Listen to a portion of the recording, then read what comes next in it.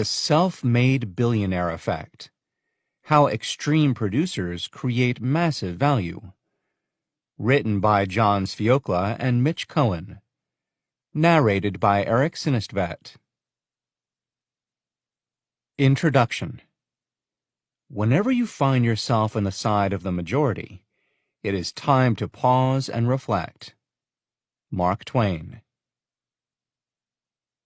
Imagine what Atari might have achieved in the early 1980s if Steve Jobs had worked inside to develop the first mass-market personal computer. What might Steve Case have done for PepsiCo if he had decided to stay, rather than join the gaming startup that would eventually become AOL? Would Redken have been the first hair care brand to explode the market for salon-quality hair products if John Paul Mitchell Systems co-founder John Paul DeJoria had not been fired for his unconventional sales leadership style? Would Miles Laboratories have succeeded if it had pursued the idea posed by Michael J. Harris, then a young lawyer in its ranks, to proactively brand and market acetaminophen years before Tylenol became a household name? What if Salomon Brothers had kept Michael Bloomberg, or Bear Stearns had exploited the inventive ideas of Stephen Ross? Jobs, Case, DeJoria, Harris, Bloomberg, and Ross, as well as Broadcast.com founder Mark Cuban, CellTel founder Mo Ibrahim, oil and gas magnate T. Boone Pickens, and scores of other extreme entrepreneurs all worked for established corporations before they struck out on their own. Some fled corporate constraints, others were pushed out. Each one became a self-made billionaire. They all built businesses, in some cases multiple businesses, that are among the most iconic brands today. The influence of these, and the roughly 800 other living self-made billionaires, is so widespread that few people anywhere in the world can go a day without using, seeing, or in some way encountering the products and services they have created. But what might their former employers have become if these exceptional value creators had decided to pursue and produce their ideas inside the organizations? Put a different way, why aren't existing corporations able to create massive value the way these self-made billionaires have? In so many cases, large corporations had the literal talent necessary to do so. The self-made billionaires worked for them. That latter question is top of mind for today's business leaders. Smart, experienced, successful managers who are seeing their organizations pushed to the limits by rapid change.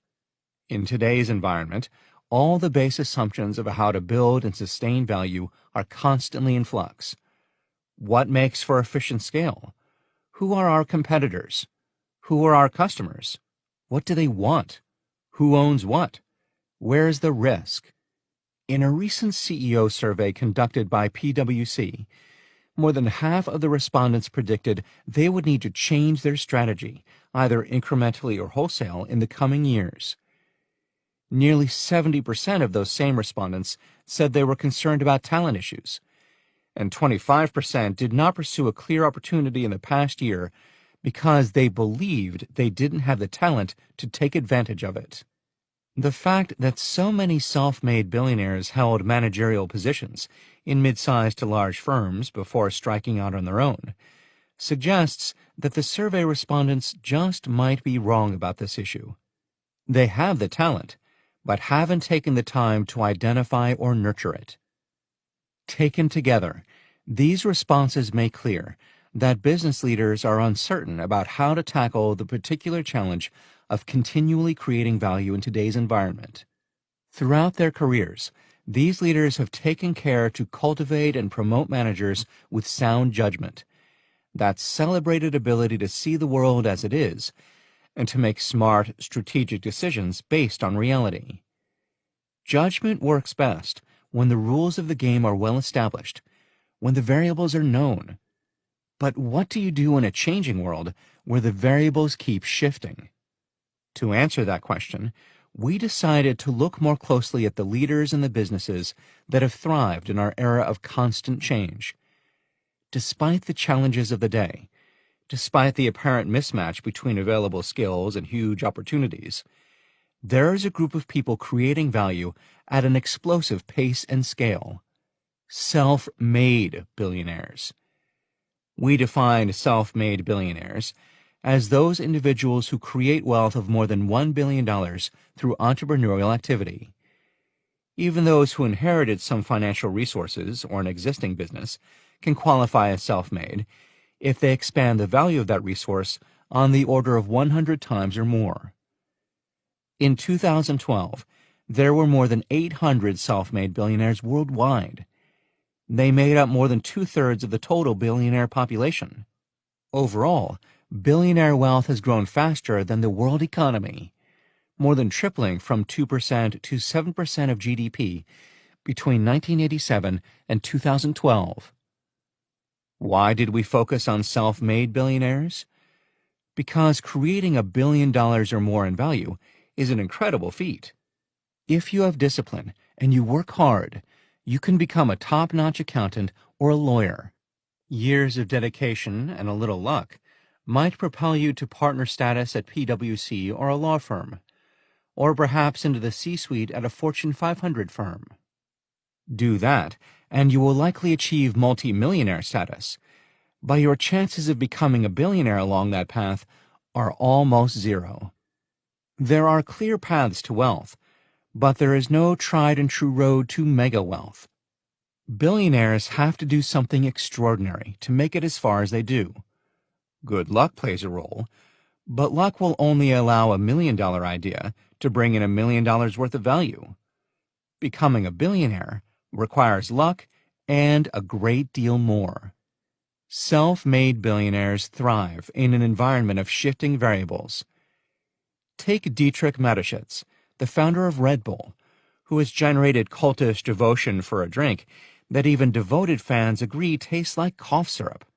Or Sarah Blakely, a fax saleswoman / stand-up comic, who had the all-too-common problem of visible panty lines under her white pants.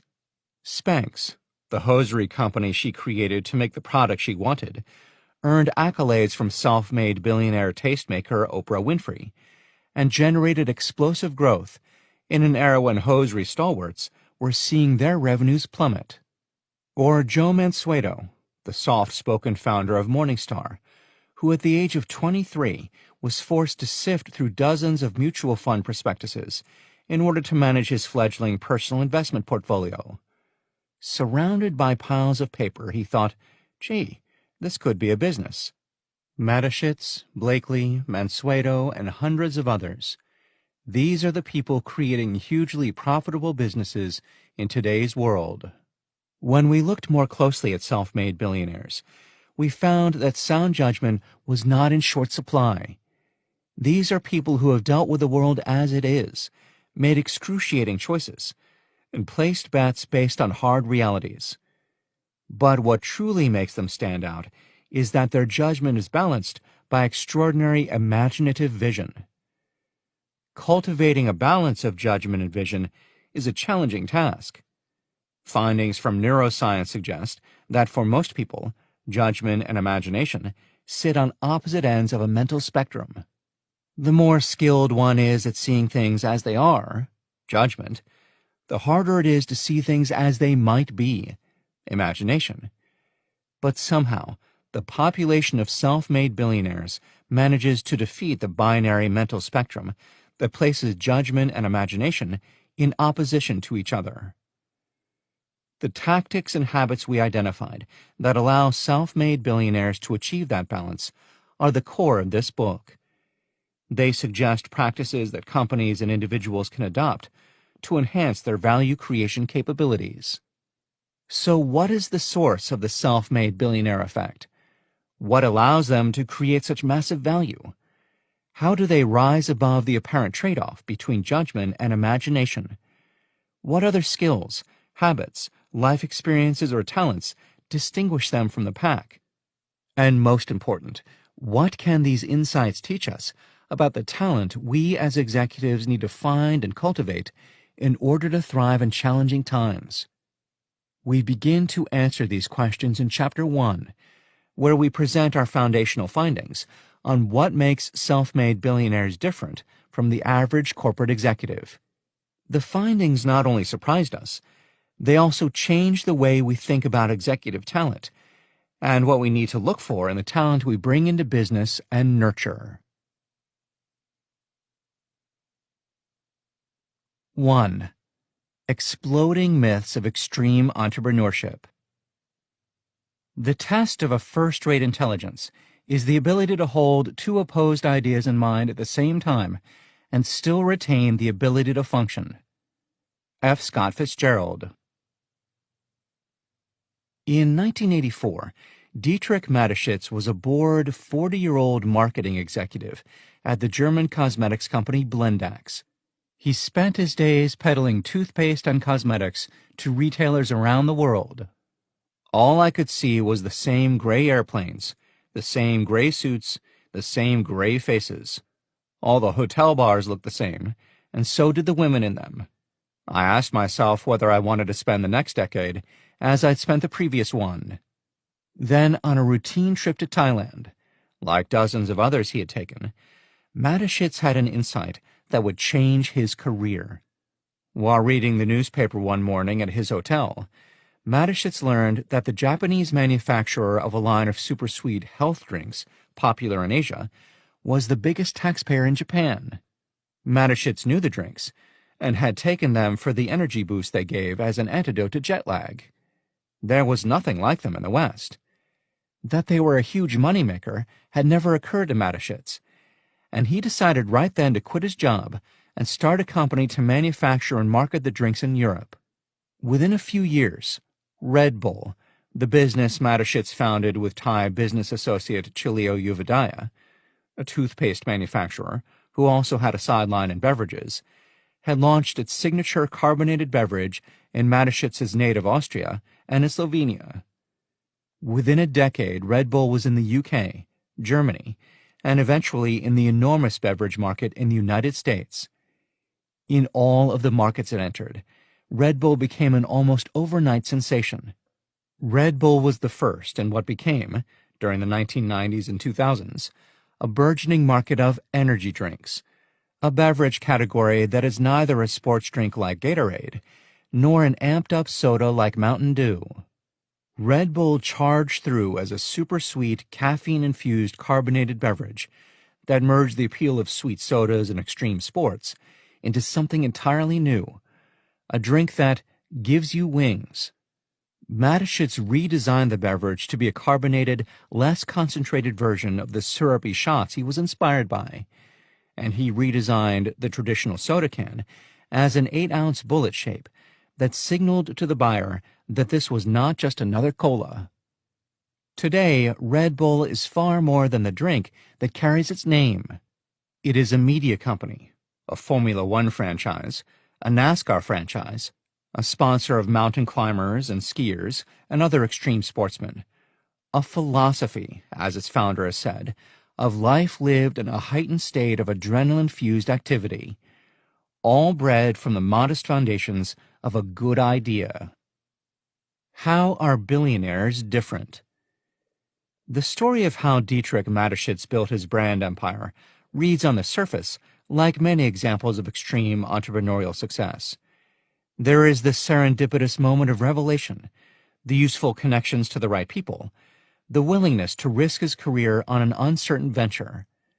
Yet not every insight, every business connection, every risk taken results in $1 billion of value.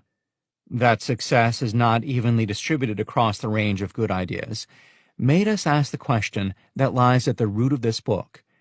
Namely, what enables self-made billionaires to create such massive value? There are plenty of available truisms that get touted by thought leaders in response to that question. Extreme entrepreneurs take bigger risks, for example, or they focus on new markets. We didn't know at the outset whether any of these ideas were true, but on their own, they didn't seem to explain the scale of success that these people achieve. Many people take risks, but very few reap high returns. Many entrepreneurs launch into new growth markets, but few emerge with a blockbuster hit. The answer, we decided, was more complex. To find it, we first decided to dig deeper into the business literature to find what business scholars have to say from studying self-made billionaires. We expected to find a strong base of academic research focused on identifying the behaviors, characteristics, and secrets of success of self-made billionaires. What we found surprised us. In fact, no one had done a systematic study of self-made billionaires. We found plenty of isolated stories and first-person narratives, culled from magazine profiles and autobiographies. But there have been only a few attempts at systematic evaluation of entrepreneurial success at any scale, and those evaluations often come to contradictory conclusions. Quickly it became clear that if we wanted answers, we would need to look for them ourselves. Ultimately, that was a good thing. We didn't have to contend with prior research making strong conclusions that might influence our thinking. We set up a research team in early 2012 at PwC, where Mitch is a vice chairman, and John is the leader of global thought leadership. To identify our research subjects, we took the 2012 Forbes list, The World's Billionaires, and eliminated people who had inherited their wealth from a parent, a spouse, or other family member. We also removed billionaires operating in markets that lack the regulatory transparency to ensure fair play. All billionaires take advantage of economic conditions, but we chose to focus on those operating in environments where reasonably transparent and competitive markets predominate. Left with roughly 600 people, we randomly selected 120, adjusted to mirror the geographic and industry distribution of the larger sample, and set out to learn as much as we could about them. We collected everything we could find that had been written about our subjects, and captured biographical details, place of origin, age, marital status, family makeup, and the trajectory of their careers. When did they start their first business? What were some of the key inflection points in the growth of their primary business? At what point did they transition from modest entrepreneur to massive value creator? Simultaneously, we invited a number of the people on our list to participate in interviews with us, so we could learn more about them. As we began collecting data and conducting interviews, it became almost immediately clear that a lot of the truisms that get touted as the keys to successful entrepreneurship didn't stand up to the data we had. For instance, age. Our tech-dominated era, populated by savvy wunderkinder, has left the impression that most self-made billionaires cross that billion-dollar finish line early in their careers. While it is true that people like Bill Gates, Michael Dell, and Mark Zuckerberg made their first billion while still quite young, and with the first companies they formed, the majority of people in our sample are like Dietrich Mateschitz, who didn't hit the billion-dollar mark until well after his 40th birthday. For more than 70% of the sample, the idea or transition that catapulted them to billion-dollar success happened after age 30. Industry. Technology dominance has also led many to believe that the main path for self-made entrepreneurs is the tech sector, which is so often held up as a bastion of new wealth and meritocracy, where anyone with a great idea and the willingness to code for long hours can rise to the top. In fact, less than 20% of our sample of self-made billionaires came from tech. The money management and the consumer products industries are not far behind tech in terms of the number of self-made billionaires.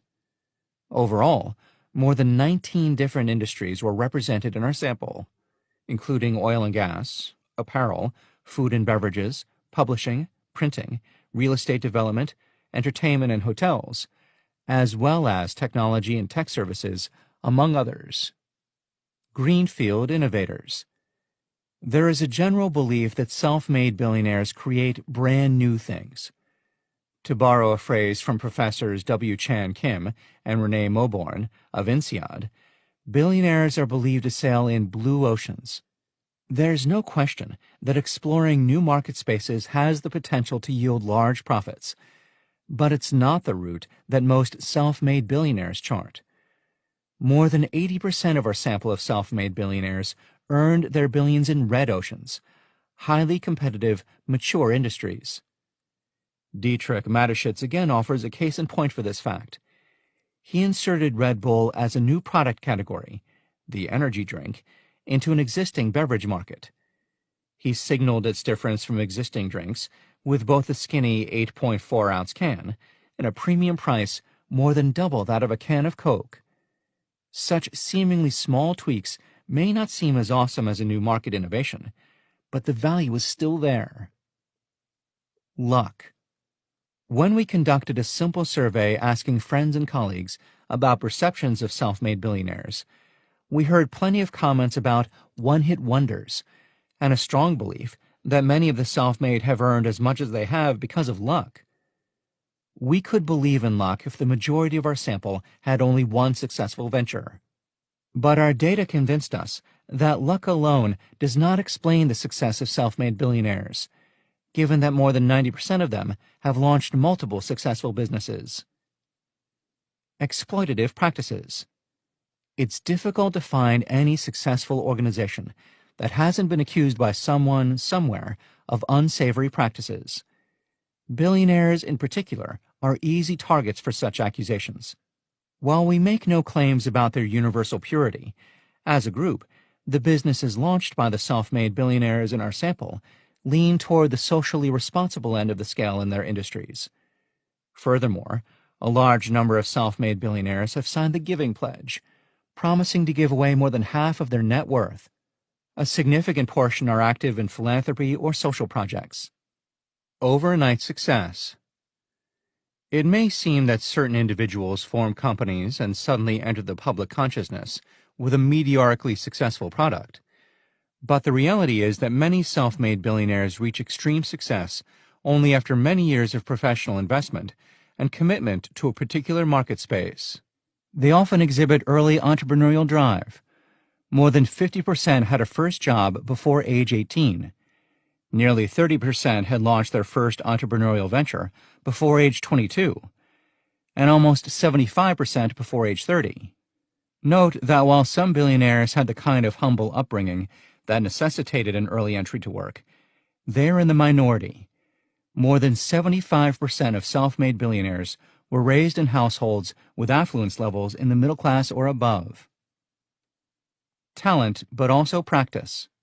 The billionaires' early ventures provided a great deal of practice in a couple of key areas, which improved any skills they already had. 75% or more had direct sales experience, and almost 70% had ownership of a P&L before age 30. These are just a few of the counterintuitive findings that made it clear to us that there was a mismatch between what many claim to know about extreme success and what the data report. Producers and performers. Left with a clean slate, we began searching for what is truly different about self-made billionaires.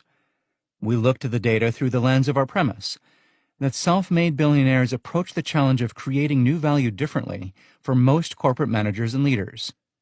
Somehow, self-made billionaires vault over the same obstacles to value creation that trip up the vast majority of executives. We expected to find that self-made billionaires encountered a set of common external factors early in their lives, certain experiences or circumstances, that led them to act or behave in particularly driven ways. Maybe the majority had to contend with existential challenges early in life, or they came from disadvantaged backgrounds. Or perhaps the opposite is true, and most of them came from extraordinarily privileged homes. It became quickly apparent, however, that there were no trends in the data to suggest that a shared tenor of circumstances or experiences ran throughout the population. An equivalent number grew up extremely poor, as grew up quite rich. An equal proportion failed to finish college, as earned PhDs. As we probed deeper, it became clear that the connection lay not in external circumstances, but in what we have come to define as internal habits of mind. Self-made billionaires are able to integrate ideas and actions that most individuals and organizations keep separate, or even hold in direct tension to one another. We refer to this coexistence of forces as a duality. Self-made billionaires effectively operate in a world of dualities. They seamlessly hold on to multiple ideas, multiple perspectives, and multiple scales.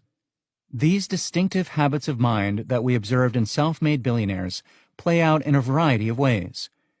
We have already mentioned the ability to cultivate imagination, that ability to envision what could be, while maintaining judgment, the ability to see things as they are. Similar dualities apply to the way these billionaires approach managing their time, executing a business idea, handling risk, and balancing the talent pool in their own organizations.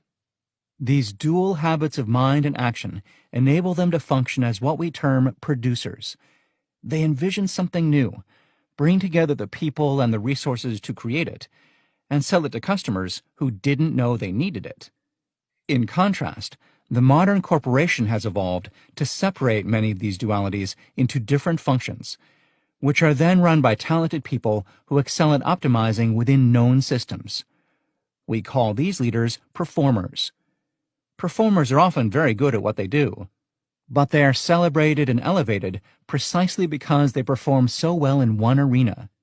That single-minded talent for reaching otherworldly heights within a defined environment, so necessary in many aspects of business, reinforces function-driven systems that discourage the integrated habits of mind and action necessary for producers. The science fiction writer Thomas Disch once wrote that creativeness is the ability to see relationships where none exist. In fact, it is part of human nature to look for relationships, but creating something brand new requires that a person not only be able to see relationships, but also be able to separate the real relationships from the false ones. In other words, not all ideas are good ones. Recognizing when you have gold and when you just have rocks requires an integrative approach. It's about seeing relationships that matter to customers, and from there, unveiling a new empathic insight. Integration is counterintuitive in many organizations. Decades of focusing on optimization and efficiency have led many to specialize in breaking down problems and forming functions to manage the separate parts. They elevate performers to optimize and excel in those separate functions. Producers, by contrast, revel in bringing clashing elements together. Operating in a world of dualities is not the same as managing competing demands, such as deliver on time and under budget, or satisfy the customer and keep costs down. Corporations are constantly putting objectives in tension, creating challenges, and establishing stretch goals. But in most places it is clear that two requirements that seem to be in tension really aren't. The official corporate mandate may be to do both, but everyone knows which metrics matter. If you hit quantifiable short-term goals, the organization will support you. A battle against nature. The habits of mind and action that allow some individuals to thrive in a world of dualities come naturally to producers, but they are not natural for the majority of the population gravitating toward the performer end of the spectrum. There are a limited number of ideas or issues that most executives can attend to simultaneously. People can attempt to increase their working memory, that system in the brain that allows us to hold on to multiple ideas or lines of thought, but it won't necessarily lead us to embrace duality. According to decades of psychological research, human beings do not generally like integrating opposing ideas. In fact, when confronted with ideas that challenge our core beliefs, we tend to discount or ignore them. Yet we can overrule our inherent nature.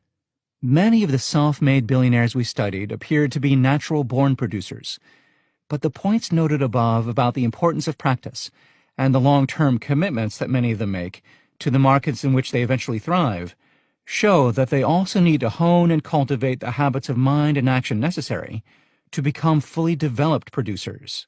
Yes, inborn skill and abilities matter, but everyone, from the natural-born producer to the gifted performer, can build and hone the habits of mind that will make him or her a better manager, a better executive, a better entrepreneur, a more imaginative thinker, and a bigger value creator. And all businesses can build the organizational structures that support nascent producers. Think about running a marathon. There are a few people in the world with a natural athletic prowess, endurance, and pain tolerance to run with the professionals in a prestigious race like Boston, New York, or London. But the vast majority of healthy adults can finish a single marathon if they're willing to put in the time and effort. And even those who might not be able to run a full 26.2 miles can still achieve significant physical and mental improvement from the training regimen. It's the same for the producer's habits of mind and action. Not everyone will have and be able to execute a billion-dollar idea. But all of us can take steps to enable us to produce more value in what we do. The first step is to understand the habits of mind and develop them in ourselves, our team, and our organization. The following chapters will show you how to build practically on those habits and take action. As highlighted in the opening passage of this chapter, a large number of self-made billionaires worked inside established organizations before they left to pursue their own ideas. Some viewed these jobs as way stations, places to learn from before they set out on their own. Many were fired, pushed out, or quit in a wave of frustration because their way of thinking and ideas were not recognized or valued. In all cases, the firms that employed them were not environments that supported creating massive value.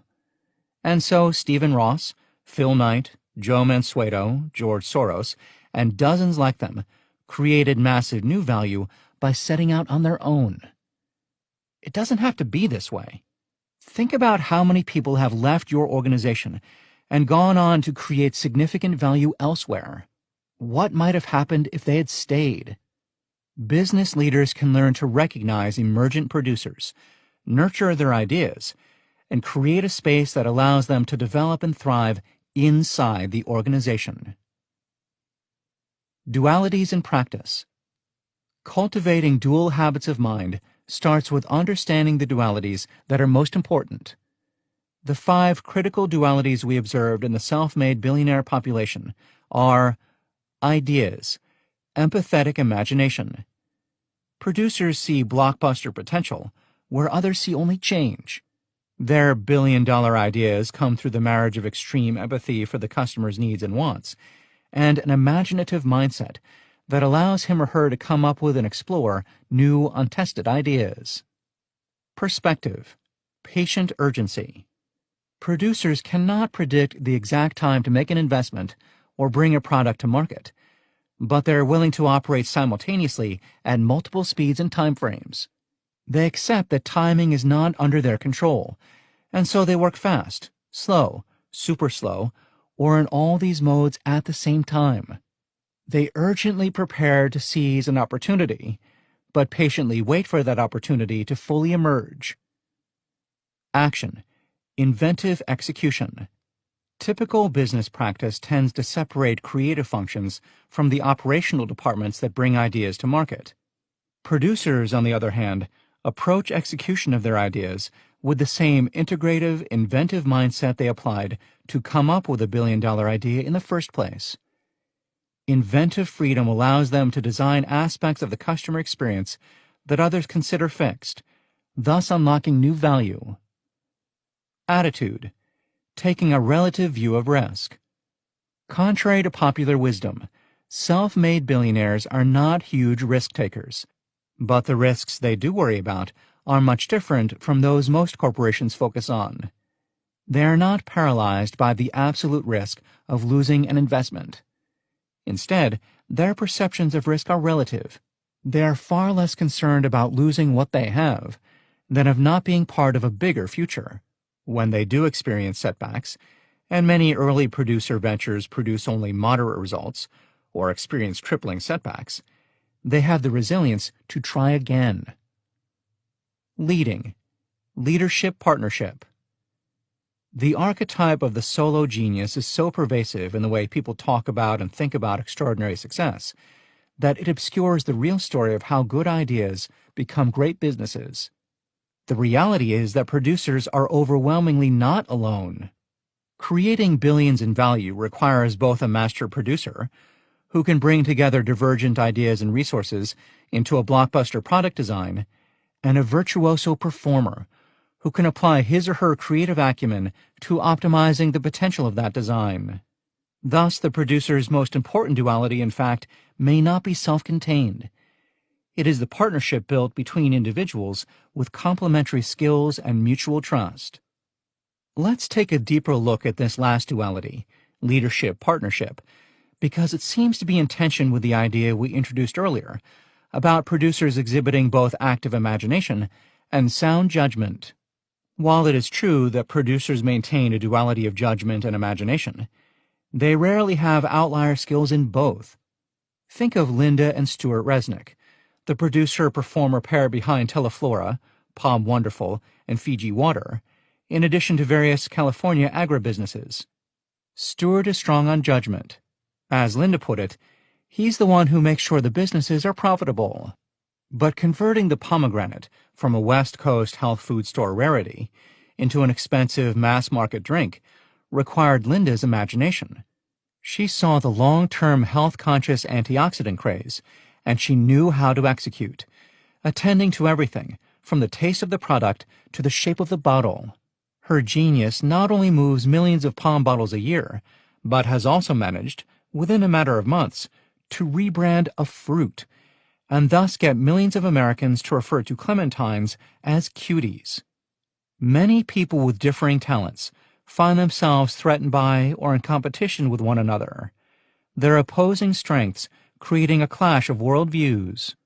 By contrast, the self-made billionaires we studied put a premium on the skills and perspectives of their complement. They have the confidence and insight to value the skills of the right partner who brings something necessary and distinct from what they have to offer. How to shift the balance of talent in your organization. Our research has opened our eyes to our own habits of mind and the myriad ways we inadvertently nudge ourselves and our colleagues to behave more like performers. We have been pushing people to excel in one area, that is, perform, instead of helping them to bring resources together in new ways to create new value, that is, produce. We were convinced by listening to self-made billionaires reflect on the frustration they felt as employees trapped inside existing organizations, that leaders and organizations can and must change to encourage and capture producer value. Throughout the book, we go into detail in several different ways to change paths. First, organizations need to take actions that encourage all managers to develop producer habits of mind.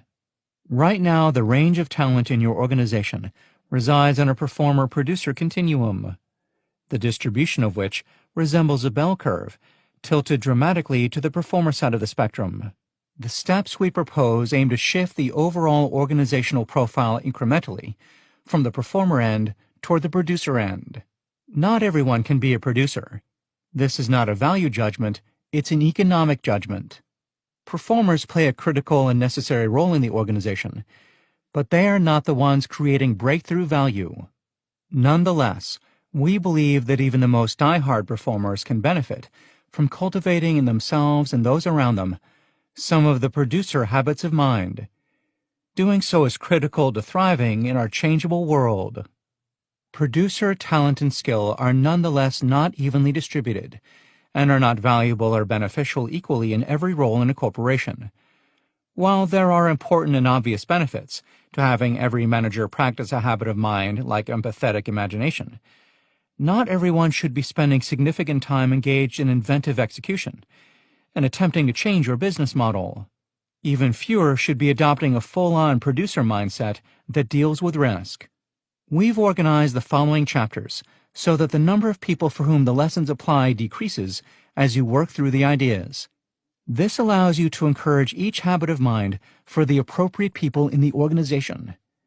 As you get deeper into the book and begin to adopt these practices and policies, you will be able to better identify who in the organization has the producer attributes and aptitudes necessary for further development. The prescriptive advice at the end of each chapter is geared toward making incremental improvements in your ability to create and capture new value. We do not stop there. Incremental change is clearly not enough. Shifting a team of performers is important, but insufficient to meet the challenges that most organizations face.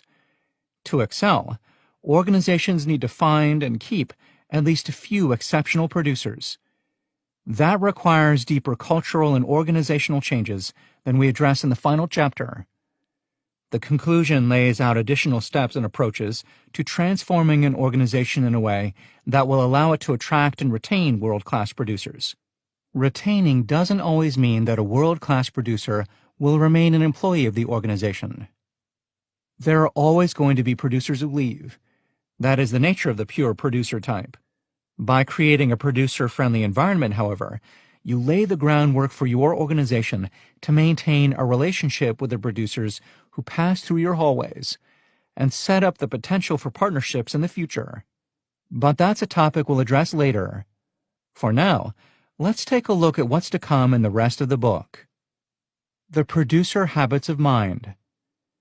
Throughout the following chapters, we reveal how self-made billionaires bring scalable ideas to market through producer qualities, with all the highs and lows along the way. We owe an enormous debt of gratitude to all of the people who are willing to meet with us in person. Their stories can help the rest of us develop the dual habits of mind we need to seize the opportunities that are all around us in these uncertain times. The remainder of this book will explore the dualities, uncovered in our research, that enable self-made billionaires to create massive new value. We categorized them respectively as idea, perspective, action, attitude, and leadership. And all the self-made billionaires we studied possess all of them, though any individual may be stronger in some categories than in others. Chapter 2 explores where billion-dollar producer ideas come from. We show how football franchise owner Jeffrey Lurie, financial publisher Joe Mansueto, sports apparel retailer Chip Wilson, serial entrepreneur Mark Cuban, and Chinese consumer goods entrepreneur Hui Lin Chit developed blockbuster ideas through empathetic imagination, a merging of deep practical insight into customer needs with imaginative ideas. Chapter 3 discusses the producer perspective of time and timing. Producers like Steve Case, Groupon CEO Eric Lefkofsky, and real estate developer Alex Spanos bring the perspective of patient urgency to their work, unlike the typical corporate mindset driven by quarters within a fiscal year. In the example of AOL, Steve Case spent 10 years struggling to make money as he urgently built the network service provider and waited for the mass-market networked customer to emerge. Producers are patient about how long it will take for a major longitudinal trend to come to fruition, but urgent about the need to have the capabilities, deals, and relationships in place when the customer is ready. Chapter 4 discusses the process by which producers take action to turn a good idea into a massively valuable reality. Pharmaceutical billionaire Michael J. Harris, cruising innovator Mickey Arison, and hedge fund CEO Tom Steyer bring innovation to the process of execution. For them, every aspect of delivering a product is a candidate for innovation. They tackle product design, product delivery, pricing, business model, sales pitch, and in so doing, they apply inventive execution to the process of bringing a product to market. This stands in stark contrast to most corporations, for which execution is inherited. The business model, pricing model, functions, sales pitch, and deal structure. Nearly everything is treated as predefined by the models, costs, and pricing that already exist in the company and or the industry. Producers are not constrained by these pre-existing ideas. Chapter 5 discusses the producer's attitude toward risk. One finding from our research that surprised us is that the bravado that has come to be synonymous with entrepreneurial risk-taking is in large part a myth. Through the successes, failures, and do-overs experienced by the real estate developer Stephen Ross, oil and gas entrepreneur T. Boone Pickens, Chinese paper products producer Yan Chung, and others, we show how producers adopt a relative view of risk. The types of risks they avoid are quite different from the ones that corporations traditionally endeavor to minimize. The result is that they pursue opportunities that others don't even see, resulting in massive value. Chapter 6 discusses the producer's leadership practice of partnering with a person whose talents and worldview contrast and complement his or her own. Most companies are hardwired to focus either on the individual or on teams. But producers like John Paul DeJoria, founder of John Paul Mitchell Systems and Patron Spirits, and mall developers Herb and Mel Simon, demonstrate the varied ways in which leadership partnership, two individuals working together, complementing each other, uncovers efficiencies and creative ideas that outperform other options. Specifically, this chapter is about creating a duality by matching yourself with a partner who has conflicting but complementary skills. The failed histories of so many producers in corporate environments makes clear that we have some work to do to identify the producers in our midst and cultivate an environment in which they feel welcome and valued. The conclusion explains specific areas where individual managers and whole organizations can develop in order to better identify, hire, hone, and retain more producers. We also introduce examples taken from a variety of domains to show how certain process and management innovations can yield big benefits. 2. Empathetic imagination. The art of designing the blockbuster. Inspiration exists, but it has to find us working. Pablo Picasso. When a 24-year-old Joe Mansueto began buying mutual funds in the early 1980s, he was wading into lonely territory. Mutual funds had been around since before the Great Depression, but they were a niche product for a niche audience. Only wealthy individuals invested in the stock market, and most of them used brokers who pushed individual stocks. Relatively few brokers promoted mutual funds, resulting in few individual investors buying them. None of this deterred Mansueto. A meticulous person, he was unintimidated by the effort required to contact multiple mutual fund companies and order the quarterly prospectuses for each fund he wanted to follow. They came in the mail, pounds of paper delivered to the front step, which Mansueto then lugged up to his one-bedroom apartment to pore over at the kitchen table. It was during one research session that he thought to himself how useful it would be if someone compiled a report that gave all the information about comparable funds in a simple, attractive format, with a quick assessment that compared funds on the basis of certain features. Gee, this could be a business, he recalled thinking. 2 years later, after brief stints learning about the financial sector at an investment bank and a financial management firm, Mansueto launched Morningstar, a business that specializes in investment research, with a particular focus on mutual fund performance. Over the subsequent 30 years, mutual funds in the United States went from a niche product to a mainstream investment tool, with more than 8,000 available options and $2.8 trillion invested. Morningstar was able to ride that growth, offering a product of such obvious value to the mainstream investor that it is hard to imagine there was ever a time when people operated without it. The business expanded exponentially from 1984, when Mansueto penned the first edition of his flagship mutual fund sourcebook, to its present status as a multi-country, multi-product financial publishing firm. The dual power of empathic insight and imagination. In the example of how Joe Mansueto conceived his business, we see a set of dynamics that occur throughout the billionaire population.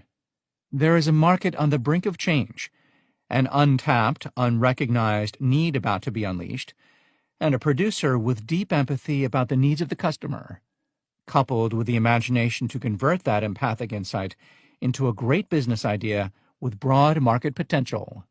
The dual power of empathetic insight and imagination is the producer's formula for conceiving the blockbuster idea. It's easy to see in hindsight what makes the blockbuster unique and innovative. Billion-dollar businesses often share an element of ex post facto obviousness that belies the fact that many producers experience almost crippling resistance to their ideas in the early months and years of their ventures.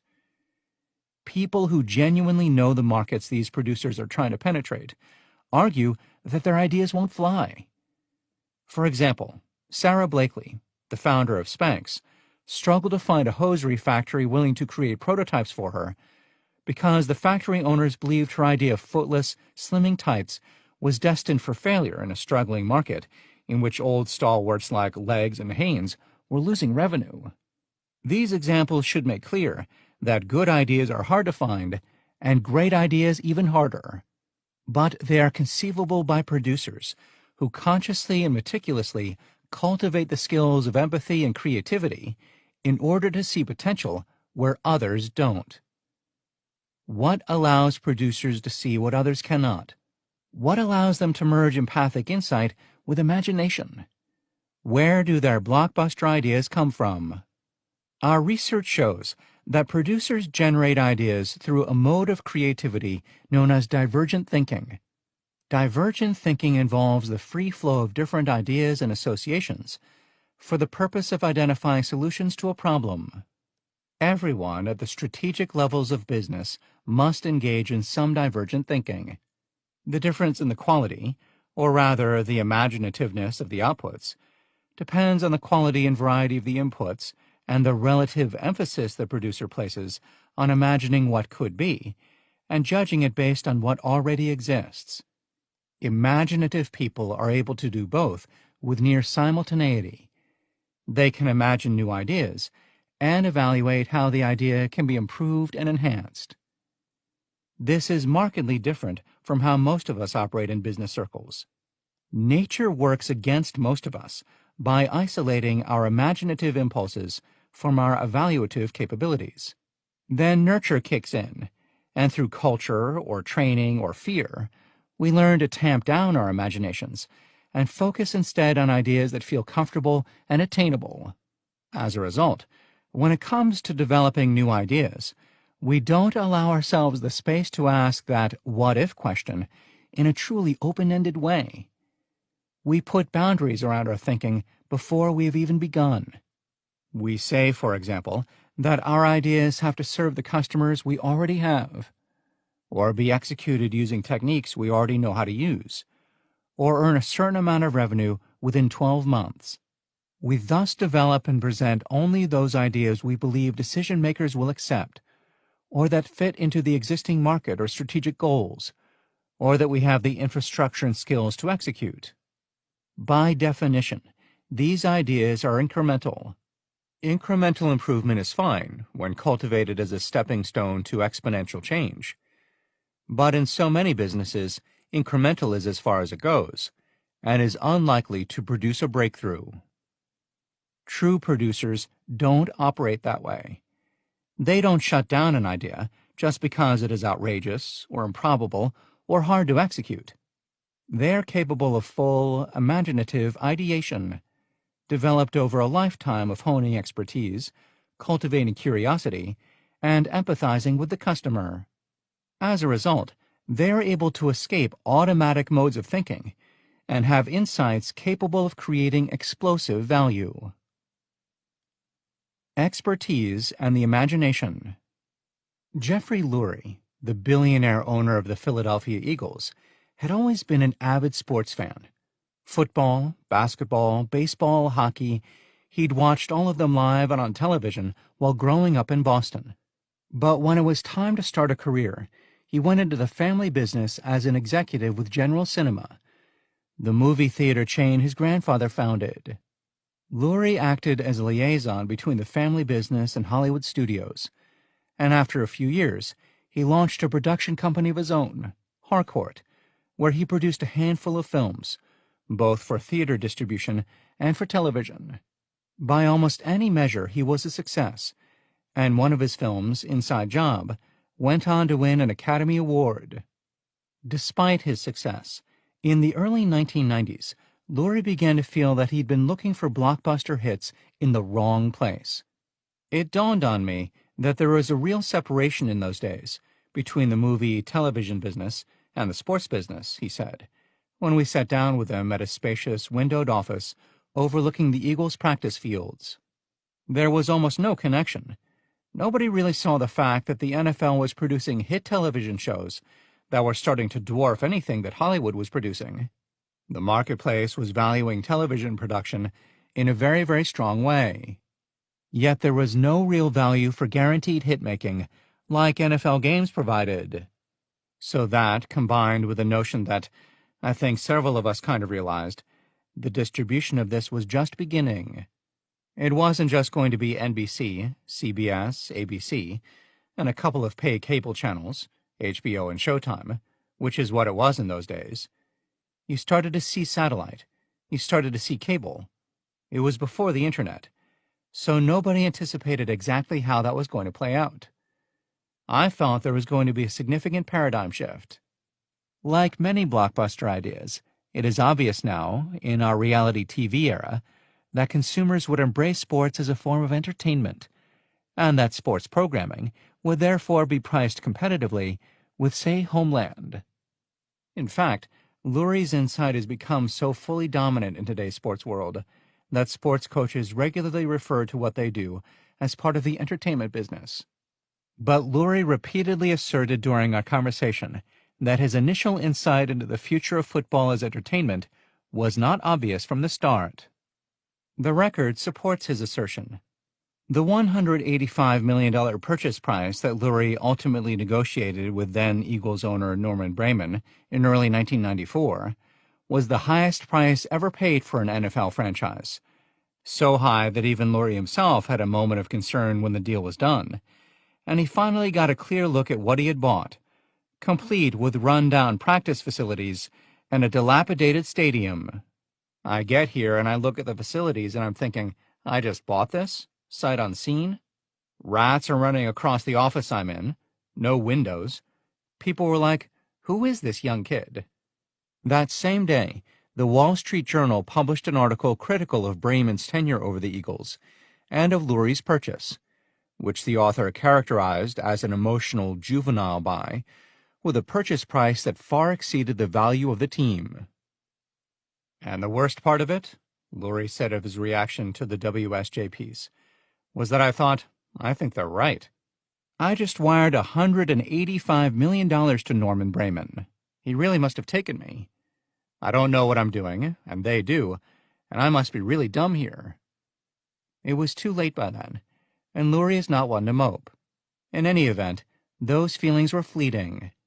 He was sure of his insight that the worlds of sports and entertainment were going to merge, and that his job, after acquiring the team, was to revitalize the Eagles into a world-class franchise, capable of inspiring what is known throughout the United States as a loyal and passionate Philadelphia fan base. I just sort of ate those words and said, okay, I'm going to plow ahead and do everything I planned and see what happens. He didn't have to wait long for affirmation of his vision. Right after I bought the team, the Glazers bought Tampa Bay for the same or more, and that's when Fox Broadcasting got in the game. That was the game changer. A new network game changer. All oceans are purple. When we started researching the evolution of self-made billionaires and their businesses, we had some cliched expectations about business inspiration as a magical, accidental, even lucky process. Some of the language the billionaires used to describe their experiences conformed at first to this viewpoint. Jeffrey Lurie told us, it was sort of an aha moment. It wasn't some long figuring out, some long analytical process. It was a paradigm change. Entertainment could come from anywhere. Blockbuster ratings and demand to see could come from anything. Lurie's experience could be more accurately characterized as an aha moment 40 years in the making. The approximate age Lurie was when he bought the team, and the amount of time it took him to amass the knowledge and expertise he needed to realize the opportunity and act on it. In reality, blockbuster ideation is more accurately defined as cumulative and iterative. When we look at the circumstances through which so many self-made billionaires come up with the idea that snowballs into a blockbuster, we don't see a random and instantaneous flash out of nowhere, but instead a deliberate accumulation of knowledge and experience acquired through a long-term commitment to a particular domain.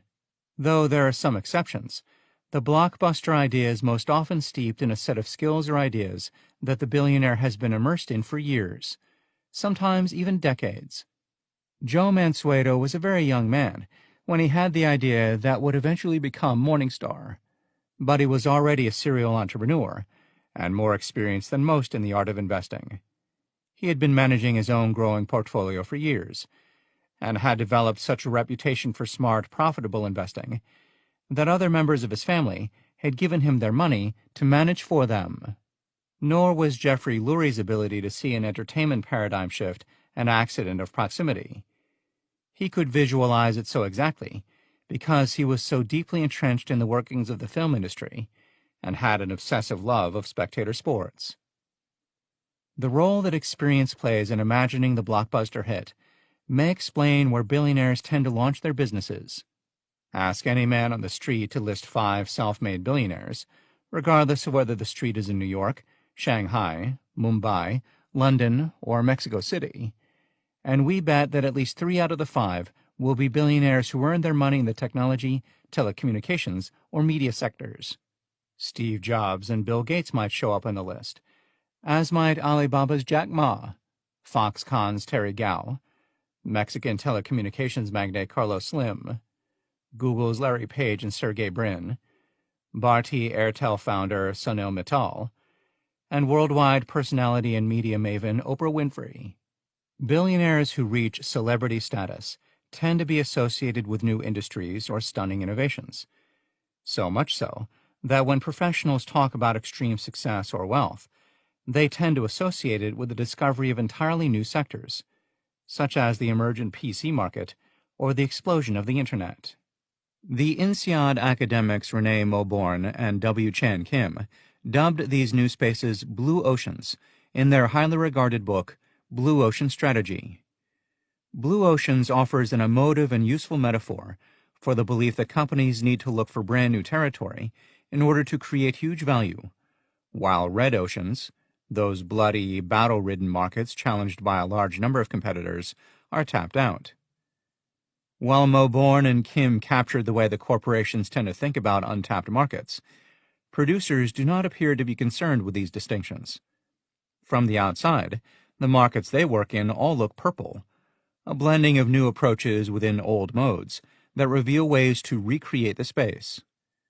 James Dyson didn't stop reimagining the vacuum cleaner because Mr. Hoover got there first. He just imagined it better, as a more beautiful object, created for a public trained by brands like Braun and Apple to want to see function in the form. In fact, 80% of the self-made billionaires we studied made their fortunes in contested market spaces that would, by any measure, be considered red. Billionaires don't seem to view the world that way, however. To them, all oceans are purple, a blending of available opportunity extant within established practice. John Paul DeJoria launched John Paul Mitchell Systems into the populated market of high-end hair care. There were other ways to pay sellers online before Elon Musk bought PayPal. Bharti Enterprises founder Sunil Mittal got his start importing known legacy technologies into India. Sarah Blakely's Spanx were inserted into a hosiery market dominated by Legs and Hanes. Carnival Cruise billionaire Mickey Arison made his billions by reinventing the cruising business away from its status as a vacation option only for the wealthy and elderly. James Dyson invented the dual cyclone to compete in a product space that was so entrenched that Mr. Hoover's name had become synonymous with vacuum cleaner. Farallon hedge fund founder Tom Steyer employed investing techniques similar to his peers. The housing developer Eli Broad embraced his flagship idea of building affordable homes without basements, in part because he saw it had already been done somewhere else. Coffee was already thousands of years old, one of the oldest commodities in the world, when Howard Schultz bought and then revamped Starbucks. And Glenn Taylor, whose business was a printing shop, was part of a wave of business owners recognizing the escalating investments people were making in weddings. These examples are great news for established corporations. They make clear that the opportunities are there all the time to create a blockbuster product within an existing market. The producers in your midst understand that nothing is permanent, and no market is owned solely by a single product or idea. Those who can take advantage of the flux can win big. Producers constantly take on and reinvent products or approaches in established markets. From this act of imagination, they often emerge with a blockbuster play. Their deep knowledge about a certain status quo in their industries consistently allows them to see the potential for change in the making, to make out veins of purple.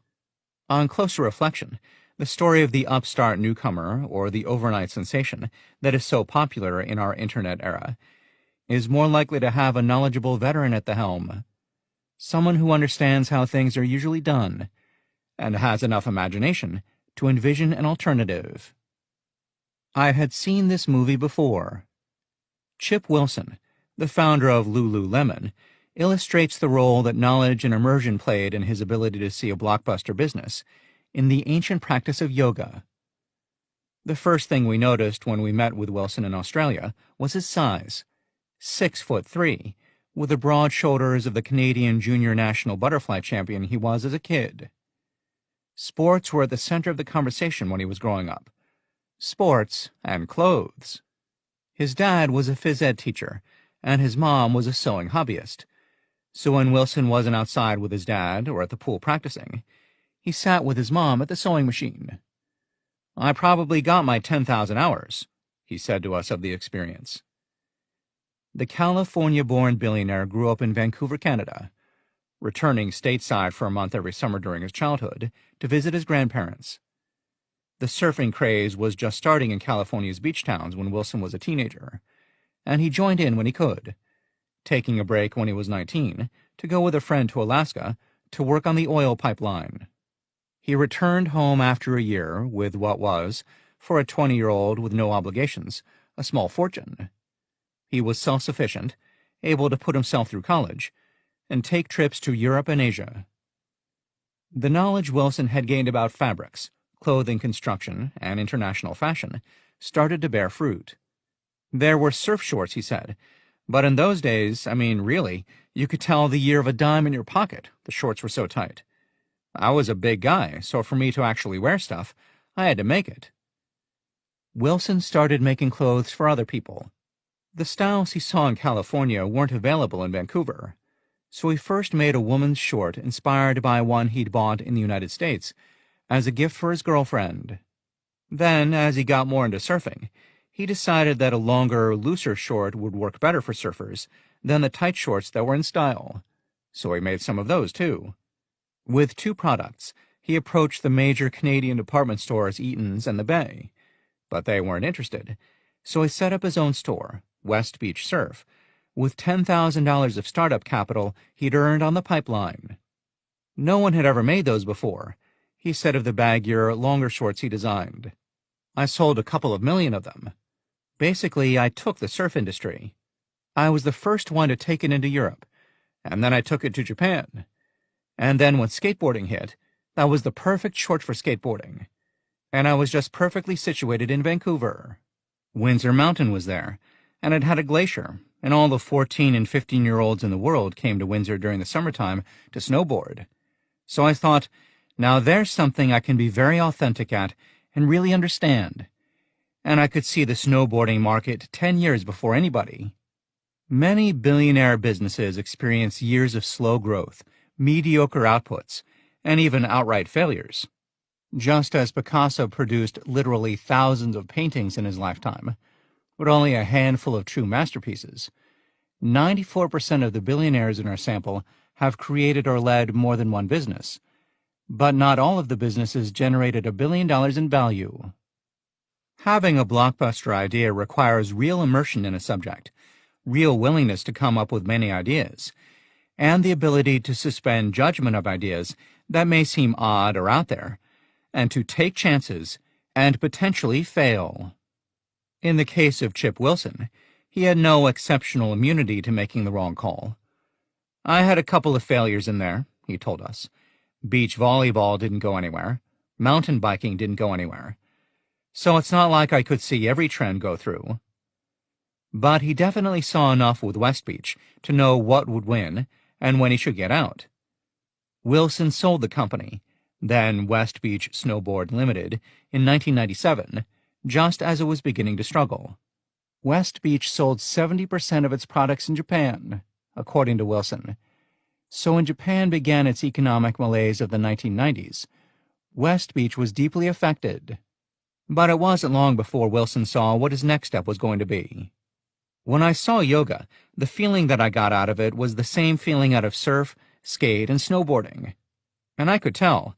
I had expertise in technical clothing, and I saw a class go from 6 to 30 people in 30 days.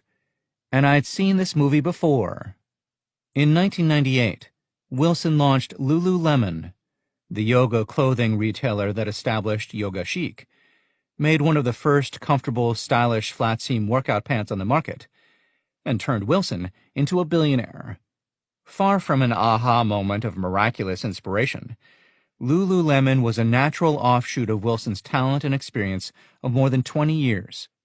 Because he knew so much about clothing, sports, and the international spread of sport trends, he was able to build a billion-dollar business to capitalize on the yoga trend. Curiosity. Experience counts for a lot in generating practically creative ideas, but experience might bring little benefit without a sense of natural curiosity.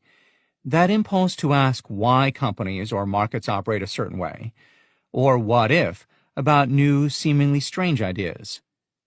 In our research, we observed a direct connection between a habit of curiosity in the billionaire population and the discovery of an idea that created a billion-dollar business. This observation gels with another finding from psychology and neuroscience literature, namely that creative people are more likely to exhibit what psychologists refer to as openness to experience. Openness to experience is one of the big 5 personality traits that psychologists use as a framework to define an individual's personality type. Openness to experience is marked by a sense of curiosity and adventurousness, a willingness to explore and learn about people, places, ideas, cultures, and other aspects of life that are outside one's immediate experience. Reading was the most popular method used by billionaires to get inspiration. The billionaire home builder Eli Broad, for example, read multiple newspapers every day when he was a 20-year-old accountant. It was the 1950s, and the post-war baby boom was underway, and a subject of heated discussion in the news. Broad's reading habit catalyzed his imagination, and he started thinking about 20-year-olds of the future and how the changing demographics of the United States would create burgeoning demand for affordable homes for young up-and-comers. This empathetic insight into the wants and needs of the baby boom generation allowed him to imagine an affordable home-building business, which he honed and refined with his partner Don Kaufman, an experienced home builder who happened to be a family member. Kaufman was married to a cousin of Broad's wife. Together, the two created a new firm designed to capitalize on the opportunity. We told the story in Chapter 1 of how Dietrich Mateschitz, the founder of Red Bull, likewise got the idea to start an energy drink business from reading about the owner of a brand of syrupy energy drink in the newspaper. Mateschitz was working at the time for Blendax, the German cosmetics firm. He frequently traveled to Asia on business, and he was familiar with the drinks. He had even used one brand to good effect as a tool against jet lag. But he hadn't considered their commercial potential until he read in Newsweek about the Japanese manufacturer of the drinks. Mateschitz concluded that the drinks were big moneymakers, a fact that by itself would have led to nothing if Mateschitz had not taken it a step further to consider whether a Western consumer would embrace them. His empathetic insight into the needs of active, outdoorsy consumers convinced him that there was a market in the West for a diluted, carbonated energy drink, and he started the wheels rolling on a business to create just that.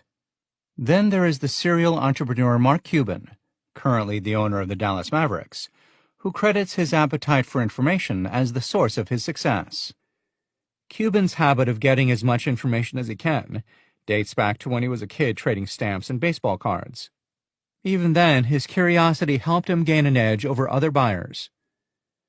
I remember staying up till 3, 4, or 5 in the morning reading about stamps, he told us when we spoke with him at his offices in Dallas. I memorized the value of everything, so that when I went to a stamp shop, I'd know. I learned early on that most people don't do the work, and that if I was prepared, I would have an edge. It was the same with baseball cards. What was the demand for baseball cards? I probably was 10, and there's a park down the street where I grew up, and I would repackage baseball cards that I bought, and go down there, and I could charge a premium. I was doing the math so I could make money. I just think I was wired that way. This habit served him well over the years when the transactions started to get larger and more serious. Cuban formed Micro Solutions in the mid-1980s to service the burgeoning population of business computer users. I was still just 10 months from my first introduction to PCs and had no clue about multi-user systems. He has written about his first days in business. He learned what he needed to know by taking the time to read about it. I read every book and magazine I could. One good idea would lead to a customer or a solution, and those magazines and books paid for themselves many times over. Billionaires use other methods to satisfy their curiosity. Some, like Steve Jobs of Apple or Steve Case of AOL, went to liberal arts schools that encouraged cross-disciplinary study. When Case reflected on his experience at Williams College, consistently ranked among the top 3 liberal arts colleges in the United States, he described the environment as a kind of laboratory for imaginative thinking. Liberal arts education is important, Case told us, particularly in a world that's changing rapidly, because there's a lot of fluidity. There's the melding of different perspectives, having a sense of things, and having a sense of how to learn about things and to look for connections. How do you connect the dots between disparate thoughts? It was more about appreciating the value of learning and understanding that it was the ability to take this information and dissect it and reconnect it. Like a Lego, how do you take all these pieces on a table and then reassemble them in interesting ways? Lastly, we saw those billionaires with particularly extrovert personalities sate their curiosity through social learning. One oft-repeated story about Jack Ma, the founder of Alibaba, the largest e-commerce site in Asia, tells of how he used to ride his bicycle every day to the hotel in his city to offer guided tours to the Western business people staying there. Ma got to practice his English and ask a lot of questions about what the visitors liked about working in China. That experience helped him see the potential for systems that could make commerce easier, like China Pages, a service he created to host web pages for Chinese businesses, and later at Alibaba with its multiple e-commerce business platforms, enabling B2B, B2C, and C2C transactions. Practicing empathy. We've pointed out multiple times in this chapter that blockbuster ideation begins with empathy, an insight, honed over years or decades of experience in a market, into what potential customers, value chain partners, or investors are going to embrace. The ability to empathize captures the intuitive nature, the felt sense, as Jeffrey Lurie called it in our interview with him, of what masses of people are going to want from a product that does not yet exist. By definition, blockbuster ideas appeal to huge numbers of people, customers in large markets, or participants in major long-term trends. In the nuances of the product itself and its delivery, which we discuss in Chapter 4, billionaires capitalize on an unmet market need. Steve Case, the founder of AOL, had his own empathetic insight in the early years he spent building the online content provider. AOL is often spoken of as an overnight success of the Internet era, but in fact, Case and his team had been building the company for 10 years before it became a known player. In its early years before the explosion of the Internet, AOL provided dial-up connections to a closed, proprietary communication network. Competitors like CompuServe started with similar products, but were geared to technology professionals and other tech-savvy communities, and as a result, the functionality and interface were developed for that smaller, though active audience. Case had a different take. He believed that online communication was a major trend for everyone, that it would become the mass market system it is today. The market clearly didn't exist yet, but Case did not compromise on his vision. Instead, his vision drove AOL to target its product to the mass market, a decision that led to significant investments in streamlining the sign-up and connection processes, reducing the functionality, creating a highly usable, attractive, for the time, user interface, and later marketing to every household in America by sending free sign-up CDs through the mail, and launching an unlimited data pricing model that initially taxed the system. The tech community may have initially ignored AOL, But Case's empathetic insight into what the average user would need brought the company much further into the future. Such empathetic insight is intimately linked to deep experiential knowledge. These producers know the customers, but more important, they know what those customers will embrace today and have a strong sense of what they will need in the future. We can see this play out through a number of iterations for those billionaires whose businesses evolved and shifted focus over time, as it did for Hengen International billionaire Hui Lin Chit.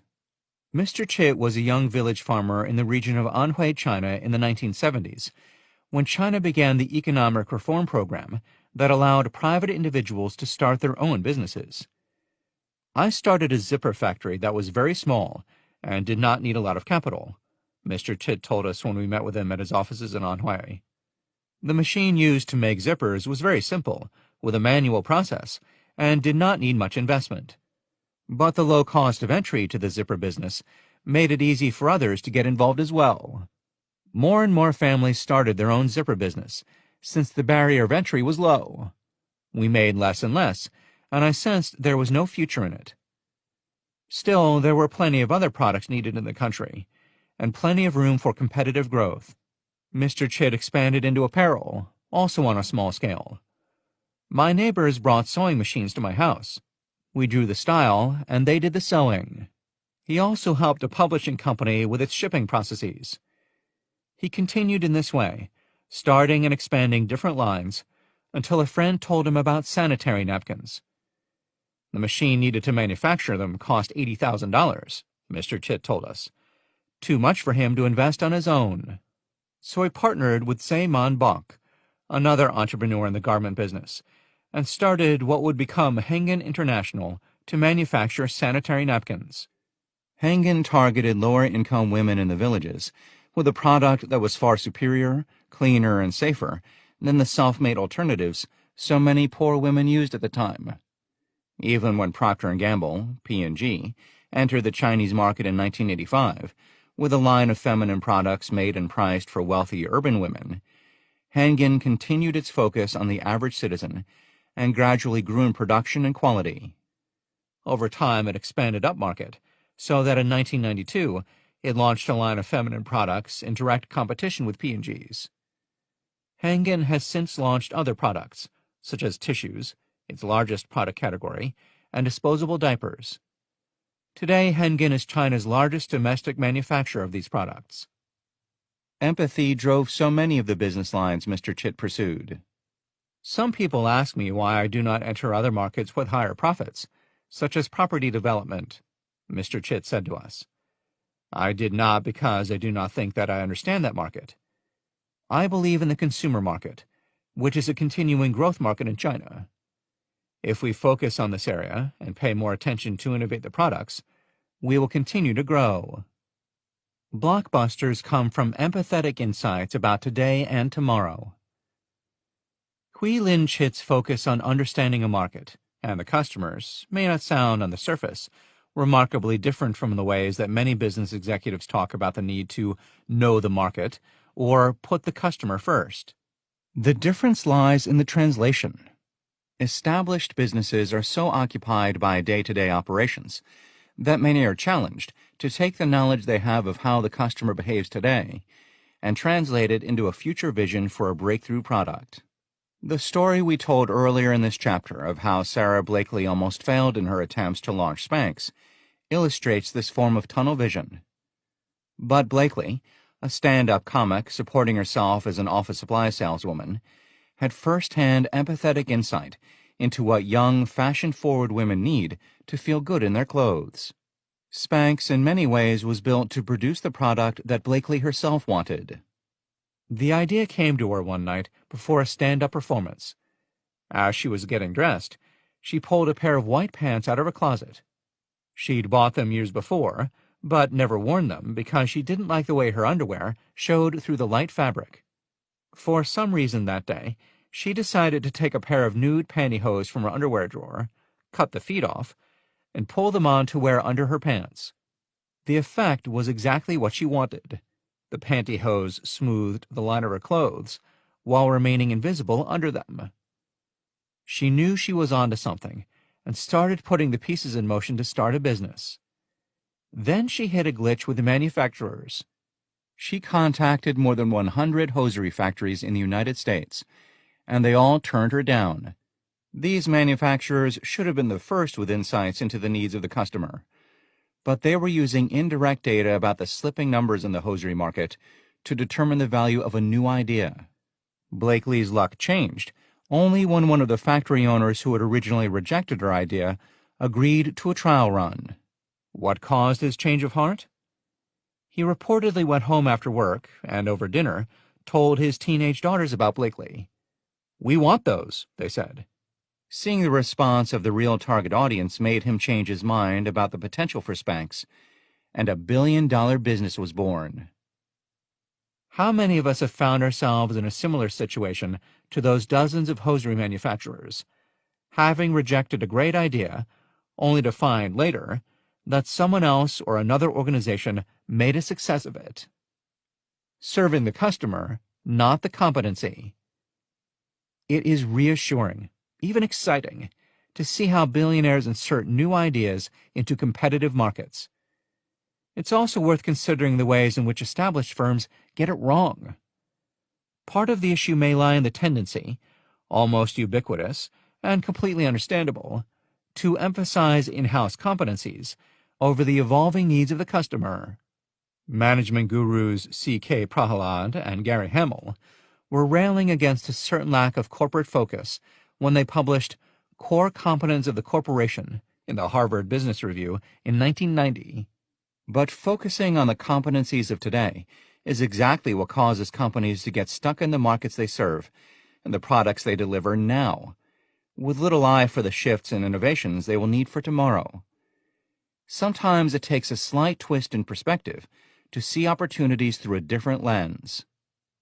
Glenn Taylor, the billionaire founder of the Taylor Corporation, was a junior employee at Carlson Letter Service, a local printing company, when he had the empathetic insight that allowed him to turn the business into the leader in wedding merchandise.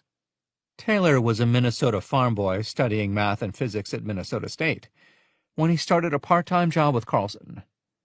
Taylor intended to work for Mr. Carlson until he finished his studies and became a teacher. But when Taylor was set to graduate, Mr. Carlson offered him a full-time job, along with an implied promise that Taylor would take over when he retired. Still, Taylor wasn't convinced. "You don't really have a business here," Taylor recalled telling his boss. "It is just not a business. We don't have a product or anything like that." When Mr. Carlson asked Taylor what he thought could be the company's product, he said, "Maybe our product could be wedding stationery." Why wedding stationery? "It was really the only thing that I thought he was making money on," Taylor told us when we met with him in his offices in Minnesota. It seems a brash comment for a junior employee to make to his boss, but Taylor had by then already earned the trust of Mr. Carlson. He had the man's ear, earned by doing what producers do, making connections and seeing opportunities that others ignore. He operated that way right from the beginning.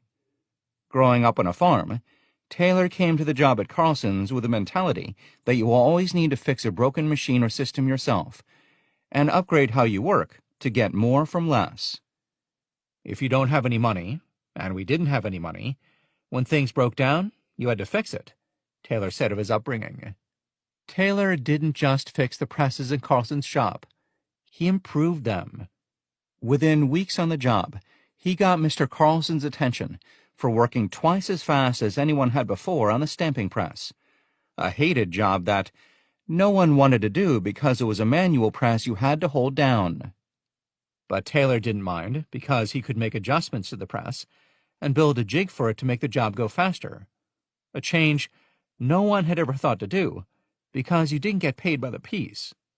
Soon Taylor could run the stamping press and another press simultaneously, a feat that earned him a lot of credibility and a promotion to work on stocks. Now, all of a sudden, I was starting to work with Mr. Carlson a little differently, Taylor told us. Working the stock and keeping track of inventory, I started to give him suggestions on how he could save money. "Why don't you do this? They charge us extra. The freight is too much." "I just looked at the bill." We should be ordering double and we could pay the same freight. You know, just the little things like that. By the time Mr. Carlson offered Taylor a full-time job, he had moved his young employee to purchasing, where Taylor's ability to see growth opportunities became even stronger. We were a job shop. We did wedding stationery, and we did invoices, and we did envelopes. Whatever anyone came in with, we did. Mr. Carlson had never looked at which products made money, but being in purchasing, it was pretty easy for me to figure out if something was making money or not. Taylor's insight that wedding stationery was the company's sole source of profit sparked his imaginative vision to see the printing business not as an end in itself, but as a platform from which he could capitalize on the burgeoning growth in weddings and other special occasions. As a first step, he had the empathetic insight to know that if he made it easy for people to buy wedding invitations, he could grow his best product far beyond stationery. With Mr. Carlson's permission, Taylor started courting clients by ordering phone books for the suburbs of St. Paul and Minneapolis, and sending free samples of Carlson stationery to every retail store that advertised wedding invitations. I did the same with the Dakotas and Kansas. I put a little marketing thing together. He then worked to ensure his samples stood out from those of his competitors. Taylor went out and asked his friends, and friends of friends, what they wanted in their wedding stationery. They said, "I want stationery that matches my dress," or "I want something pretty on it other than just two rings intertwined." So I went out and developed those products that the bride said she wanted. It is easy in retrospect to say that what Taylor did to grow Carlson letter service was obvious, but those with deep knowledge and understanding of the market were not initially supportive of the idea. Mr. Carlson himself, a traditionalist in the printing industry, did not always understand what his employee was doing. Taylor recalled, "I had the idea, I got some help from Hallmark, of having a groom in his tuxedo with a little red wagon and a little bride he is pulling. Mr. Carlson saw it and said, 'Who's going to buy that junk?' But I could see, brides at different locations in the country want different things." Taylor had the empathy to see what other people might buy. He also understood that wedding invitations represented just the entry point from which the bride and groom could be steered to any number of add-on, complementary products. Within months, the shop's wedding stationery business was exploding. Taylor grew the base of retailers by sending Carlson the orders, while he reinvented the product to address what brides really wanted, doing the work to reconfigure the presses himself. In 10 years, Taylor had transformed Carlson from a small local print shop into a growing regional presence. When Carlson was ready to retire, he sold to Taylor and to two other employees, whom Taylor later bought out, for around $1 million, which Carlson agreed to let Taylor pay in installments over 10 years. Taylor's strategy for growing the business and paying off the money he owed Carlson? Use invitations as the hook, and then advertise all of the other wedding accessories. Napkins were something we made a lot of money on, Taylor explained. We sold the wedding invitations, and once we sell the wedding invitations, the bride is getting all emotional about it, and she wants the pretty things that accessorize. For napkins, I took an old press and took the heating coils from an old oven, and I had a tube to turn it on and off out of a TV, and I got a celluloid tube off another machine, and with these changes the press made napkins. I earned $500,000 a year. No one else could do it in the U.S. The old way, you had to handle the napkins once, and then handle them again. But I built the machine to handle them just once, and I could raise the price because it was such a unique product. It's like selling farm equipment. The dealer wants to sell the combine, but it is going to make $1 million on the parts. Taylor built and grew the business around the customer's needs, not around a narrower conception of what his company did. A bias toward action. Throughout the chapter, we have focused on the tools and routes that billionaires take to come up with an idea, that combination of empathetic insight and practical imagination that snowballs into a blockbuster hit. We emphasize the capacity with which our subjects balance the ability to understand what customers are going to embrace, with the ability to imagine a new business that has broad, practical application.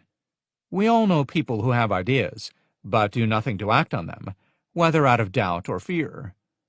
When something is new and different, it's more easily ridiculed and dismissed, or approached using the wrong model.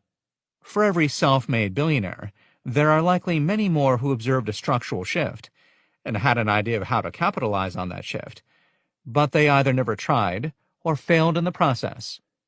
There's a lot of people that might have seen a similar paradigm shift, Lurie admitted to us when we asked what gave him the push to act on his vision of the merger of entertainment and sports.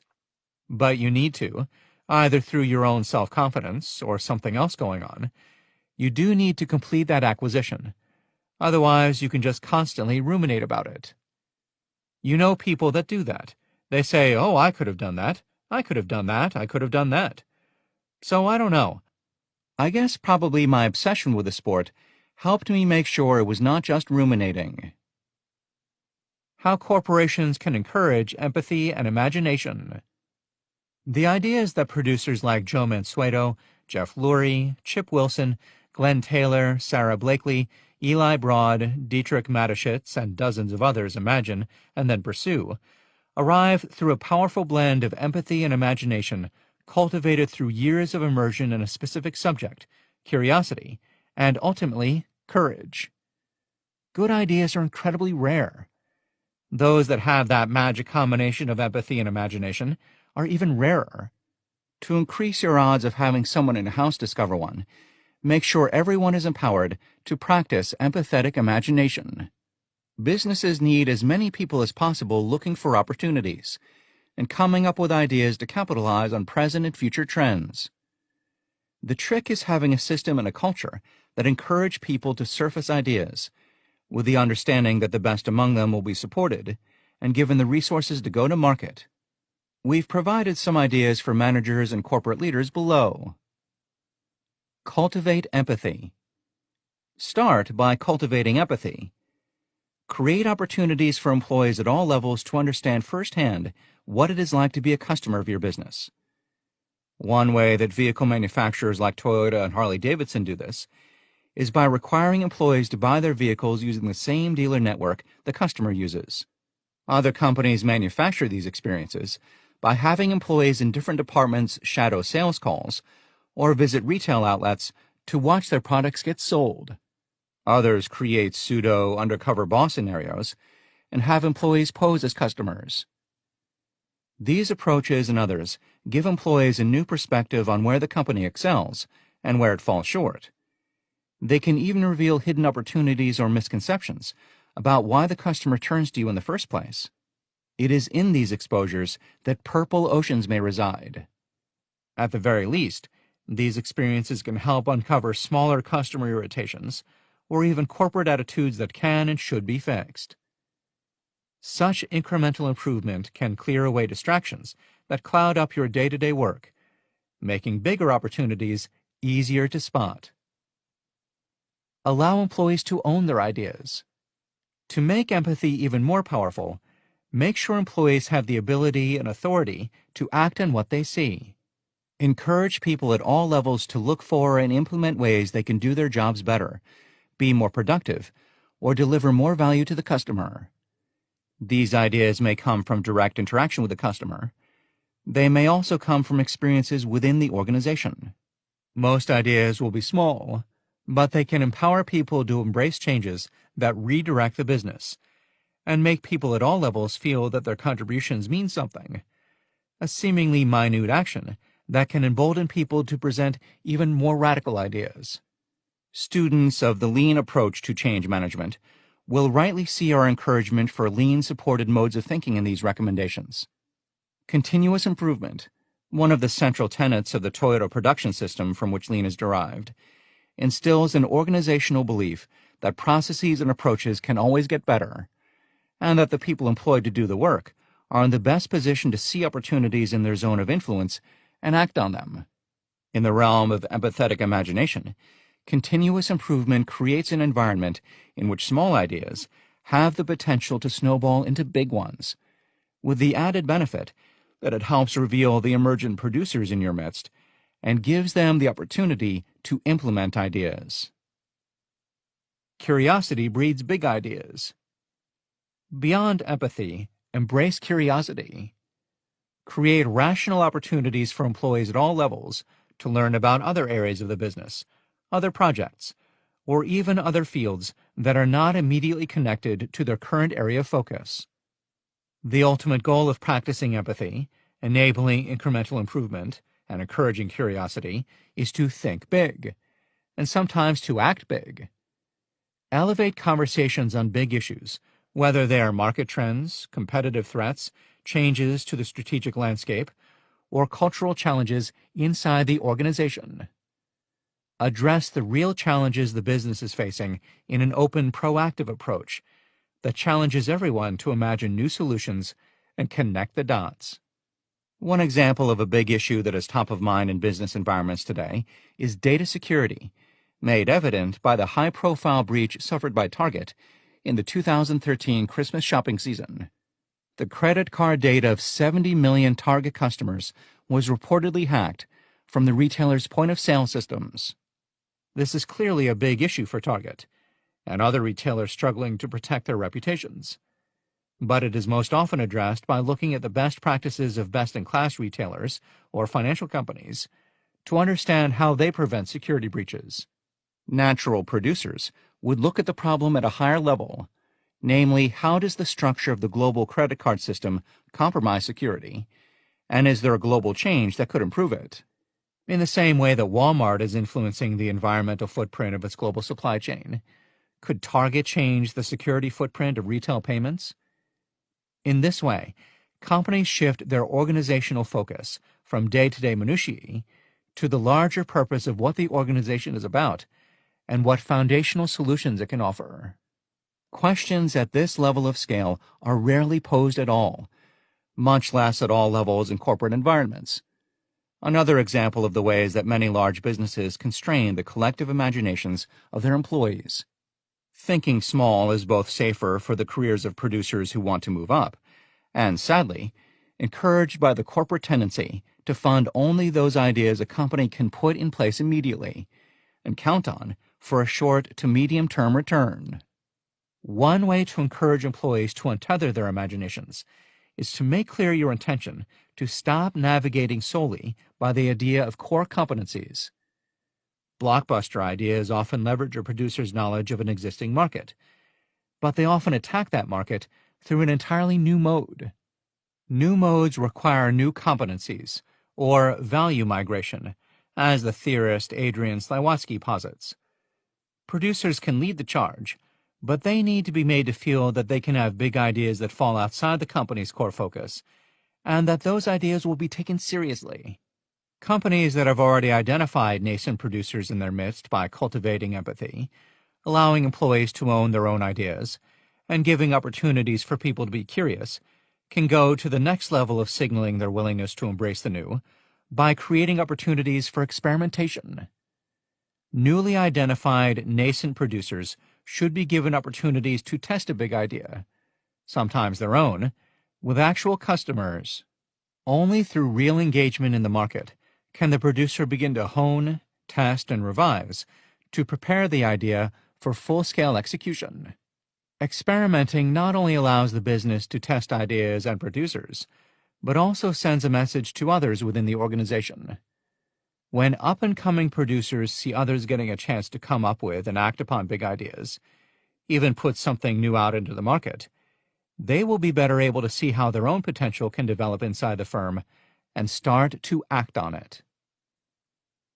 Integrate thinking and doing. Do not isolate employees with big ideas, your thinkers, from the workings, the doing of the business. Especially when it applies to coming up with new ideas and bringing them to market, you need to bring together your creative resources, product developers, designers, strategists, marketers, and your operational resources, your manufacturing and finance and supply chain, within cross-functional teams. Most businesses, insofar as they have any imaginative talent at all, structure their organizations to isolate those whose primary role is to imagine from those whose primary role is to make decisions and take actions. Businesses separate these skills as a way to encourage innovation and dampen conflict, But the effect more often is to dampen the organization's capacity to mainstream innovation. Those with judgment have all the power. Those with imagination operate in silos. Our research has convinced us that one of the dominant producer qualities is their integration of raw imagination with the judgment necessary to hone or manipulate a spark of empathetic insight to prepare it for market. The potential to come up with a blockbuster is that much greater, exactly because the billionaire does not separate his ability to see what might be from his ability to assimilate and integrate it into what already exists. Corporate leaders, take note. Don't separate thinking and doing. Instead, give integrated jobs to your emergent producers that require them to both exhibit empathy and imagination, and have the freedom to make decisions about the best way to bring their ideas to market. That larger theme of execution is the subject of Chapter 4. The last piece is to make clear how important the practice of empathy and imagination is to the business and to individual growth paths. Incorporate the practice of empathy and imagination into your evaluation system for everyone. You aren't necessarily looking for output. You don't want to encourage people to shout out ideas just to be able to check off a box. Instead, you are creating ways for your managers to make room for imagination in their organizations and to emphasize the importance of quality trend spotting, identifying problems, and creating useful solutions. 3. Patient urgency. How billionaires thrive despite the uncertainty of time. They always say time changes things, but you actually have to change them yourself. Andy Warhol. Groupon founder Eric Lefkofsky has a clear vision of the imaginative ideas he wants to support now and a decade from now. Ideas that are local, social, and mobile in orientation are going to do well in the next 10 years, he told us in December 2012 when we met at his office in Chicago. That's the idea behind Groupon, which Lefkofsky launched in 2008, and the operating philosophy of Lightbank, the venture capital firm he runs with his business partner, Brad Keywell. Our long-term theme is that biotech and life sciences are eventually going to be as exciting as the internet has been in the past decade, but we aren't in that space yet. Waiting for the right time to get into markets like biotech and life sciences requires patience. For those markets, he keeps up on the research and pays attention, from a distance, to the small companies doing interesting things. Watch him work on the areas that he sees as big now, however, and Lefkofsky exudes urgency. Lefkofsky pressures management teams of his portfolio companies to get products into the hands of customers as quickly as possible, so they can learn through direct experience. We do everything quickly, Lefkofsky says of the process he uses when one of his portfolio companies needs to bring a product to the market. When you are an entrepreneur building a tech company, you are likely making mistakes based on lack of experience, and you are likely running out of money. You don't have that long of a fuse. So we work hard at compressing cycles and preparing to pivot. Most of that is being unwilling to tolerate the longer timeline. It is just saying we don't have a month. We need it done in 2 weeks. Consistent with that view, Lefkofsky does not hesitate to pull the plug when the market sends the message that an idea does not resonate. He said, "We have been more successful than most, not because of our investing capability, but because we are good at getting in there and saying we are setting some objective criteria, and if we don't meet these milestones, we have to pivot and go in a different direction. And it is really hard, because when you miss the milestone, no one wants to pivot. Everyone is in denial, believing you are going to get the next version out and it will all be better. It's like admitting you're an alcoholic. The signs are there, and 99.9% of the time, the signs are not wrong." The duality of time. Lefkofsky's attitudes toward time may seem contradictory.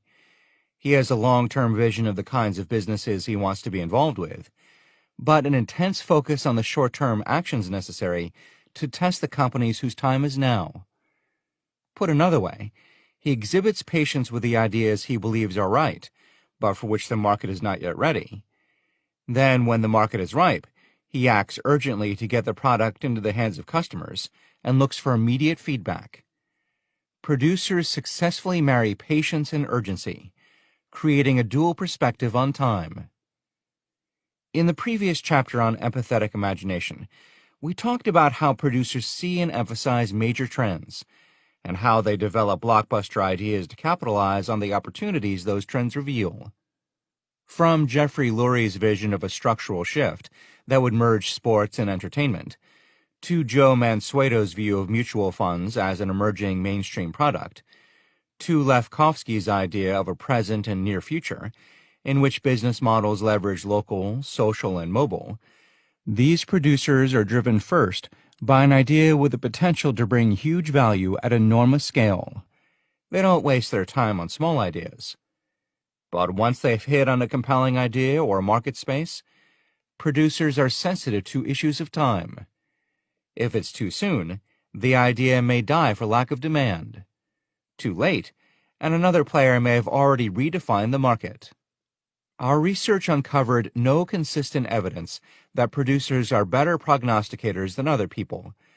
They cannot predict the exact right time to make an investment or bring a product to market. The difference is that producers are willing to operate simultaneously at multiple speeds and time frames. Producers accept that timing is not under their control, and with that acceptance, they come to the market aware and accommodating of the fact that time is not static, but elastic. The fixed nature of the quarter is irrelevant. Time can speed up or slow down at will, and so producers must work at fast, slow, and super slow speeds all at the same time, and switch quickly between these modes depending on the context. Urgency around actions that are needed to set the stage for realizing an opportunity, patience when they have to wait. An important nuance in their dual-time mindset is that duration does not determine mode. We often think of patience as the right mindset when the wait is long, urgency when we need to produce an outcome under a strict deadline. But these distinctions are irrelevant to producers. They may act with constant urgency over years, even decades. They may need to be patient for just a few weeks or months. The important distinction is their flexibility and balanced tacking between the two, not the time frames in which they apply them. Timing, fast and slow. Eric Lefkowski's early career offers a look into how an emergent producer learns hard lessons about time over many years. More than a decade before Lightbank and Groupon, Lefkowski and Keywell were the proprietors of Brandon, a brick-and-mortar retailer that specialized in licensed apparel. Focused on children's clothing, they sold T-shirts and onesies with football team logos and other branded images. The company was in its 5th year and struggling just as the Internet went mainstream. So Lefkowski and Keywell started to examine whether they could shift platforms to take advantage of the technology trends. We realized that we'd become very good at decorating stuff in small lot sizes. Lefkowski told us about their thinking at the time. We were very good at making 12 or 24 or 6 of something instead of making 10,000. And we thought small companies on the Internet, all of a sudden, can access and afford promotional products in ways that they probably couldn't historically. So if you want to buy 12 golf balls for your golf outing, or 24 hats for a small company, you can buy them. Lefkowski and Keywell decided to switch their focus to pursue the idea of creating branded swag for small businesses. But within less than a year, the Internet bubble burst, taking their new web-based enterprise down with it. The entrance to market was way ahead of its time, Lefkowski said. That business, maybe, would just start to get some traction today. But at the time, it was way too early. This early experience helps explain the origins of Lefkowski's long-term, patient commitment to technology-based business models that leverage the Internet and mobile systems. It also explains how Lefkowski developed the perspective he uses to evaluate and guide companies in the Lightbank portfolio. He knows from experience that an idea before its time will either wither and die in the market, or require a lot of capital and a long leash. The Groupon idea was, for a long time, one of these premature concepts.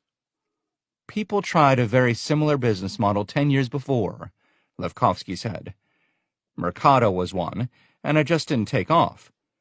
The timing to market is very tricky, but once you have all the different ingredients that are necessary, some of these businesses can really catch fire.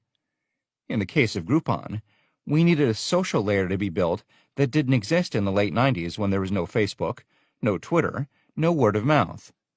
Once that social layer was created, the time for Groupon arrived, and the company entered the urgent phase, experiencing explosive growth leading up to its initial public offering. Now the firm is in a mixed state, urgently focused on improving its operations and preventing imitators from catching up, while trying to exercise the patience that so often is needed after a company reaches significant scale.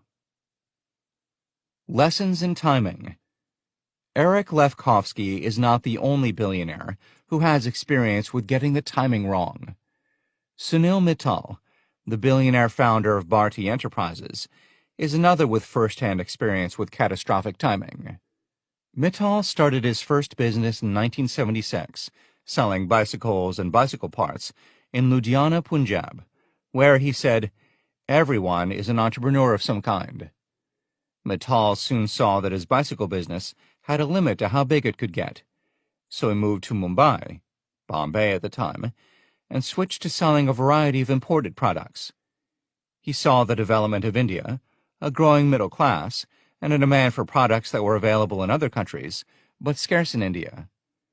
Soon he was importing portable generators through a partnership with Suzuki, and starting to make some real money, right up until 1983, when the Indian government issued a ban on imported generators. From one day to the next, Mittal was out of business. Arguably, he got into imported generators at exactly the wrong time. But from the rubble of his collapsed business, he preserved the core concept of importing established products for which there was low supply and high demand in India. He had existing relationships with a number of foreign businesses, and a proven track record as a reliable partner. Those connections made it easier for Mittal to persuade large manufacturers to partner with him to bring their products to India, whose economy was otherwise closed to foreign competitors until the 1991 economic reforms. With those relationships as his focus, Mittal took some time after his generator business collapsed to travel to Japan, Korea, and Taiwan to identify other products he might be able to import and sell. His experience of losing a business at the hands of a regulatory change was top of mind, and likely informed the product he ultimately chose: touch-tone phones, and later cellular devices, which he imported on behalf of major manufacturers and sold across the Indian subcontinent. India didn't have any native manufacturers of those products at the time. Establishing his business in phones allowed him to urgently learn about the telecommunications market over many years of first importing and later manufacturing telecommunications hardware. By the 1990s, Mittal was in a position to establish Airtel and urgently bought one of the telecommunications licenses that the Indian government was issuing as part of the process of privatizing more of its industries. Today, Airtel is one of the largest telecommunications companies in India, a company made possible by good timing learned from a bad experience. Tadashi Yanai, the billionaire CEO of Fast Retailing Co., owner of the Uniqlo brand of mass-market clothing stores, was more fortunate than Mittal with the timing of his first business. When Yanai was coming of age in the 1980s, his father owned a group of stores that made formal men's suits, a typical clothing business in Japan at the time. In fact, Japan's penchant for formality was reflected in an underpopulated clothing industry made up of small-scale retailers that produced formal clothing, each company focusing on either men or women. As Yanai explains it, there weren't many stores selling casual clothes back then. Clothing stores sold suits, like the one you're wearing, or formal wear. Casual clothes meant cheap clothing for young people. Yanai initially had no intention of getting into his father's business, but ultimately conceded when he found himself post-college with no job and no real desire to do anything else. He nonetheless knew he didn't just want to do what his father had done. Yanai had already traveled a bit at that point in his life, and he had seen what clothing retail looked like in other countries. He'd seen the low prices of made-in-China retail items in Hong Kong. He'd seen the ubiquitous popularity of the Gap in the United States, and of Marks & Spencer in Great Britain, brands that sold classic staples at affordable prices. Japan didn't have any similar brands. There was a gap in the market, which Yanai had the empathetic imagination to see, and then acted with urgency to fill. In 1984, he launched his first Uniqlo store in Hiroshima to sell high-quality casual classics at affordable prices. What we did was change that image of casual clothing into practical and comfortable clothing. We discovered and created a completely new market. In just 7 years, Uniqlo was on its way to becoming Japan's largest casual clothing retailer, with 33 stores open in 1990 alone. Yanai, without a doubt, had excellent timing. He saw a gap in the Japanese market, and he had the empathetic insight that young Japanese men and women of his generation would want alternatives to their parents' clothing. Yanai saw a purple ocean where timing was of the essence, and he set out to exploit it, growing Uniqlo with patient urgency over a period of decades, until it became the largest clothing retailer in Japan. More recently, Uniqlo has been expanding internationally, with stores in major urban centers in China, the United States, and Europe. Good timing comes with preparation. Producers whose blockbuster ideas depend upon an emergent or future trend do not innately know when the time is right. All the producers we spoke with were entirely forthright on that point. They didn't know when their vision was going to become a reality, but they didn't just dive in and hope for the best either. Their faith in the idea itself made them sure that they needed to be ready when the time came, and that readiness required preparation in a number of forms, from learning about the market to early investments and market positions. It wasn't that I was aware of the timing of it, Jeffrey Lurie, the Philadelphia Eagles owner, said, of his vision of the coming convergence of sports and entertainment. It wasn't like I knew 2 years after I bought the team there was going to be a big escalation in value. It was that I thought it was going to happen. Similarly, Joe Mansueto told us, I could not have seen 30 years ago what Morningstar looks like today. And even today I can't see 30 years from now. I can see a year or two ahead. I have some idea of things that we should consider longer term, but it's very much one foot ahead of the other. It's like running a marathon. You don't think, I've got 22 miles to go, but rather, I'm at mile 2 and I want to get to mile 3. It's that kind of mindset. But I always thought if we compound at a good growth rate, we'd be big soon enough. I always thought we had a good future. But I couldn't articulate exactly what that would look like in 5, 10, or 15 years. I knew we were doing things that were valuable to people. We'll continue to stay focused and build on that philosophy. Operating in a world of inevitable uncertainty requires not only an ability to balance patience and urgency, but a sense of equanimity about when you need which the most. Instant, explosive, and exclusively upward growth is not what the majority of self-made billionaires experience. We spent a lot of time mapping the career trajectory of producers, an exercise that clearly revealed that the most common path was a long progression of steady growth that includes significant setbacks and even business failures, as well as steep gains and accomplishments. Many billionaires are serial entrepreneurs, hitting the mother lode not on their first, but on their second, third, or fourth try. Building value over an extended period of time, when the outcomes are not guaranteed, requires a willingness to be ready all the time for the opportunities yet to come. As billionaires pursue their blockbuster ideas, they show a great deal of patience for how and how fast they grow. But exhibiting patience does not mean they're sitting back and letting things happen on their own time. In fact, they're acting all the time. They're making deals, testing ideas in the market, and looking for improvements and adjustments. The time frames are measured in years, even decades, during which they are striving and acting with urgency in pursuit of value that may take years to unveil. Building a marathon mindset. For Steve Case, the wait lasted 10 years. 20, actually, if you consider that he started thinking about the kind of business he wanted to be a part of as a senior at Williams College. It was the late 70s, and I was trying to think about what I was going to do, Case told us in the Washington, D.C. offices of his venture capital firm, Revolution. I just felt like I would be most interested in something that was emerging and be part of a revolution, as opposed to a more traditional company that was just managing. I wanted to be part of creating something new, he said. At that time, Case read The Third Wave by Alvin and Heidi Toffler, futurists who predicted the development and popularity of an internet-like connected network. Case said, I was captivated by the idea that someday people would access each other and get information and be able to buy products through this new interactive technology.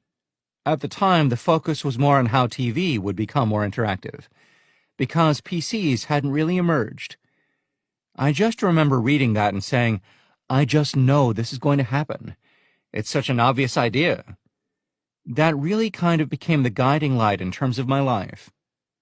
There were no companies Case could find creating consumer networks at that time.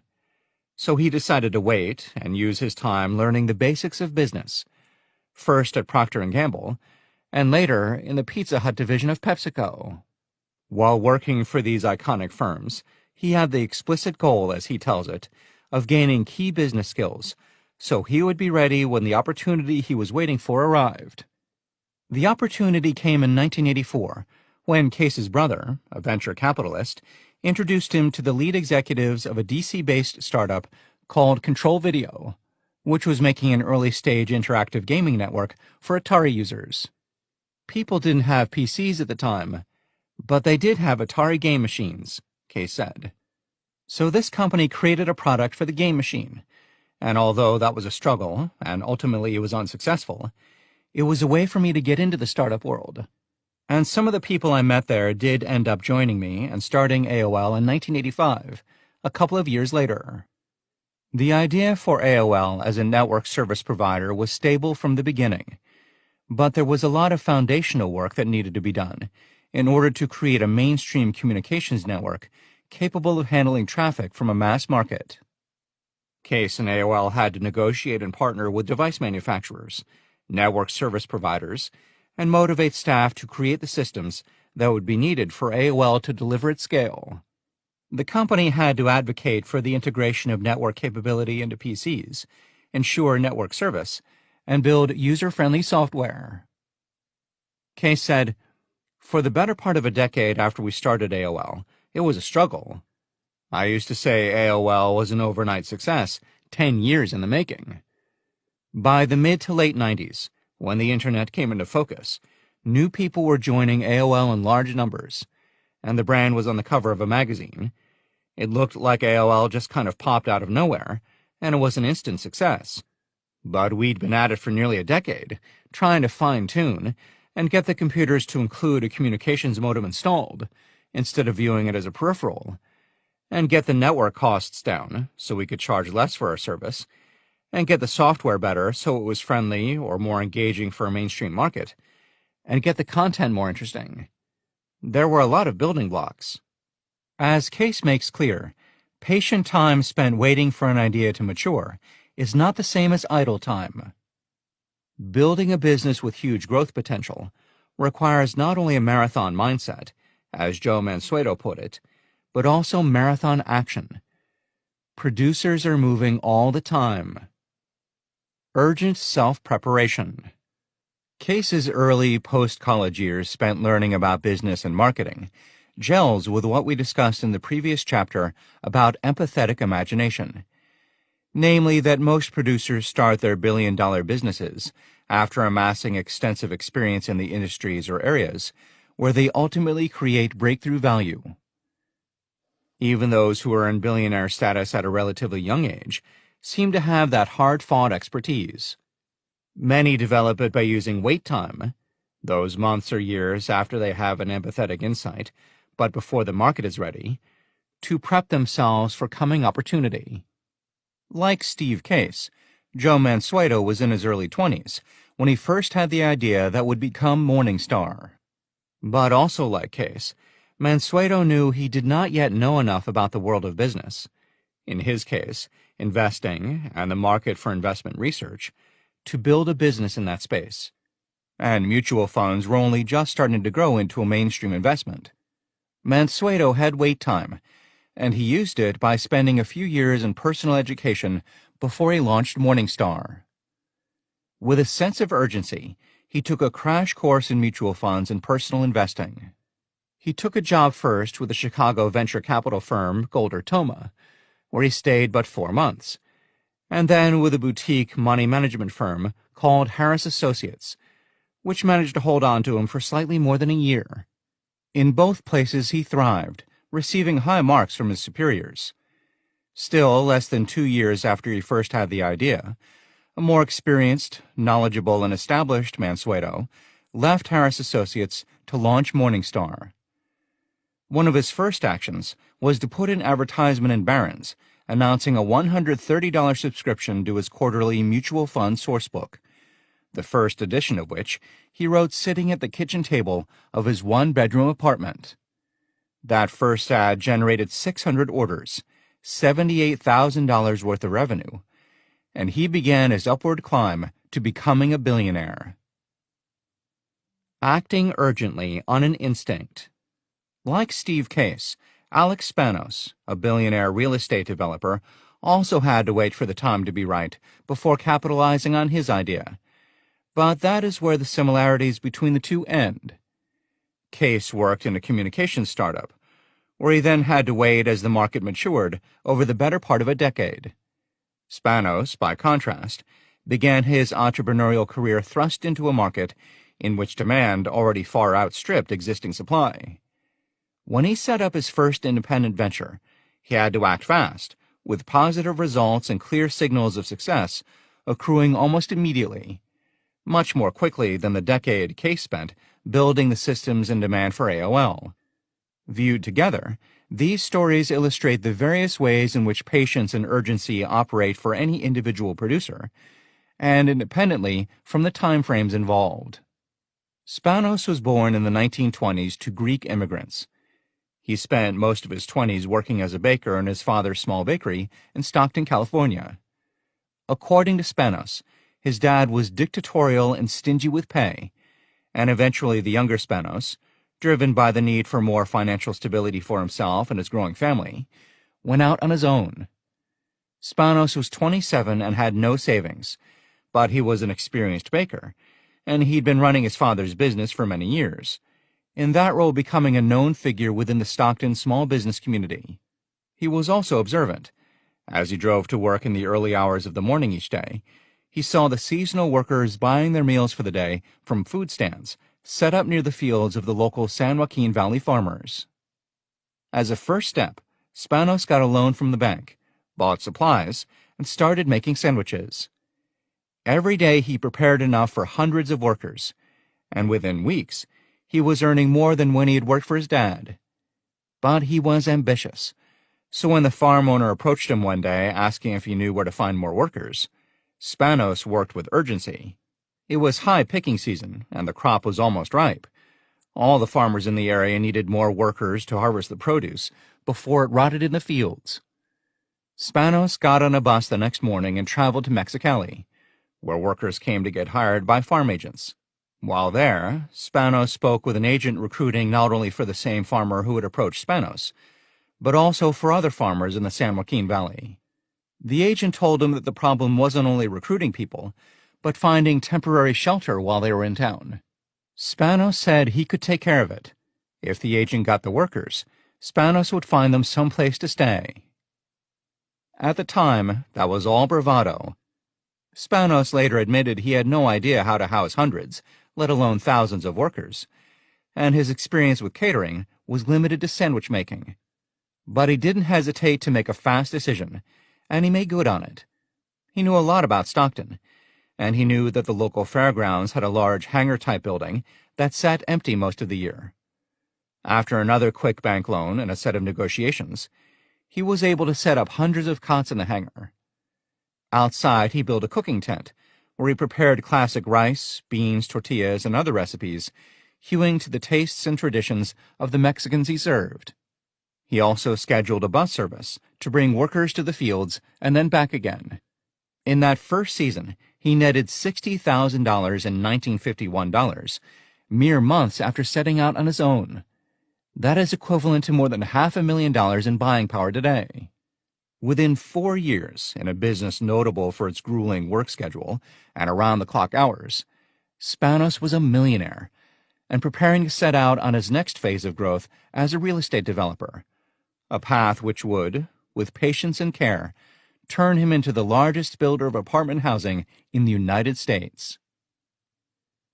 Time and imagination. All businesses are under pressure to deliver results in specific time intervals.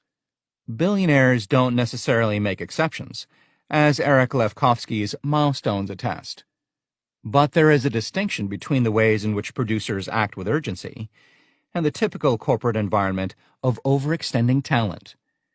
For most institutions, there are simply too many tasks to complete in too little time, and that overextension can have a detrimental effect.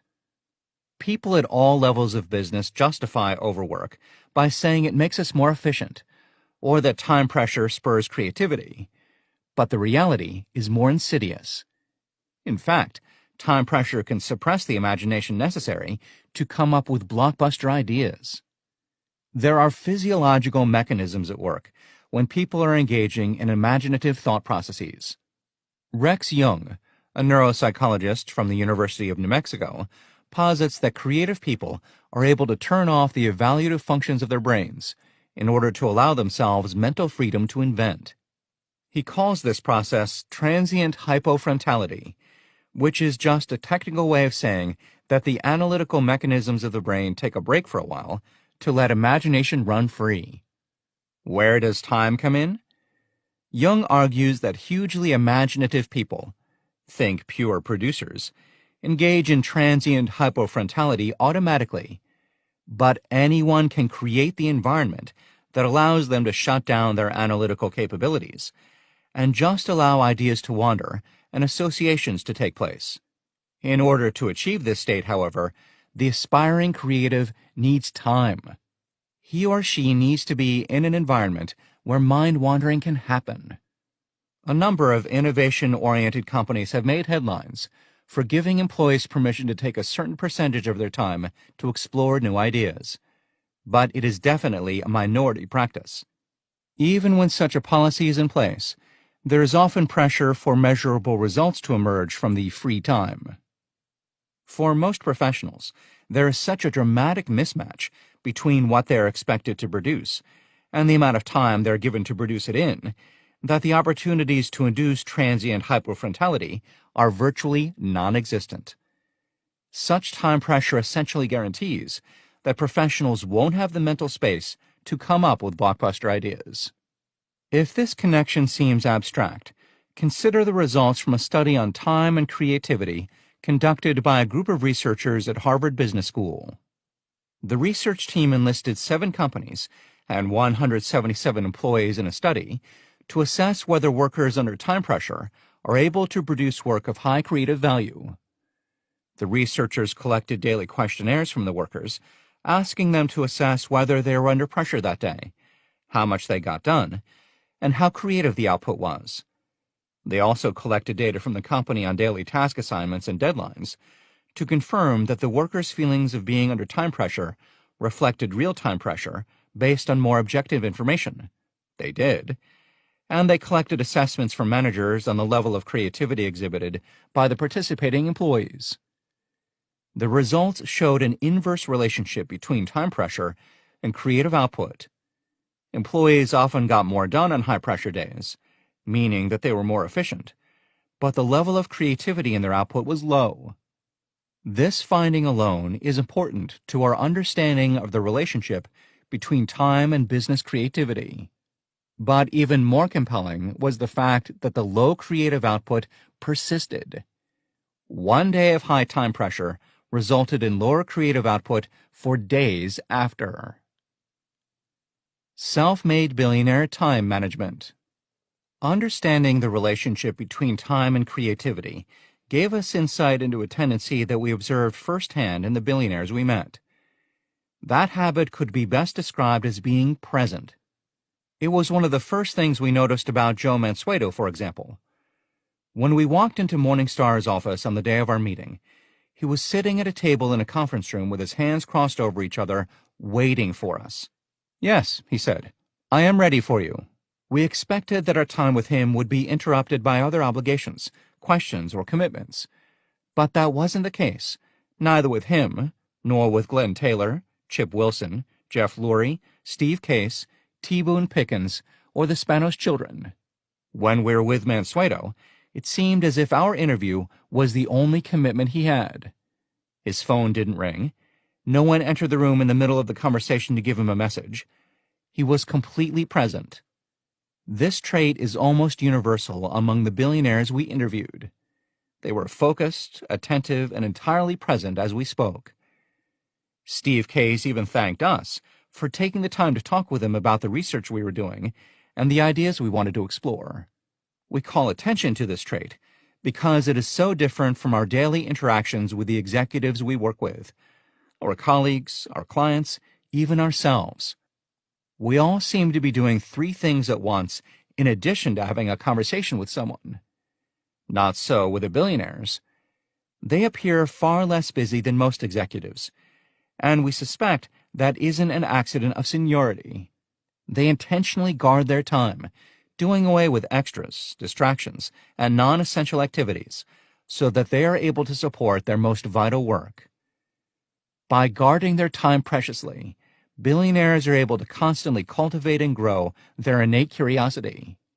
It gives them the time to read or converse widely on the subjects that let them make remote connections. We cannot say that such strict time management causes success, but the evidence is strong in support of the idea that disciplined, even ritualistic practices open up the mental space to observe long-term trends and develop a compelling and real vision around them. A producer's ability to be present in the now has implications for the evolution and success of our business. Just as producers limit the number of things they are involved in to allow for enough attention and energy to focus on growing the blockbuster, they also have the ability to know exactly where they are in their business. They don't go off track planning for the next stage before they have capitalized on the present. They don't spend too much time sizing and resizing the market before they have a concept and prototype they can show to people.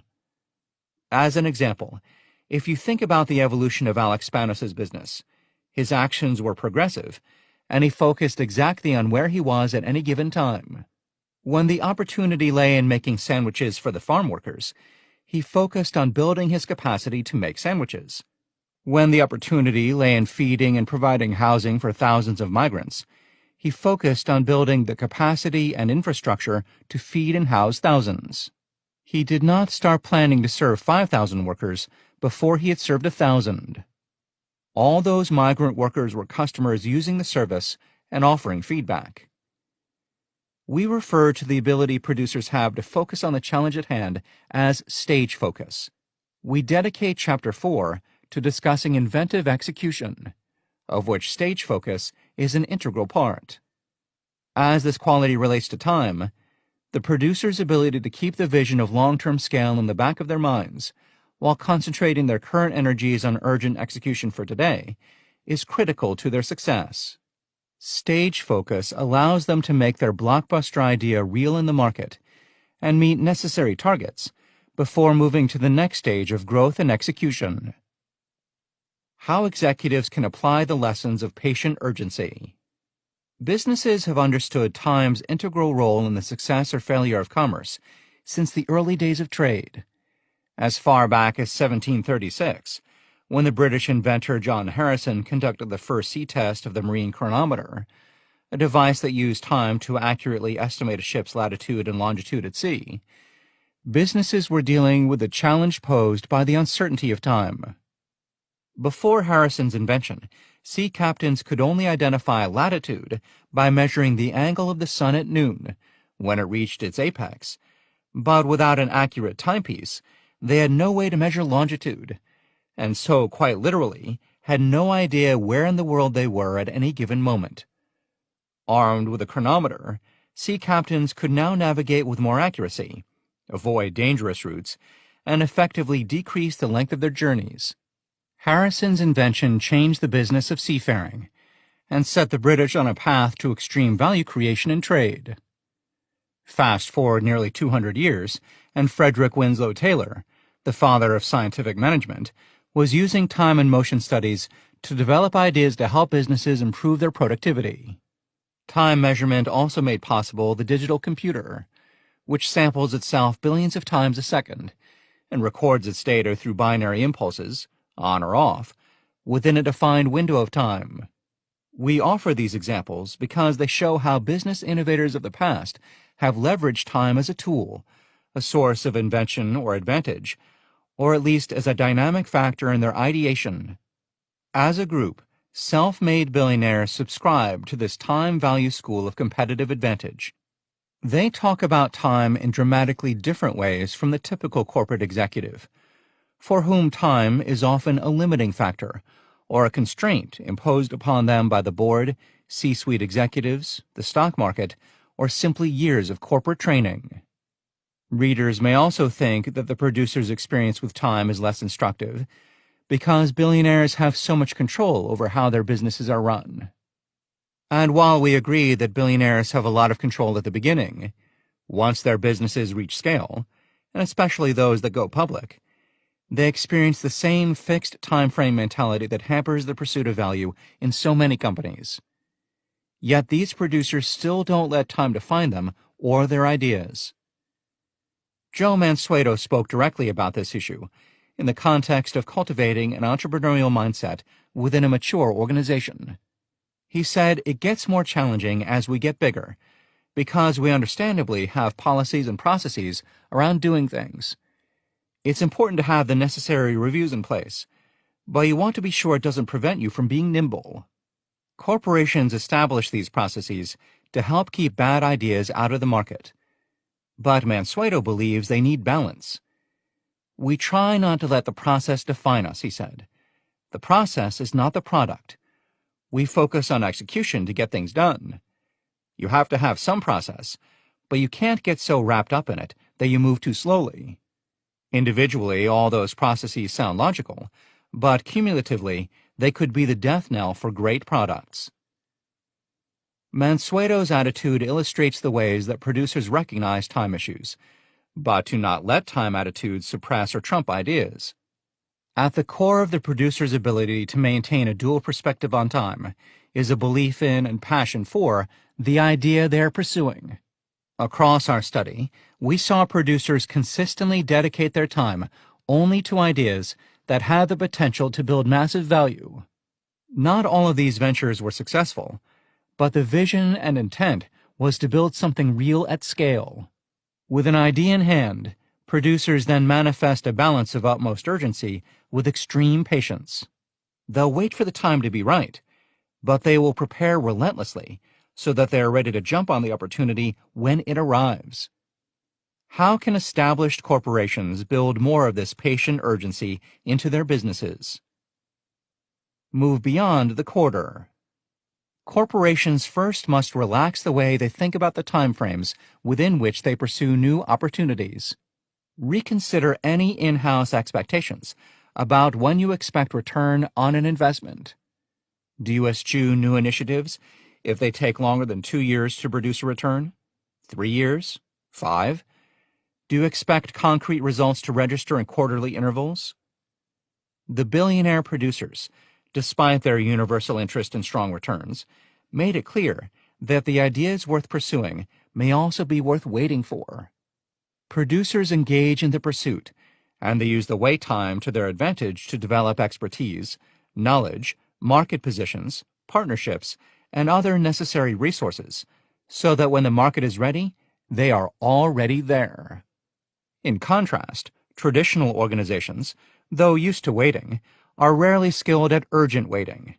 Those quarters or years spent putting the skills and resources in place so the business is ready when the opportunity arrives, just as Steve Case urgently built AOL over 10 years before the internet exploded.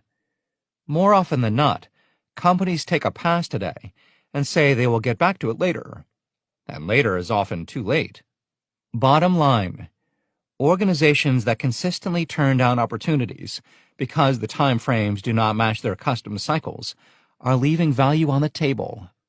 The institution implicitly sets criteria for the kinds of ideas it wants, which not only dictates what leaders choose to pursue, but also signals to emergent producers to constrain their empathetic imaginations.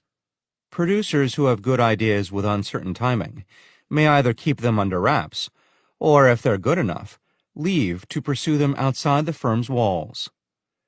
There are a number of steps applicable at different levels to help businesses begin to relax this organizational rigidity about time. Individual time management. At the most individual level, task individuals throughout the organization to reconsider their standard timescales.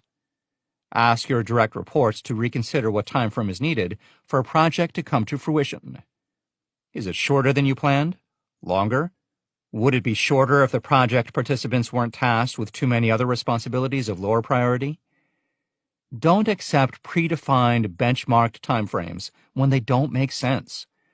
Propose an alternative and work with patient urgency to prove how right you are about it.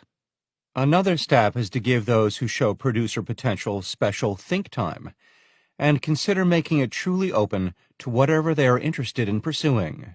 Steve Jobs was famous for the long walks he took, often with a colleague or a new business partner.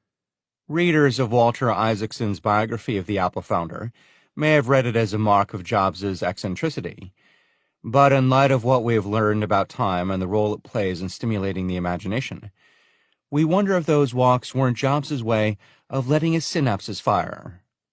Regardless, it's clear to us that the standard practice of rewarding our most promising talent by giving them more to do is wrong. If we want emergent producers to have a chance to identify the next blockbuster, give them less and see what happens. These two acts of challenging employees to consider the timeframes of their work and giving them think time should make clear who in your team has the capacity for trend spotting. Narrow in on those people capable of seeing trends or activities that others overlook or view as inconsequential. Some of these trend spotters will even be able to see further out, 2, even 3 years. Some of them may already be experts in a particular subject, or have displayed a long-term commitment to an area of expertise.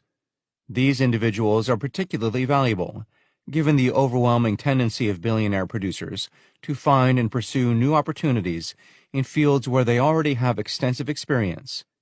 And for those who see important trends and have a high potential idea for how to capitalize on it, consider matching their think time with explore time, earmarked for taking steps to design and execute the idea. Producers will thrive when asked to match such thinking with doing. It benefits the organization by bringing good ideas to the next level, and it can help weed out vision performers from true producers.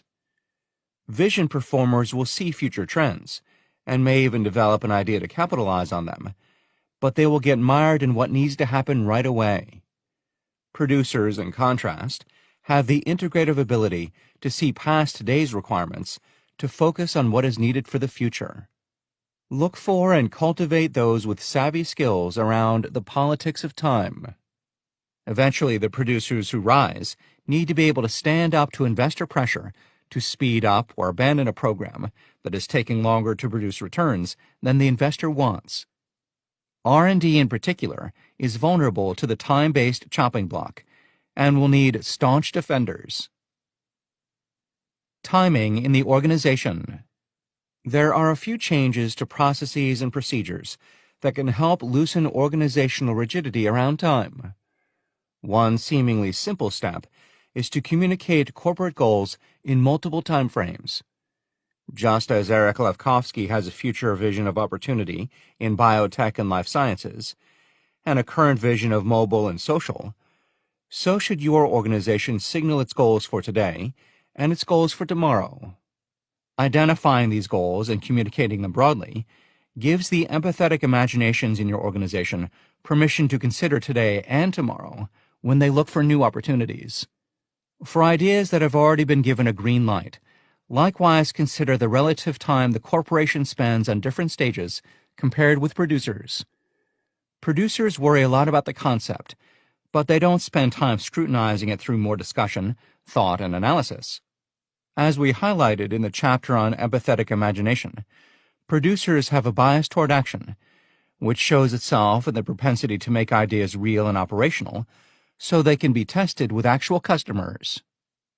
When developing an idea, they move quickly from concept to prototype, which they then test with a small group of customers and launch in a limited capacity. They work the concept by engaging with its real manifestation, not by wasting time worrying about the theoretical analysis. In this way, producers get their products or services into the hands of potential customers as quickly as possible, and then rework based on that real market experience. Joe Mansueto, for example, didn't spend months talking to potential clients and testing his idea when launching Morningstar. He had such faith in the inherent value of what he was doing that he took out an ad, wrote the first publication, and got it into the hands of the investors.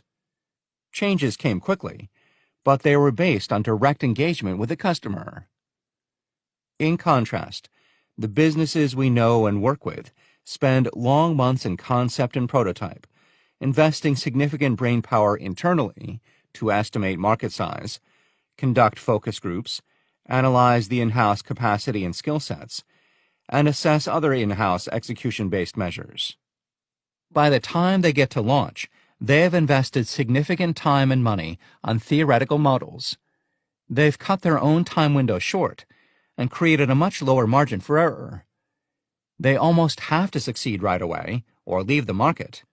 This approach makes it harder than it needs to be to experiment or pivot. Lastly, explore ways and means that your organization can be involved in business areas or trends that are not yet on your strategic horizon, but you think may be in the future. All of the above steps are aimed at identifying the producers in your organization and giving them the space to produce far more value.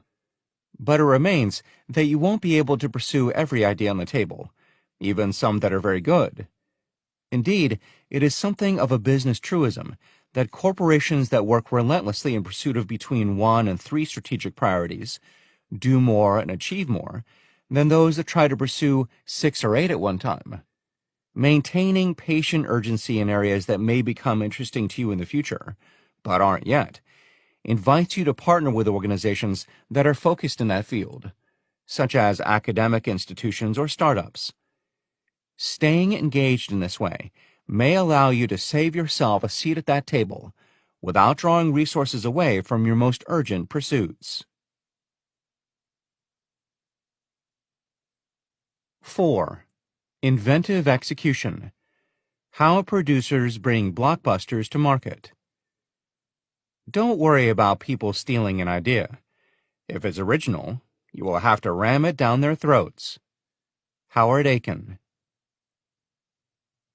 When Michael J. Harris and his business partner Philip Frost bought Miami-based Key Pharmaceuticals in 1972, they thought they were buying a healthy enterprise with some modest products, a strong foundation from which they could grow. But that hope vanished a few weeks later, when J. Harris went to Washington, D.C. for a meeting at the FDA. I sat in on a cardiovascular meeting alongside a group of the top cardio people, who were there to advise the FDA with respect to a new law that required drug companies to prove drug efficacy. J. Harris told us when we sat down with him in the New York offices of Atari Healthcare Partners, a healthcare venture capital firm he co-founded, after selling KOS Pharmaceuticals to Abbott Laboratories. One of Key Pharmaceuticals' main products at the time was a long-acting nitroglycerin pill, whose sole market distinction was its purported ability to be long-acting. They said it doesn't work, J. Harris told us. One of the experts, Dr. Philip Needleman, had conducted a series of lab experiments, and his studies showed that long-acting oral nitroglycerin just didn't work. So at that point, I knew I was in trouble. And it was around the same time that we found out the previous managers of Key hadn't given me an accurate financial picture, so that instead of being profitable, the company had really lost $700,000 in the previous year, with annual sales of $1.5 million. So we were in terrible shape starting off, to say the least. Most executives would have responded by jettisoning the offending product or casting around for a new one. But Jaharis took a different tack. He redesigned the products he had. At that time, nitroglycerin was delivered exclusively in pill form. Those pills took a few minutes to make their way into the bloodstream and were used up quickly, even the supposedly long-acting ones. While at the same meeting in Washington, Jaharis had heard Dr. Needleman talk about a nitroglycerin topical application, which was deployed as an ointment on the skin and absorbed continuously throughout the day.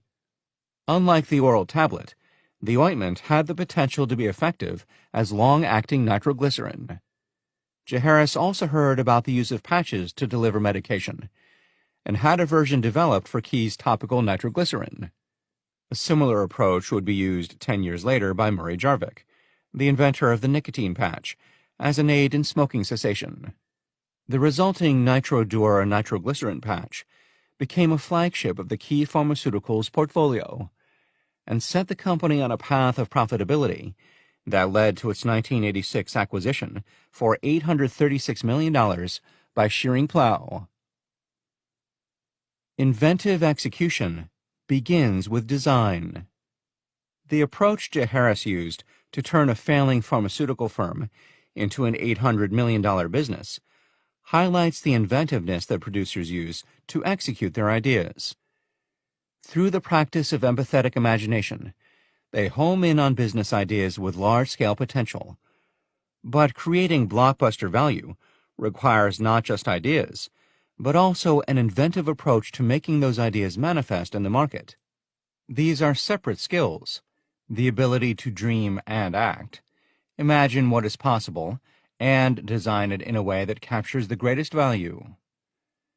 The steps Jaharis took to save Key Pharmaceuticals reveal how a true producer will reinvent seemingly small, fixed, and immovable aspects of the business design to extract the most value. Producers can think small, in Jaharis's case, by concentrating on how a medication is delivered, in order to capture something large: demand for a continuous release nitroglycerin. We use the verb design in this context to describe the solutions to the problem of producing a new offering and making the necessary deals to bring it to market. Design takes into account multiple factors: the strategy and tactics, the terms of the sale and the deal, the ownership and distribution, the customer experience, and so forth. Producers alter or redesign any and every aspect of bringing a product to market. They will tackle physical product design, product delivery, pricing, the business model, and the sales pitch. Perhaps just as important is the fact that they will design the ownership and deal structure to best fit the opportunity. Although they may be inserted into contested or mature markets, blockbuster ideas often manifest as products or services that the world has not seen before. Buyers will not be used to them, so producers will need to engage in savvy salesmanship and deal-making to put the proper foundations in place. Everything is on the table. For producers, design is execution. Without their attention to the details of designing the blockbuster idea for the market, they are not likely to realize the same level of success. This emphasis on design stood out for us, largely because in most companies, design is inherited. The business model, pricing, functions, sales pitch, deal structure, nearly everything is treated as predefined by the existing models, costs, and pricing that already exist in the company and or the industry. If a company has a design sensibility at all, it applies almost exclusively to the sensory elements we typically associate with a word: the look, feel, or emotions associated with a product. But when we examine the way that our study subjects went about the task of creating billion-dollar businesses, we saw design everywhere, operating at multiple levels. The billionaire James Dyson, inventor of the vacuum cleaners and hand dryers that bear his name, literally designed his flagship product to be a better solution to home cleaning. And he designed the early pricing and delivery approaches to signal that his product was a high-end, high-tech option, closer to a robot than a broom. Chip Wilson, the founder of Lululemon, was for years the chief designer of the clothing he stocked in his stores, inventor of the seamless yoga pants with a work-out-to-play style that encouraged his customers to wear the clothes first to the studio and then for a coffee date with friends.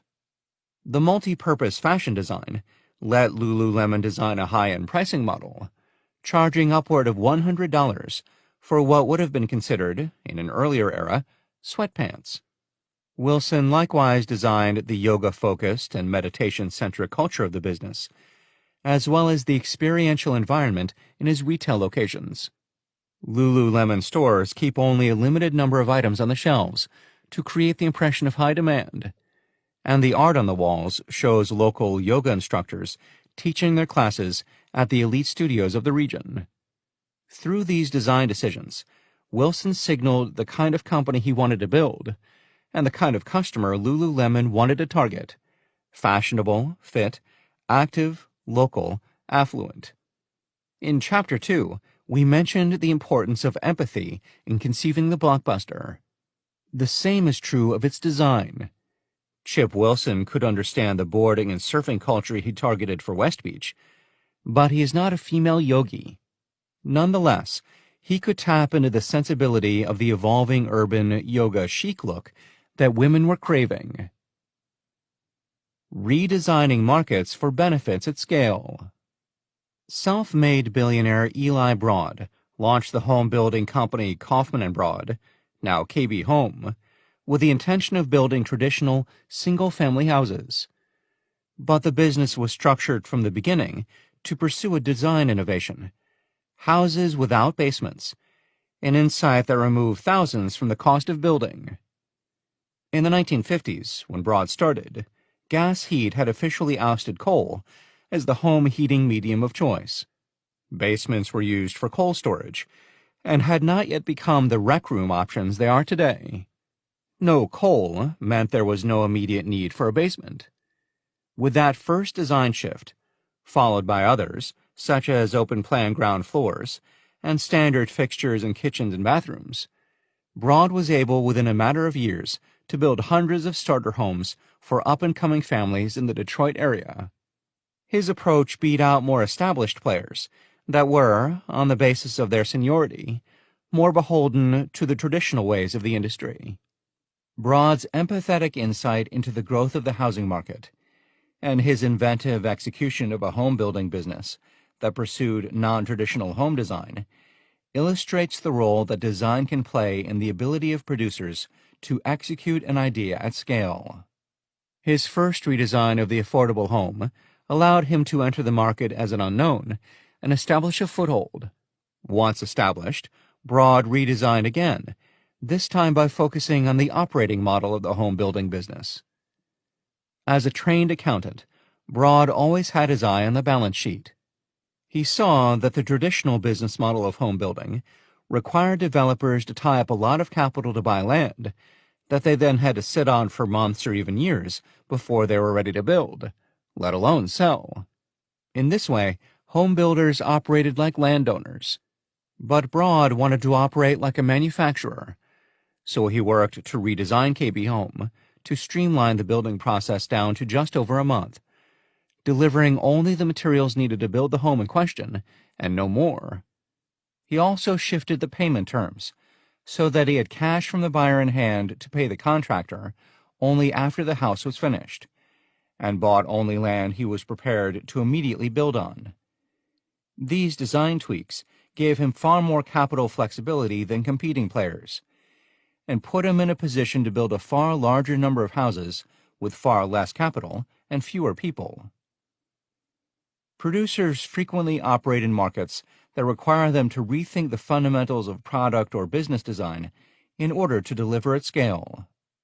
For example, when Sudanese native Mo Ibrahim began buying mobile licenses in Africa to create the telecommunications provider Celtel, he knew he would have to ditch the subscription pricing model that reigns in telecom. Subscriptions are designed for salary earners, people with reliable, smooth incomes, earned in consistent volumes at consistent intervals. They were a poor fit for the majority of people living in the countries of sub-Saharan Africa, where moderate to extreme poverty is common, and incomes are spiky. In fact, African governments were having difficulty wooing established telecom investors, exactly because traditional players couldn't see how the impoverished population would be able to pay. Where others saw restriction, Ibrahim saw design opportunity. Ibrahim bought licenses for a number of countries and engaged the World Bank as a funding partner to increase his leverage. He then set out to redesign the revenue structure for the poor customers who dominated the African mobile telecommunications market. His solution? Sell prepaid credit or scratch cards for a few dollars each. Even people living on a few dollars a day would be able to make the investment. The prepaid phone model is far more common now in a broad variety of markets, but Ibrahim was one of the first to do it. The large number of customers he converted to cell phone use helped keep minute costs low, and within 5 years, Celtel was serving 6 million people in 13 African countries. In these examples, there is an inherent synergy between the design details that the producers home in on and the large-scale potential they're trying to unleash in the market. Both Broad and Ibrahim were building their businesses to cater to a much larger, at times less affluent, wave of customers than previous players had tried to accommodate. They paid close attention to the design details necessary to address the specific needs of a market of immense size. The changes were not aesthetic or even designed for design's sake. Instead, they focused on easing the path to scale and attracting exactly those buyers who'd previously been shut out of the market by the high cost of ownership. Consider what Broad and Ibrahim did in light of the more typical approach that businesses take when trying to attract a new segment. In most instances, companies take an existing product and then shift its pricing and functionality. For less affluent groups, they make the product cheaper and provide less. This inside-out approach focuses on what the business already has and how it can repackage it. On the other hand, Broad, Ibrahim, and other producers using inventive execution manifestly do not do that. They reverse the equation. Instead of focusing from the inside out, they instead look at what the burgeoning customer group needs and design the business with that audience in mind. Over time, they re-examine and redesign, just as Broad readjusted his approach when he expanded to the California housing market, which is defined by high populations living in areas with limited land. His design solution in that instance was the townhouse. Attending to design in this way can convert a previously niche market into a massive one. Mickey Arison, the longtime CEO of Carnival Cruise Lines, and subsequently of Carnival Corporation and PLC, is an example of design thinking applied to recreate the cruising market. Arison spent a good part of his youth at sea. When he was a teenager, his father owned a cruise ship. Arison went to work on the ship as a break after high school, and stayed for 6 months, until his father pulled him off to go to college. Arison preferred the work, but his father wanted him to get an education. "I was getting too comfortable with it," Arison told us when we visited him in his offices in Miami. "I was going back and forth between school and work. But once you get into the ships, you get hooked. I'm not the only one. If you look around our company, you'd see people 30 years, 40 years with us. It's a business that people get very attached to. It's about providing an experience where people have a good time. It's about providing holidays, and so it's a business people really enjoy." Despite the enjoyment, there was a great deal of turmoil in those years. The relationship Arison's father had forged with a business partner soured and ended, and Carnival Cruise Lines was born from the rubble, run by the senior Arison, but partially owned by a holding company that sent a number 2 executive to oversee the investment. The number 2 reportedly felt that Arison Jr. should be given a more formal job, and thus he started moving through the different operational areas of the cruise business. From working as part of the check-in staff at the port to leading the reservations team in Miami, he learned the cruise business in the same way that Joe Mansueto learned about investing, or Chip Wilson learned about clothing retailing. It was a long-term, cumulative process that set him on the path to redesigning his industry. Arison was busy learning and enjoying multiple aspects of the business when he was unexpectedly put in charge. I was in my 20s when this was all going on. My focus was on learning, and by 26, 27 years old, I was running what today would be called the shore operation departments. And I didn't see it coming, but just after my 30th birthday, my father called me down to his office. We used to argue a lot, for whatever reason. I can't even honestly remember what the arguments were about, but we really saw things differently. And so at some point, he recognized that it wasn't going to work this way. So just after my 30th birthday, he called me down to his office and said, "You know what? It's time for you to take over." He took his briefcase and left, and never came back. The company had 3 ships at the time, and had signed a contract to build its first new cruise ship. The year was 1979, and the ship was delivered in 1982. That kind of slow, methodical growth reflected the vision put into place by his father, but it was not Mickey Arison's vision. His idea was to redesign the niche cruising market into one with billion-dollar potential. There was a great belief in our company that we had a product that was different from what everybody else was doing. At that time, cruising was thought of as something for the elite. It was for wealthy retirees. It was not thought of as a mainstream vacation. And we really believed, I've used an automotive example, everybody in the industry was trying to be Lexus, Mercedes, and we were saying, you know, we want to be Chevy. We want to be available to every man. And that's where we saw the great potential of size, rather than having these boutique operations that only could service a small amount of people. Arison began to expand the Carnival Cruise Lines brand through an aggressive shipbuilding program. By the late 1980s, Carnival Cruise Lines had become the world's largest cruise brand. Arison then set his sights on a much bigger goal.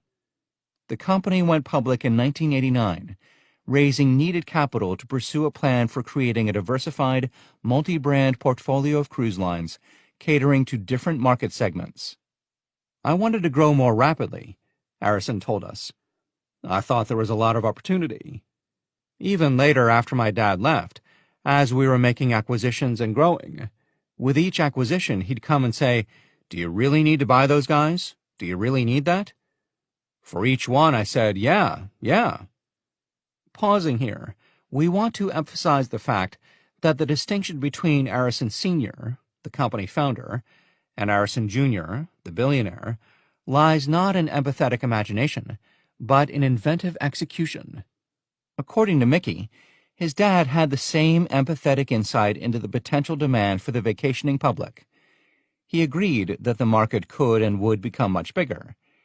He just didn't want to be the one to do it. He saw that, Arison told us. He absolutely saw it as well.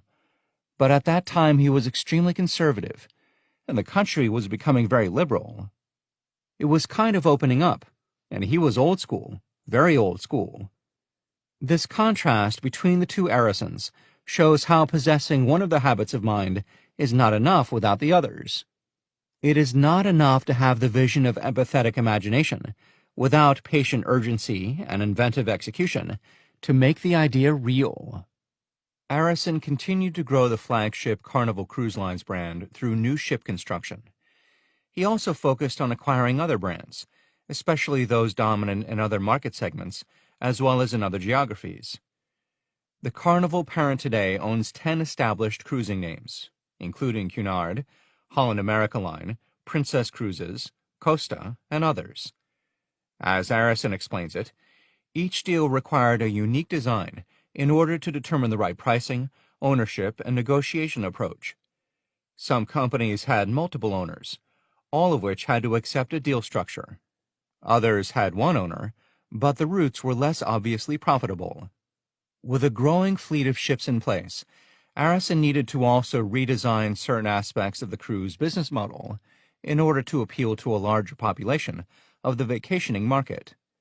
Branding certainly played a role, but Arison seemed to view brand marketing as a minor element of design. More important were the steps he and others took to redesign the business model and sales approach. Pricing was an issue, he said. You need to get the price down to an affordable level, but also the packaging. In the early days, Royal Caribbean started chartered programs from LA for cruises out of Miami. Everybody at the time thought they were crazy, but they would fill 2 747s a week. And that really strengthened everything, because the market was pretty much targeting the East Coast, and Royal Caribbean opened up the West Coast. Arison quickly echoed the movements in the market to develop his company's air-sea packages, now an established concept in package vacations. We got our first deal with National Airlines, a Miami-based airline at the time. National Airlines flew out of 8 cities in North America, and that's how we started. At the time, I was running reservations and trying to figure out how do you do an air-sea package. We had no computers. We were doing everything manually. It was interesting trying to do that stuff, but we had fun. That was the other part of it.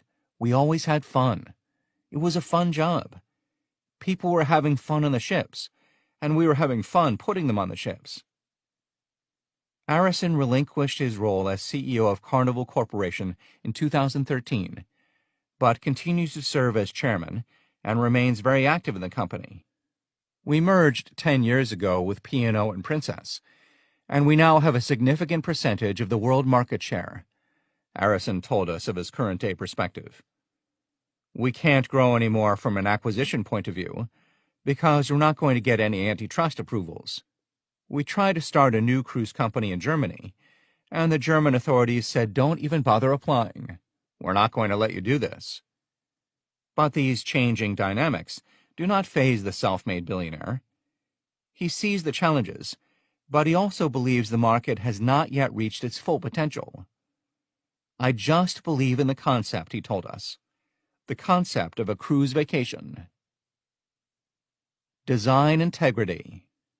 Arison's belief in the concept that he spent his life growing offers an example of what we refer to as design integrity, a belief not only in the blockbuster idea, but in the necessary design foundations required to turn an idea into a real experience for the customer. Howard Schultz's vision of Starbucks offers another example of design integrity at work. Walk into any Starbucks today, and it is clear you are in a carefully designed environment.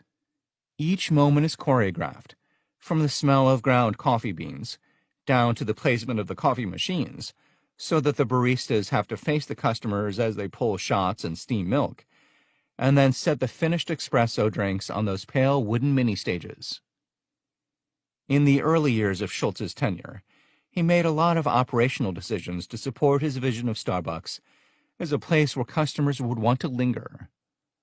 One important aspect is the service provided by the staff.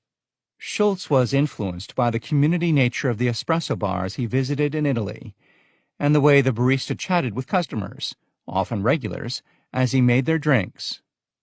As part of his effort to replicate that experience in the United States, Schultz insisted that part-time employees be given decent health insurance. He believed it was the right thing to do, and it acted as a positive recruitment tool, attracting a higher caliber, more committed employee than he might otherwise have found. Few other retailers offer these kinds of benefits for their workers, but it was part and parcel of Schultz's design, his vision of creating a warm, friendly service atmosphere in his stores. Imagine the Starbucks experience with less committed employees. Schultz insists on such design integrity even now, 3 decades after he purchased the small Seattle coffee roaster and turned it into one of the most recognized brands in the world. So non-negotiable is his integrity to the Starbucks experience that he made a costly decision in 2007 to remove a line of profitable breakfast sandwiches from the Starbucks menu for months during the most difficult period of the financial crisis. His reasoning? They were adulterating the Starbucks experience. Schultz writes in Onward, his book about steering Starbucks through a period of change, that the sandwiches were hugely popular. Alone, they upped the per-visitor spending rate significantly. But they corrupted the Starbucks experience in a number of ways, most egregiously through their smell. The sandwiches are served warm, and the employees had to heat them in a microwave. Inevitably, someone would leave a sandwich in a few seconds too long, and cheese would melt on the microwave plate. On a busy morning, no one has time to clean the plate before helping the next customer, so the cheese would stay and then burn when the next sandwich took its turn. The employees unwittingly removed one of the most important sensory triggers that signal to customers where they are and why. Starbucks became indistinguishable from the half a dozen other places defined by the acrid smell of burning cheese. Schultz preferred losing money over corrupting Starbucks, so he pulled the sandwiches and told the food designers to try again. These examples reveal how pervasively design defines the experience, and by extension, the success of the product. Only through that close attention to the detail of the experience are producers able to reach the thousands, even millions of customers who will embrace the product. Often, getting to those customers requires both a recreation of the old ways of doing things and a concerted effort to help people reframe the way they think about what the product is. Producers show an outsized ability to design their products and the experience that feeds into the customer's demands. Designing sales, designing deals. When Philip Anschutz came of age, he joined his father in the uncertain business of oil and gas wildcatting in the United States. He spent a number of years acquiring leases and exploring them with only middling success, until he got a middle-of-the-night phone call in 1967, when he was 27 years old, from the rig supervisor on one of his plots. He'd struck oil, a lot of it. Anschutz reportedly went to the field and found it ankle-deep in oil that had gushed out before the supervisor could cap the well. Anschutz quickly bought up as many of the surrounding leases as he could, using 30-day letters of credit, and immediately started drilling his investment. He'd struck liquid gold. So it seemed, at least, until one of the workers accidentally set fire to the field. Anschutz was out of town when it happened, and heard about it on the radio. Leveraged to the gills and desperate, he called Red Adair, the legendary oil well firefighter, and asked him to put out the fire. Adair refused. The world of oil exploration was small, and everyone knew Anschutz was in hock, Adair included. Anschutz begged, and Adair eventually relented, but with a warning. He needed to get paid. Fortunately, Adair was famous, and Warner Brothers Studios was coincidentally planning a biopic of the firefighter, starring John Wayne. Anschutz called the film production company and offered to sell them the rights to filming Adair dousing the fire. The two parties struck up a $100,000 deal. Adair got paid, Warner got prized footage to use in its 1968 film Hellfighters, and Anschutz got the cash he needed for his creditors, as well as to pay Adair. It was an epic deal, and it set Anschutz on the path to becoming a billionaire. Throughout this chapter, we have told stories of producers designing products, experiences, and deals to bring their blockbuster ideas to the large markets they seek. Seeing a possible deal is an art form, as Philip Anschutz demonstrated in his ability to sell footage of a burning oil field. But as important as seeing the potential is the ability to design deals to complement the opportunity. From the negotiations that Mo Ibrahim conducted with the World Bank to give his telecom license bids credibility with the African governments he bought them from, to Mickey Arrison's deals to rapidly expand his cruising inventory, producers bring creativity to the task, designing the deals necessary to bring their ideas to market, and then selling the deal to the partners and customers they need. Producers are not necessarily born salesmen, but we do see many of them seeking to gain virtuoso salesmanship before they launch their billion-dollar businesses. 79% of the billionaires in our sample had direct sales experience, and the majority of them had their first sales experience before their 30th birthday. 46% of our sample began before they graduated from college, honing those sales skills with a proverbial lemonade stand or paper route. They may have sold Christmas cards, as did John Paul DeJoria, or soda and chips from their dorm rooms, as did Joe Mansueto. These small ventures may seem childish, but for many, such experience is formative. The act of standing in front of people and making a pitch inoculates them against performance anxiety. They learn that rejection is inevitable. Rejection is even productive. It teaches them resilience and allows them to hone the message and learn through experience that they have to knock on the next door to bring a sale. There is no real substitute for what sales experience teaches producers about the customer and the needs they are trying to fulfill. For some, economically, there was no real alternative. Almost a quarter of our sample grew up in poor or impoverished circumstances, in contrast to half who were raised in privileged or affluent surroundings.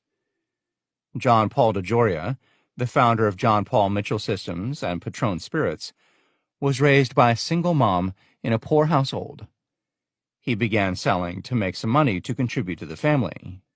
Similarly, Kirk Kerkorian earned his pilot's license at the age of 16 and started giving private rides and lessons because his family needed the extra income. James Dyson, the designer and inventor responsible for the dual cyclone vacuum cleaner and the ubiquitous hands-free hand dryers, wrote of the years he spent after college selling a fiberglass sea vessel called the Sea Truck that he designed for the British manufacturing company Rotork. It was time spent away from designing, but it was to teach me, above all else, that only by trying to sell the thing you have made yourself, by dealing with customers' problems and the product's failings as they arise, can you really come to understand what you have done, to bond with your invention, and to improve it. I had to learn fast about selling, not because I was particularly interested in salesmanship per se, but because I wanted to make a triumph of this thing I designed. We could include many more stories of how self-made billionaires gained sales experience, from Mark Cuban selling business software to Richard Branson selling ad pages for the weekly newspaper The Student. But at some point for all the billionaires in our sample, there is an inflection point when the ability to grow and develop depends not on salesmanship alone, which we define as the ability to sell a known product or service, but on dealsmanship, which we see as closer to selling an idea, sometimes by reshaping the context of what is bought or sold, or by changing the product, the service, the terms, the conditions, or the risks. Dealsmanship, like product development, is about design. Dealsmanship allows producers to sell the products and services they already have, as well as set up the context and the relationships to sell the products and services they envision for the future. The latter is dependent on the former. Salesmanship is needed to make deals happen, but the deal needs the vision of a producer who can design a business to make that next exponential leap of growth. Tom Steyer's Selling and Dealing. The story of Tom Steyer, the billionaire founder of Farallon Capital Management, a San Francisco hedge fund, illustrates the producer's skill with designing deals and then selling them to buyers. In his case, he adopted a non-traditional approach to investing for a sector, the kinds of investors he courted, and the people he recruited to work with him. Steyer started Farallon in 1985, a time when hedge funds were viewed as investment vehicles for financial institutions and the extremely wealthy. The pool of investors, already small, was even smaller after 1987, a year notable for significant losses and hedge fund closures. Investors were skittish, which is why Steyer seemed like someone they could work with. Even in 1987, his worst year, he did far better than most, earning a 6% return, which seemed like a fortune at a time when others had lost their entire investment. Steyer made his name from his adherence to the philosophy of absolute return, the practice of managing an asset for positive returns within a given period of time.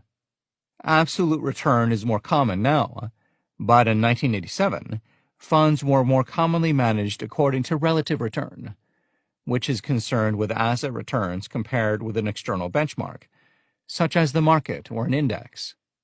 Absolute return was not a Steyer invention, but it was not common management practice when he started his fund. Likewise, Steyer's management of Farallon as an event-driven fund, capitalizing on price inconsistencies after a major event, such as a merger, now is more commonly practiced, but it was unusual when he started. As he described it to us when we met him in his San Francisco offices, our way of doing absolute return was something that other people weren't trying to do, so it was needed. But now I've been doing this for 27 years here. You can't do what we used to do, not because there was anything wrong with it, just because it's old hat. You can't sell a transistor radio on the street either. It was time to move on, but we were definitely ahead of the curve for a long time. Within a few years of starting Farallon, Steyer had developed a name for himself and his fund, enough to get the attention of David Swensen, chief investment officer at Yale University, and manager of the Yale Endowment. Swensen took over the endowment the same year that Steyer established Farallon, and started almost immediately looking for non-traditional opportunities. A student of modern portfolio theory, Swensen began looking for new investing options to balance the risk and optimize returns for the endowment. He was reportedly curious about hedge funds, and he talked to Steyer about his business when Farallon was still a very young fund. Steyer is a Yale alumnus, and went to pitch Swensen while in New Haven for a Yale event. But Swensen remained reluctant, turned off by the compensation structure that allowed early hedge fund managers to make out big if they produced top returns, but share little of the pain if they lost an investor's money. Worse, Swensen worried that there were no incentives to fight for a better return. The reason we don't want to do this, honestly, is in this format, Swensen reportedly told Steyer during a second meeting that took place in 1989. If you lose money, you won't want to earn it back. You'll close down and start a new fund. That's the problem with the whole format. That may have been the format for other institutions or in other times, but that is not the way Steyer works. Steyer talks a lot about investing and running businesses with integrity, a mindset that dictates a lot of what he does, from the people he recruits to the investors he courts and the investments he makes. Money matters, but Steyer is famous for seeming impervious to its influence. He drives a well-used car and seems unconcerned about fashion or other trappings of wealth.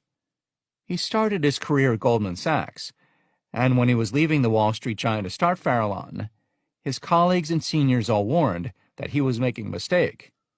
They told me, "You'll make more money here at Goldman Sachs than you will at any job you take." And I said, "I'm sure that's true. I'm not leaving for the money." It wasn't about trying to get more money. I wasn't being cunning. I just didn't want to stay there. Doing a job that interested him and working with people he got along with was more important. He told us, "I'm serious about being good. I really am. We are very serious about the excellence part. And we are very serious about how you treat people and how you treat each other and how you behave. We're trying to do a difficult thing in an excellent way and take a lot of pride in it, in an environment that often has a bunch of creeps in it. And some of them are really creepy. I mean, they've gotten in trouble for it. Obviously, one of the big issues in this business is, if you're all about money, how interesting or valuable a person can you possibly be? It can be perverting. This can be like heroin for people.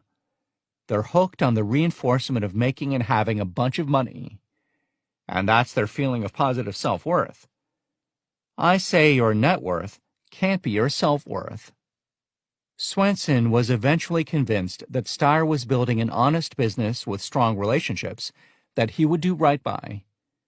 That trust was reinforced by Steyer's commitment to take no management fees when his fund was down. Swenson invested $300 million in Farallon in 1990, which increased Steyer's assets under management by 30%, and made Yale one of the first university endowments to diversify its assets with hedge funds, now a far more common presence in the endowment portfolio. Producers do not expect to grow by repeatedly using the same tried-and-true approaches. Steyer's success selling a new pool of investors in Farallon, and then managing those investments to high returns, earned him $1 billion. But his past approach to inventive execution won't carry his company into the future. "We have to do something that's very scary," he said of Farallon's future. "It's hard, but we need to be granular and effective around the world." Steyer's current international focus has caused him to rethink and creatively design the deals he forges with Farallon employees. He told us, for example, about his efforts to find people in Japan and in Brazil whom he could work with, smart professionals with deep cultural understanding of the places where they work, as well as integrity and savvy about the way Farallon operates and the regulatory requirements of a fund domiciled in the United States. "We need what I have called sea turtles," Steyer said. "They can walk on land. They can swim in the ocean." Reportedly, it took Steyer 8 years to find the right person to work with in Japan, and about as long for Brazil. They've got to be comfortable in their country. They've got to understand our risk-reward philosophy, and our need to be honest, and our general culture. Given how rare this kind of person is, once found, Steyer wants to keep him. To increase his odds, he has designed compensation deals to make sure his employees feel invested. They get a big slug of anything they do, plus something from the center. Steyer has gotten plenty of heat for that approach, but overall he thinks it works for Farallon. It makes team members feel appreciated and committed to the firm. "One of my friends runs a hedge fund in New York," Steyer told us. "He's yelled at me for years. 'You're doing it wrong. It's not how you incent people. You're giving them too much share of what they do, blah, blah, blah.' He basically gave everybody a share in the firm. Of course, he gave himself by far the biggest slug of the firm. Everybody left.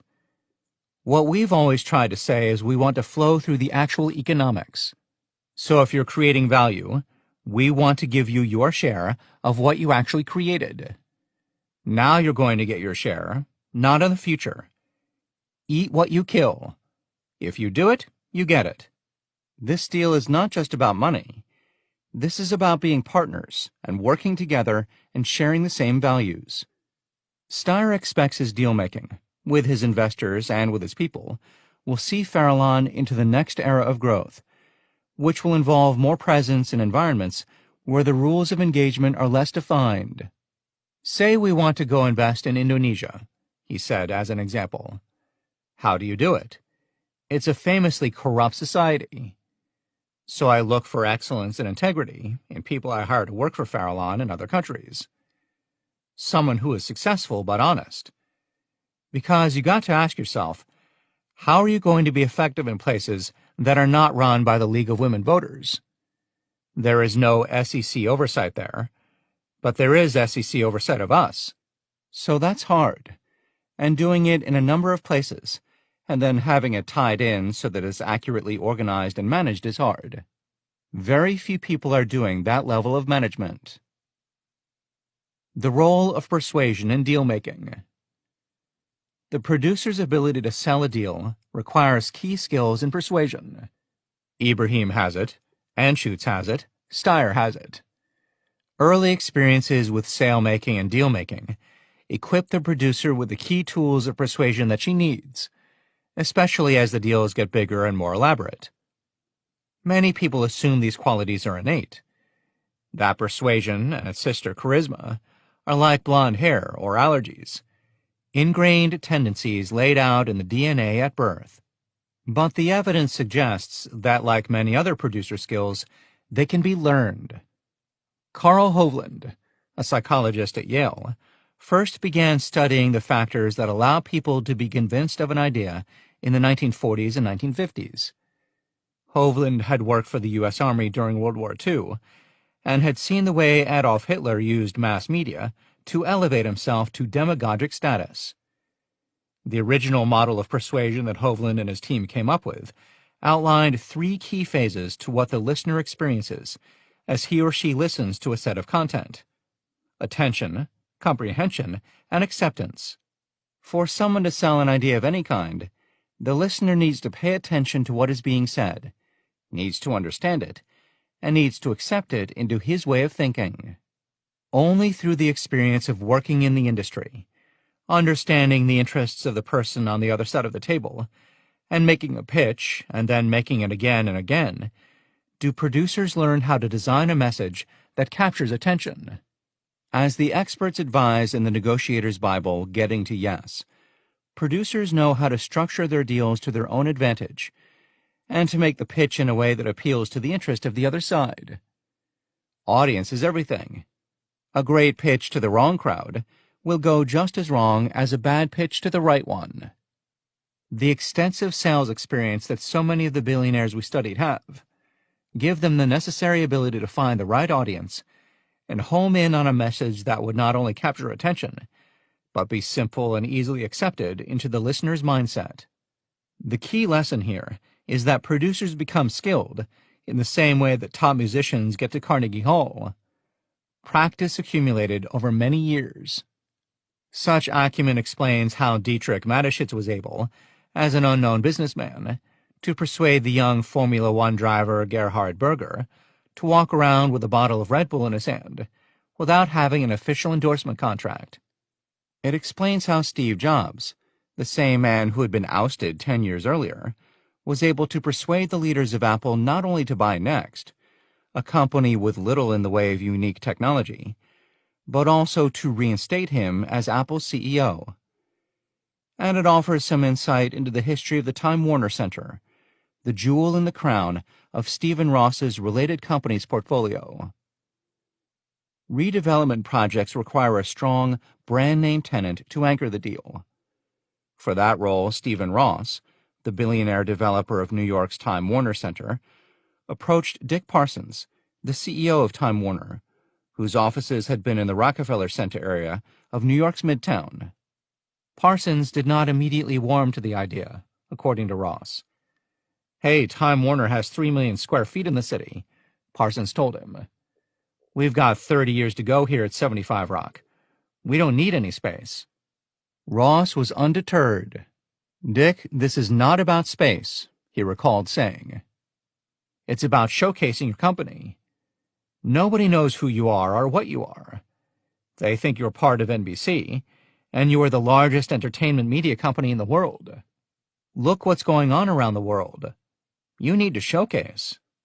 Ross's message resonated. "We talked for about 2 or 3 minutes," Ross recalled. He said, "I'll give you an answer in 10 days, and I will have board approval in 60, Ross told us. And that's how the deal was done.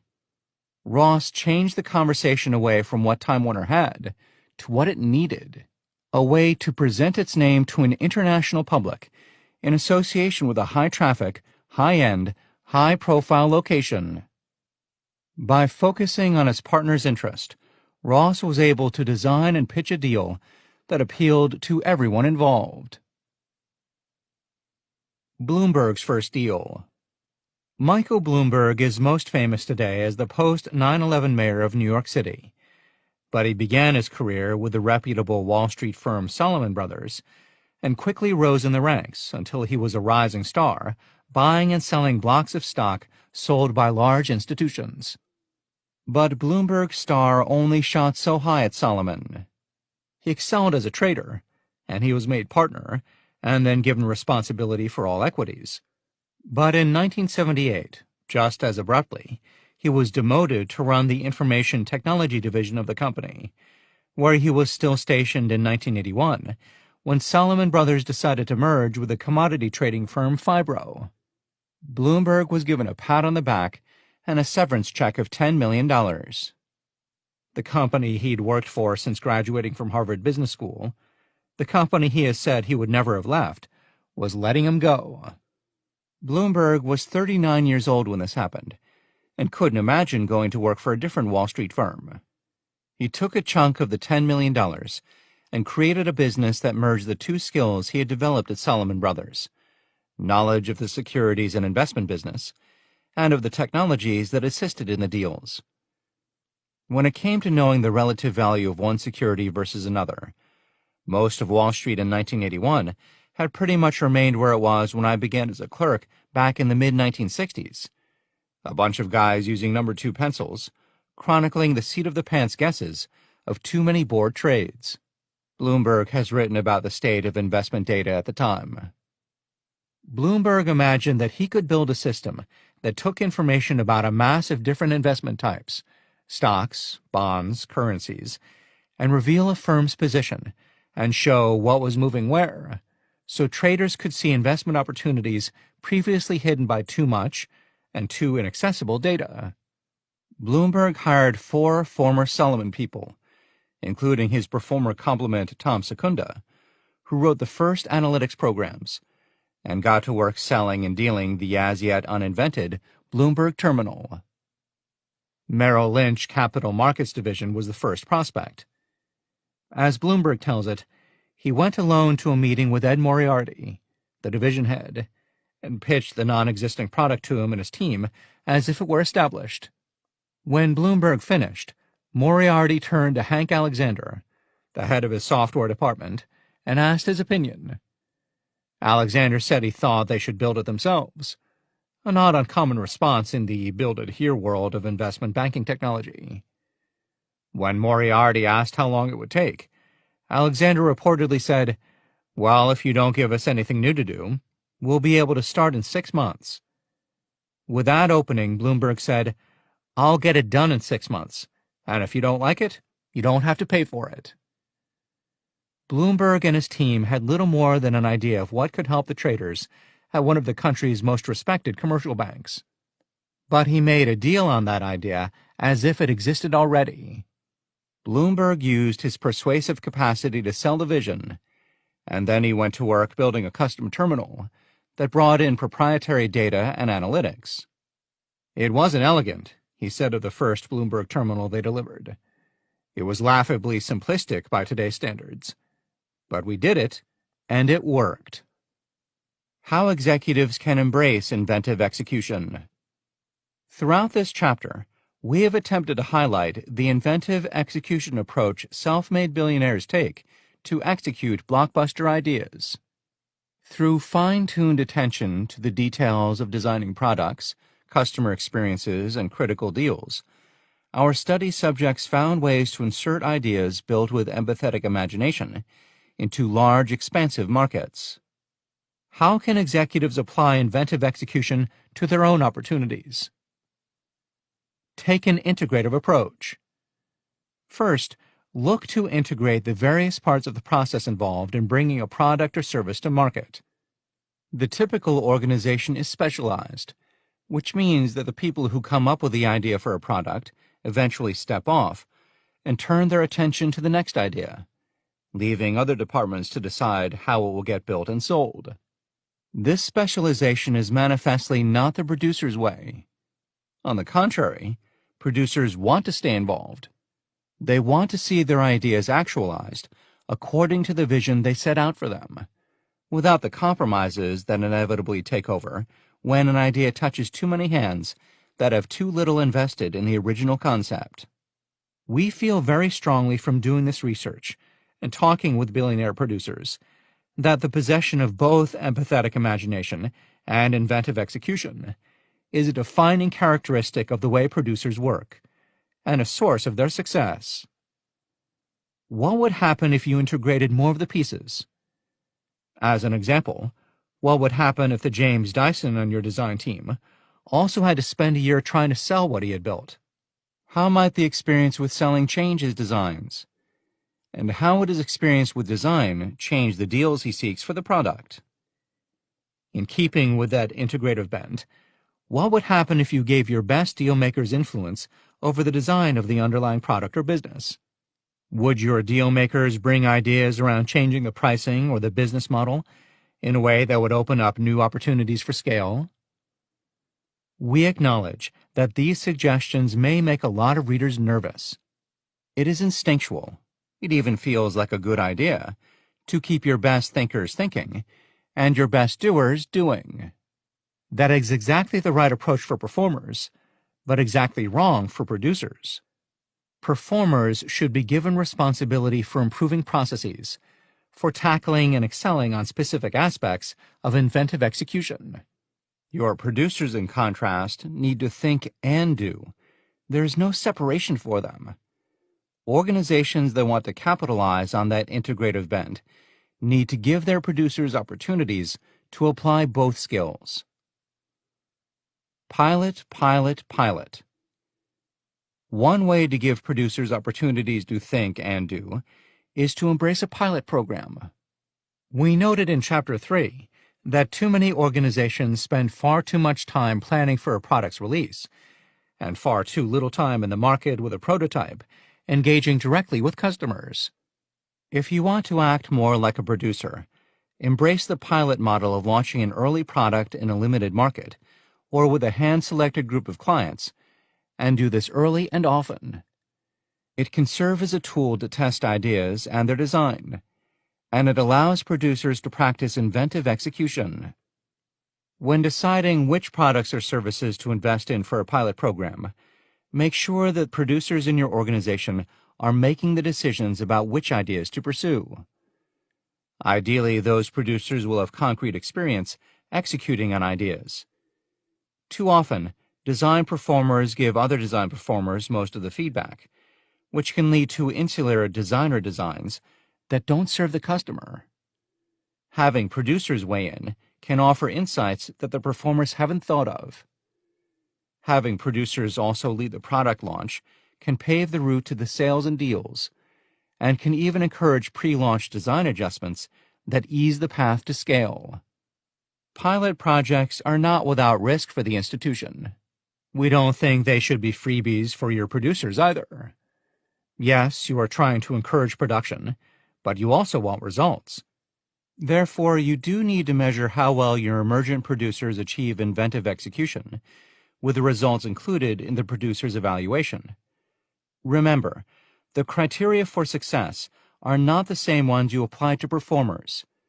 You are not judging on the basis of incremental improvement, but on value potential. Did the producer execute in a way that substantially changed your market share? Did his inventive execution allow you to create or enter a completely new market in a different way? These are the terms of success. Recruit with an eye on execution. The above suggestions apply largely to producers you already have and have identified in the organization. For those organizations looking to augment their talent pool to include more producers, look for individuals who have been involved in the design and sale of something completely new, or who bring inventive ideas to the table when you talk to them. These kinds of people can usually find inventive ideas about how to structure a deal, get access to resources, or get a project done. And remember that the vast majority of billionaire producers have concrete sales experience. Salesmanship is almost a requirement to entry in this elite group. If your high potentials don't have sales experience coming in, make sure they get it quickly. Finally, throughout your efforts, remember to celebrate. If there is a story of great inventive execution in your organization, broadcast it and make it a part of your culture. 5. Reversing the risk equation. How producers avoid risks others take, and take risks others avoid. Far better it is to dare mighty things, to win glorious triumphs, even though checkered by failure, than to take rank with those poor spirits who neither enjoy much nor suffer much, because they live in the gray twilight that knows neither victory nor defeat. Theodore Roosevelt.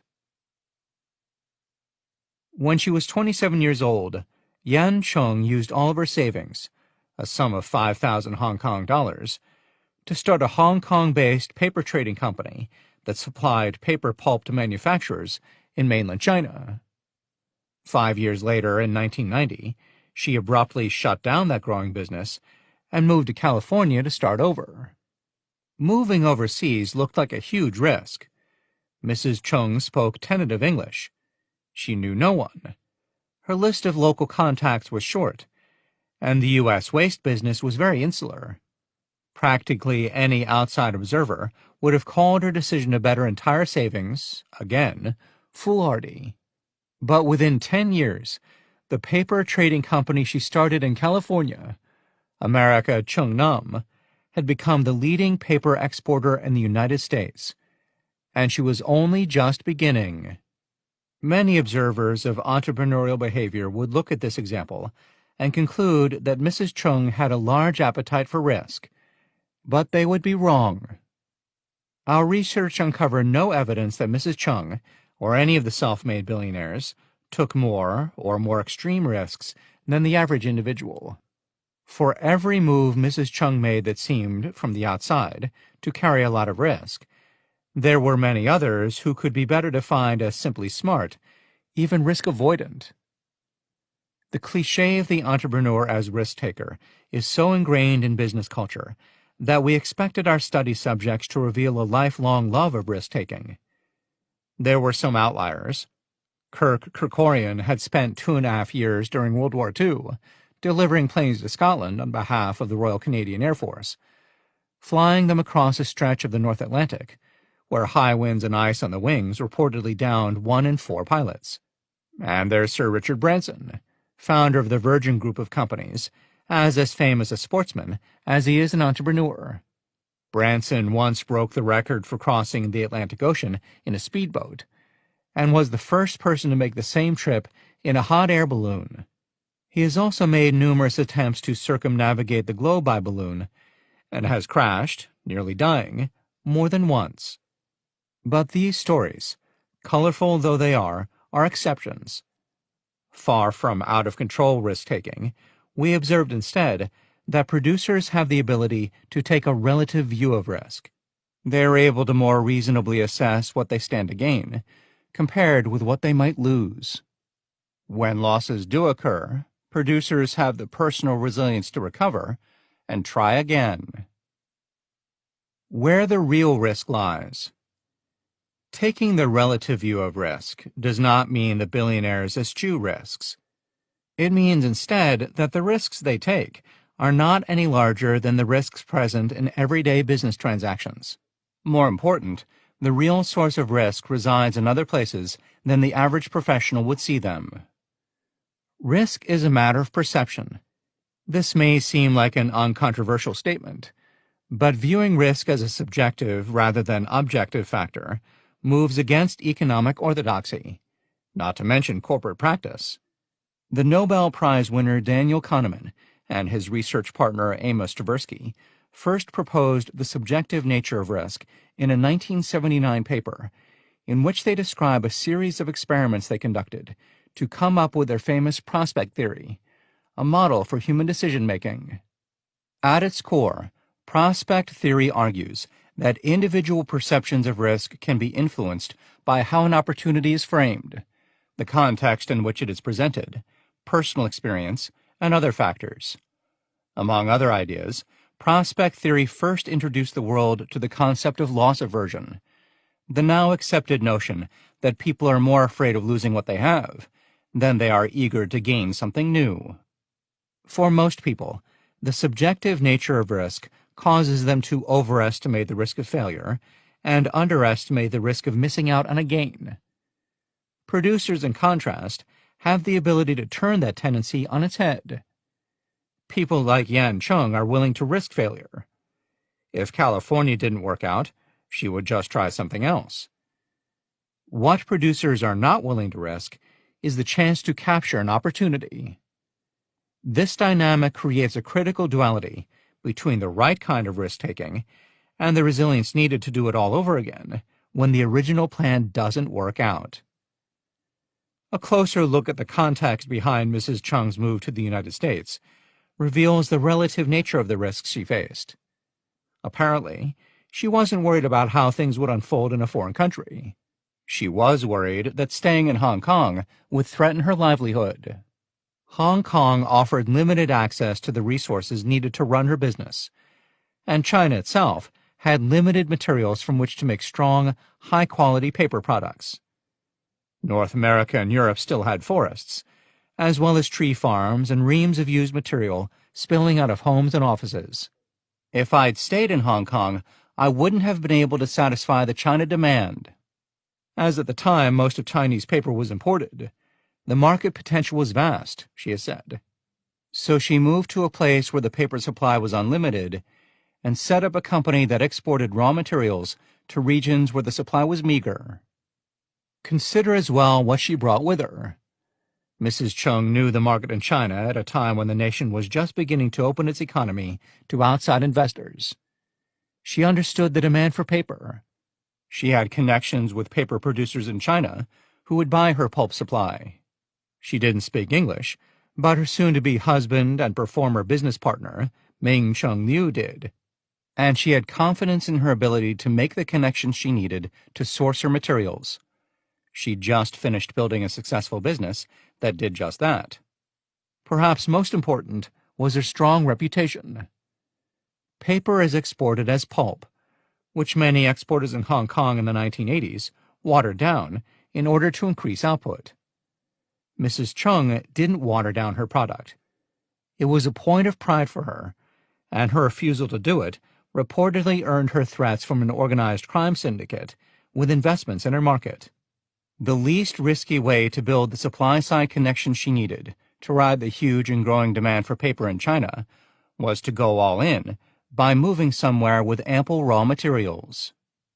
These details suggest that Yan Chung's move was much less risky than her alternatives. And yet, the fact that she faced less risk by moving was not obvious. If it had been, everyone would have done it. The ability to see the opportunity and understand where the real risk lay is at the heart of her producer's perspective. Not all bets pan out, even for producers. Throughout the population of self-made billionaires, we saw repeated experience with significant setbacks that would have moved many to abandon any dreams of entrepreneurial independence. Setbacks such as those experienced by Mark Cuban, who had to rebuild his first major business, Micro Solutions, after a secretary defrauded the company of its entire cash flow. Setbacks at the level experienced by the oil and gas magnate T. Boone Pickens, who was ousted from the business he'd spent decades building, Mesa Petroleum, in a scenario similar to that faced by the now iconic Steve Jobs when he was removed from Apple. The economists Richard Thaler and Eric Johnson have studied individuals who have suffered investment losses or business failures and posit that the experience causes them to view future opportunities through a different, more pessimistic lens than they would otherwise. In the context of this chapter, past failure makes most people less able to take a relative view. There are few things more anxiety-provoking than the prospect of making a bad call that will cost you your job or your business. Producers nonetheless seem able to make the hard calls. When calls go wrong, they are able to dust off and start again. This ability requires not just capital, but a level of personal fortitude and self-confidence that allows producers to believe fully in the idea and in their ability to execute it. Where does that confidence come from? When Yan Chung talks about her history and her business, it is clear she has an accurate perspective about her own gifts and the challenges she will need to overcome. Back in the late 1980s, when she left for California, she didn't think she was going to fail, but if she had, it would have been far from the greatest challenge she'd faced in her life. Mrs. Chung was born in a coal mining district in the far northeast of China, the oldest of 8 children. Her father was imprisoned for 3 years when she was a child, and the family did not have much money, which required Mrs. Chung to start working early in life. While Mrs. Chung was still a teenager, the family moved south to Guangdong province. There she got her first job in business as a bookkeeper with a textile company. She used this experience as a launchpad to bigger companies and better jobs. By that calculus, at 27, she was already a seasoned businesswoman with nearly a decade of corporate experience. It seems no surprise, given her history, that she would feel confident in her abilities to make the right calls later on.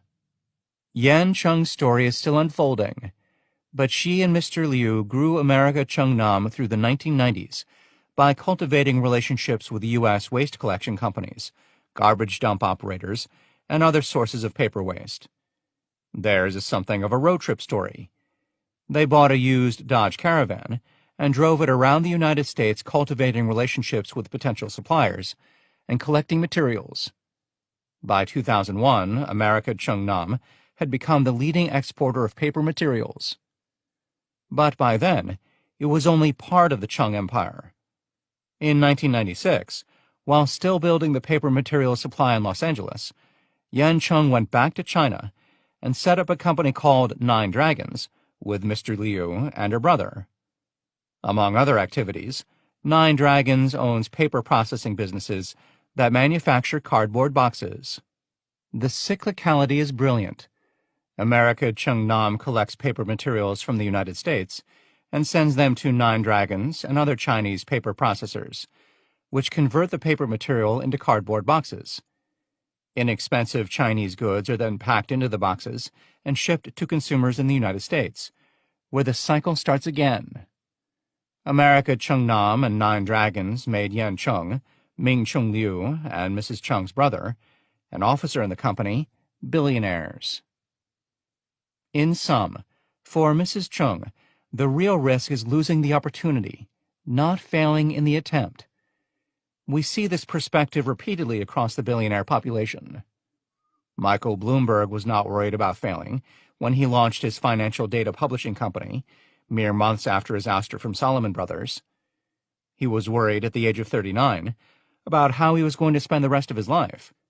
Alex Spanos, now known as one of the largest developers of multifamily housing in the United States, wasn't worried about failing when at the age of 27 he walked out of his father's bakery, where he had worked for his entire life. He was worried about missing out on the opportunities for expansion that his father was unwilling to take. Carnival cruise magnate Mickey Arison was not worried about how he would run the sleepy 4-ship cruise line that his father passed down to him. He was worried about reframing the cruise experience as a mainstream vacation.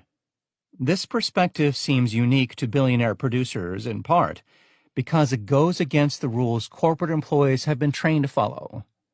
For aspiring executives, the risk of failure costs them far more in terms of career prospects than the risk of missing an opportunity.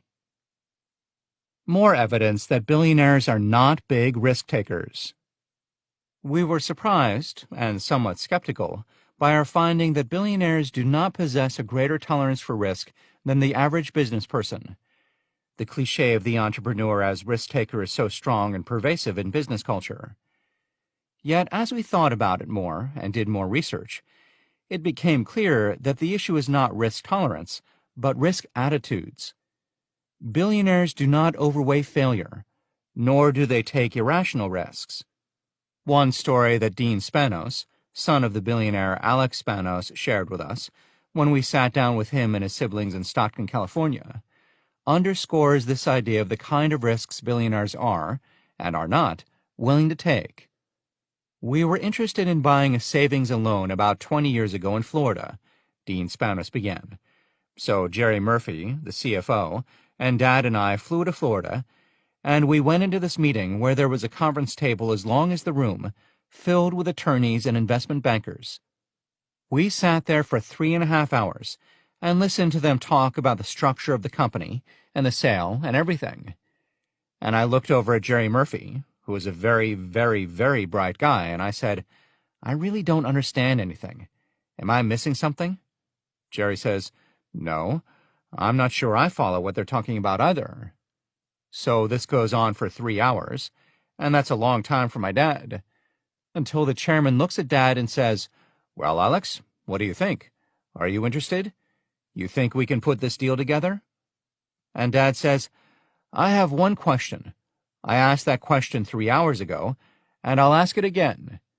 Does this company make money or not? I'm talking about real green bucks. Nobody in that whole room would answer. So Dad gets up and says, When you can answer that question, give me a call. I might be interested. And we walked out. 30 days later, the savings and loan was taken over by the FDIC. Alex Spanos was interested in buying a savings and loan, and this one was available, and, as far as appearances went, operational. Plenty of successful businesses begin with the acquisition of a struggling company that the entrepreneur eventually turns around. Michael J. Harris did just that with Key Pharmaceuticals. The point of the story is not that Alex Spanos' risk radar prevented him from buying a struggling company, but that he had a clear view in his mind of where the risk lay in the transaction and where it did not. Everyone in the room was talking about the structure of the company and the structure of the deal. But Alex Spanos wanted to know a simple fact. Does the company make money? That no one could or would answer was a red flag, signaling that either this company was so complexly managed that no one knew for sure, or that management was hiding something. The anecdote about Alex Spanos and the savings and loan deal that wasn't is representative of a cut-to-the-core mindset we have seen in many of the billionaires we studied. Walter Isaacson highlighted a similar quality in the way Steve Jobs negotiated contracts. He didn't want a 100-page complex arrangement with this clause and that protection. He wanted simple agreements laid out in a few pages. Having an accurate sense of what will bring value and what will only bring risk is a truly rare skill in corporate environments. We have known companies that would willingly spend $500 million on an ERP software implementation, a high-risk prospect with unclear rewards, but fret over a few $1,000,000 needed to launch a new product. Producers are simply better judges than the average person of where the real risk lies and what the potential payoff might be. We aren't the only ones having a hard time finding evidence to show that entrepreneurs are more willing risk-takers. Michel Viette and Catherine Villarmeau, a sociologist and a historian respectively, wrote a recent study on iconic business figures published as From Predators to Icons. In it, they argue that actions taken by business icons are often mistakenly labeled as high risk. Many risky deals, the authors argue, are better described as asymmetrical. The icon knew something about the value of an asset or the market that the person with whom he was doing business did not. In some instances, the icon owned another asset that could make a purchase more valuable. Viette and Villarmeau belong to a line of academic scholars investigating the relationship between entrepreneurship and risk. Among them is Robert Brockhaus, a professor of entrepreneurship at St. Louis University. In 1980, Brockhaus published one of the first academic papers on entrepreneurs and risk-taking. Even then, the received wisdom held that entrepreneurs are active risk-takers. But when Brockhaus set out to compare the risk-taking propensities of people who started their own businesses with those of people who worked as managers in existing enterprises, he found no difference. Other scholars have followed and have drawn the same conclusion. Morningstar founder Joe Mansueto confirmed what we observed in our research when we asked him about the risks he faced when he first started the mutual fund ratings company. Mansueto's own money was at risk. In the first few years, he reportedly spent $250,000 of personal savings getting the company off the ground. To start Morningstar, he cashed in bonds his father had bought each month when Mansueto was a child. He was quite literally betting his nest egg. But to hear him talk about it, he wasn't really worried. When I started, I never felt risk, he said. I knew at some level I could make this work.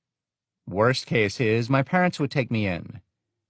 I never felt I was embarking on a risky venture. It didn't take a lot of capital. I wasn't married. I didn't have a family or a mortgage.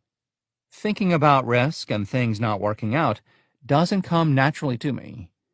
I think more about growing a company. I'm a builder. I believe the risks are manageable. Maintaining the relative view after a setback. Stephen Ross, the billionaire founder of the real estate development firm Related Companies, offers another case study in both resilience and the relative view of risk. Ross is no stranger to making big moves. Probably his best-known project to date is the redevelopment of Columbus Circle in New York City, current home to the Time Warner Center. When Ross first began eyeing the parcel of land at the corner of 59th Street and Broadway, it was a decrepit, highly trafficked, disorganized spot with ugly buildings and an outdated street design. Ross saw something different. When we met with him in his offices at the Time Warner Center, he reflected on what he saw in the area. I looked out of my window and I said, "Hey, you know, that is the best site in New York. Look at the exposure and all that." Stephen Ross envisioned what the site could become, a gateway to the Upper West Side, featuring high-end shopping and mixed-use office, residential, and hotel space, with gourmet restaurants and a jazz venue prominently featured in a way worthy of its association with Lincoln Center, New York's famed performance hall, and home to the Metropolitan Opera and the New York City Ballet. He said, "The economy wasn't there, but I saw this as a world-class site, and we wanted it." Today, the Time Warner Center is exactly the world-class site Ross imagined. Ross seems to have always thought big, though he needed the right circumstances to pursue his big plans. When he was in his mid-20s, he relocated to New York from his native Detroit to work for the investment bank Laird, Inc. His job at the time was to structure affordable housing deals for clients seeking investments to use as tax shelters. But Ross had been in New York only a year when he lost his job in a leadership coup. Ross quickly found a home in the real estate division at Bear Stearns, but there too he met with problems. Though Ross knew his market, he was too junior to close deals on his own. Real estate was a niche area of investment banking at the time, and considered very high risk. Ross needed his boss at the table to make deals happen, but according to Ross, his boss treated him in a disrespectful and condescending manner. The situation eventually came to a head with a public confrontation between the two men, and Ross found himself again out of a job, 29 years old and living in New York City, which was as lonely and expensive in the 1970s as it is today. 2 jobs in a little over 2 years on Wall Street? Ross mused when he told us about it. With that track record, I'm not employable. Starting a business is not risk-free, of course, but Ross viewed his risks on the employment market as far greater than the ones he faced setting up his own real estate development business. Investment banking is a small world, and the real estate specialty is even smaller. A guy who has been ousted twice in 2 years is not going to land easily.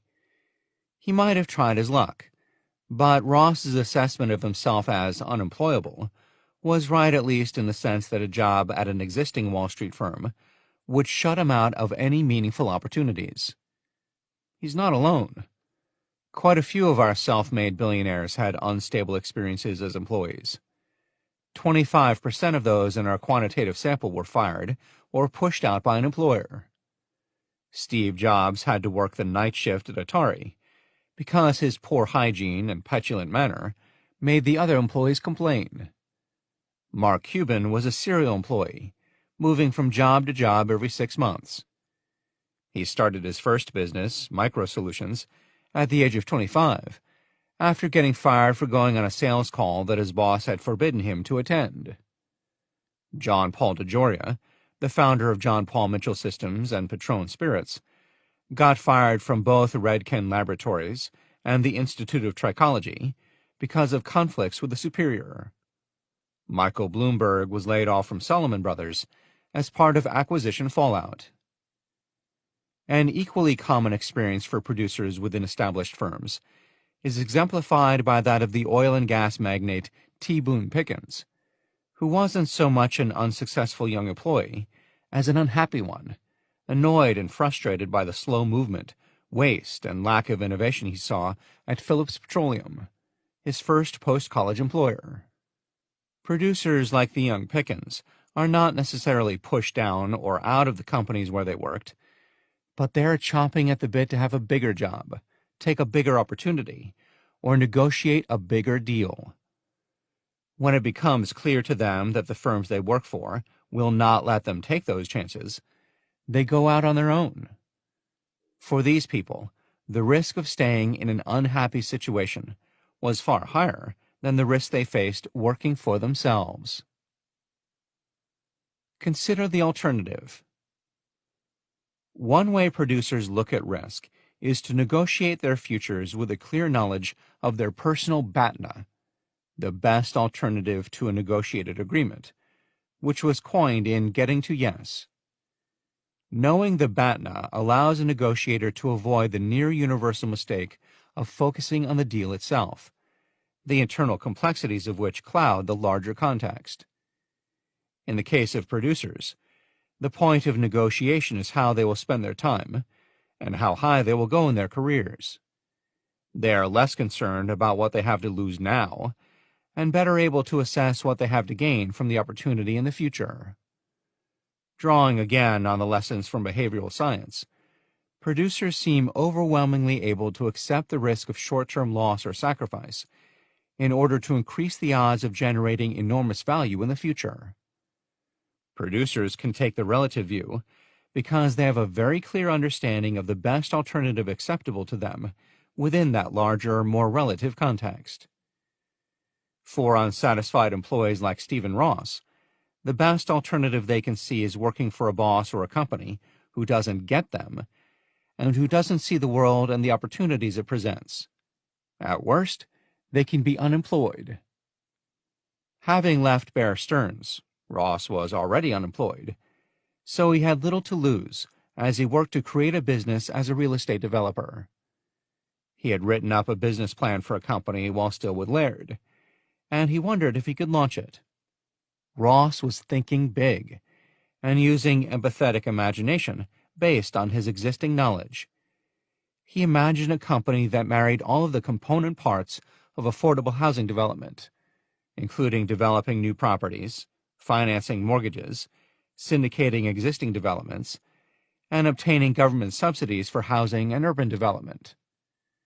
The challenge was that the development portion of the business required capital, a lot of it, and Ross didn't have any. He had also seen the way the rapid business cycles of the 1970s and 1980s put a lot of pressure on real estate developers. While developers needed to develop new properties just to get the development fees, even a brief lull in demand could put their entire investment at risk. So Ross knew he urgently needed another source of income to provide the cash flow needed to ensure he could pay his bills while he worked on development deals. For that income, he turned to syndication, which in real estate involves buying other people's developments and selling them to third-party investors. In his first year on his own, Ross managed to close 3 syndication deals and bring in $120,000. He had been making $25,000 a year on Wall Street. With each influx of money, he pocketed only what he needed to live and put the rest of the cash back into the business. Throughout the history of the related companies, Ross would lean on annuitized income sources for guaranteed cash. He started with syndication and added rental income once he had developed enough real estate to own his own properties. At more than one point, those reliable sources served as a lifeline when he was faced with the possibility of severe business failure. He told us, for example, that during the 1991 real estate crash in the Northeast, as the result of the way he'd structured some deals, he was left personally owing a number of banks $120 million. A competing developer then tried to acquire the debt from the banks and effectively wipe out Ross, but the coup was unsuccessful.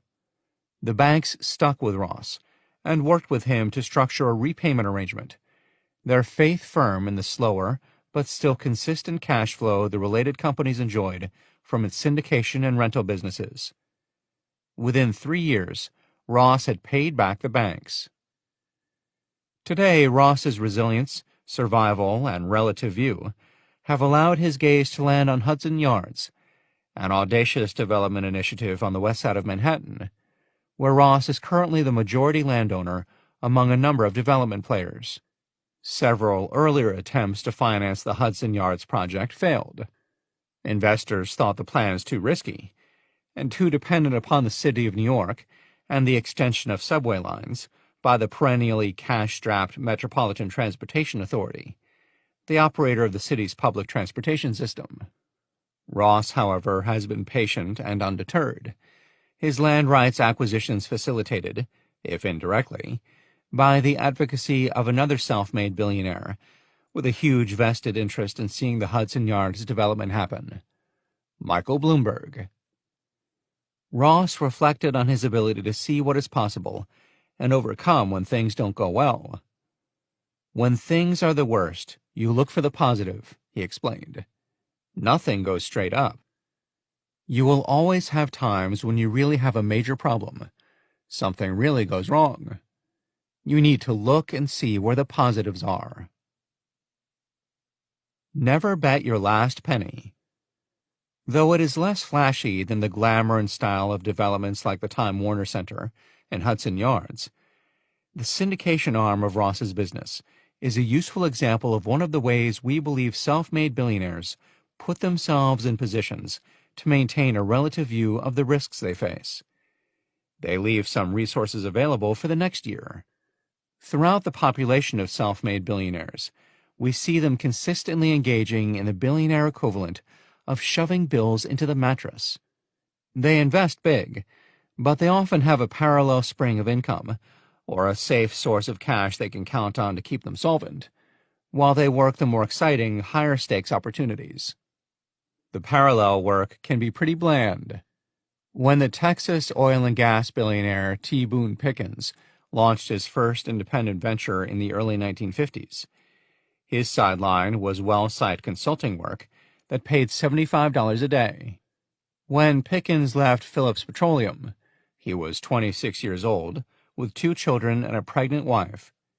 In his view, his best prospects at Phillips would land him after 20 or 30 years with a vice president's position in exploration, a job he neither wanted nor was guaranteed to get. By his own estimation, he was far from the best geologist in the company. Going out on his own looked remarkably better than staying to pursue an uncertain path about which he was lukewarm. He left to try his luck, but he knew he needed to put food on the table. Well-site work was grueling, but it kept money coming in while he worked on his maps and developed the relationships he needed to buy his first leases and form Mesa Petroleum, his first business. Staying in a position to make the next investment is not quite the same as hedging your bets. Producers aren't setting up a source of income or investment specifically to balance another risky position. It is more like a philosophy or lifestyle approach with unique manifestations depending on the individual. Alex Spanos, the construction billionaire who got his start by providing catering and housing for migrant farm workers in California's Central Valley, operates according to a cash-in, cash-out philosophy, even in the capital-intensive development business. Alexis Spanos Rule, one of Alex Spanos' daughters, told us that her father saw only one way to make any purchase, whether a car or a major land acquisition. He would not buy something unless he paid cash for it, she said. He was against debt, against credit cards. He didn't like or believe in that. You want to buy something? You pay cash for it or you don't buy it. A lot of people didn't agree with that, still don't agree with that, but it works. Mark Cuban's approach is not so different. He too advises young entrepreneurs to avoid debt and live simply, so that the amount of money they need to get by is as low as possible. That changes one's perspective on risk, while enabling a growing cushion against failure. We each take our own path, Cuban has written, but nothing shortcuts the dreams of a 22-year-old more than owing a shitload of money. Cuban likes to tell stories about his early post-college days, kicking around and trying to find his true calling. He slept on the floor of a friend's apartment, moved from job to job, and seemed to survive on bar wings and beer. He had a roommate well after he was financially stable and bringing in good money with micro-solutions. These choices put him in the position, if the business collapsed, to start again. He has had to use this cushion more than once. In the first 2 years that Micro-Solutions was in business, Cuban and his business partner Martin Woodall had $85,000 stolen from them by their secretary. Worse, because it was their only $85,000. A few years later, his apartment burned down with everything he owned, including the $25,000 engagement ring he had just bought for his girlfriend. These experiences were clearly formative. Even today, the 54-year-old billionaire sounds surprisingly conservative when he talks about building a business. There are only 2 reasonable sources of capital for startup entrepreneurs: your own pocket and your customers' pockets. Staying in a position to make the next financial investment does not imply that producers are not fully committed to their opportunities. They are. But for them, the definition of unreasonable risk is one that leaves them unable, in the event of failure, to dust off and start again. Revisiting resilience. As we discussed in the early pages of this chapter, the ability to start again is necessary for breakthrough success. This is clear in the fact that the majority of self-made billionaires in our sample create huge value only with their second, third, or fourth business. Joe Mansueto with Morningstar, Mark Cuban with Broadcast.com, T. Boone Pickens with Boone Pickens Capital, Richard Branson with Virgin, Yan Chung with America Chung Nam and Nine Dragons, Steve Jobs with Pixar, Steve Wynn with Wynn Resorts. All producers mentioned in this chapter, and dozens of others, made their first billion after failure or moderate success with earlier ventures. Some of their preliminary ventures are tiny. Others are substantial, like Mirage Resorts, the Vegas real estate development business that Steve Wynn formed, grew, and was kicked out of in a 2000 takeover by Kirk Kerkorian. Serial business creation seems to improve the survival prospects of a new venture. A recent study sponsored by the nonprofit Ewing Marion Kauffman Foundation shows that businesses started by serial entrepreneurs, in some cases with serial failures, were more likely to survive than those started by first-timers. In the world of risk, many producers need these early ventures to acquire decision-making skills and get quick feedback about what is working and what isn't.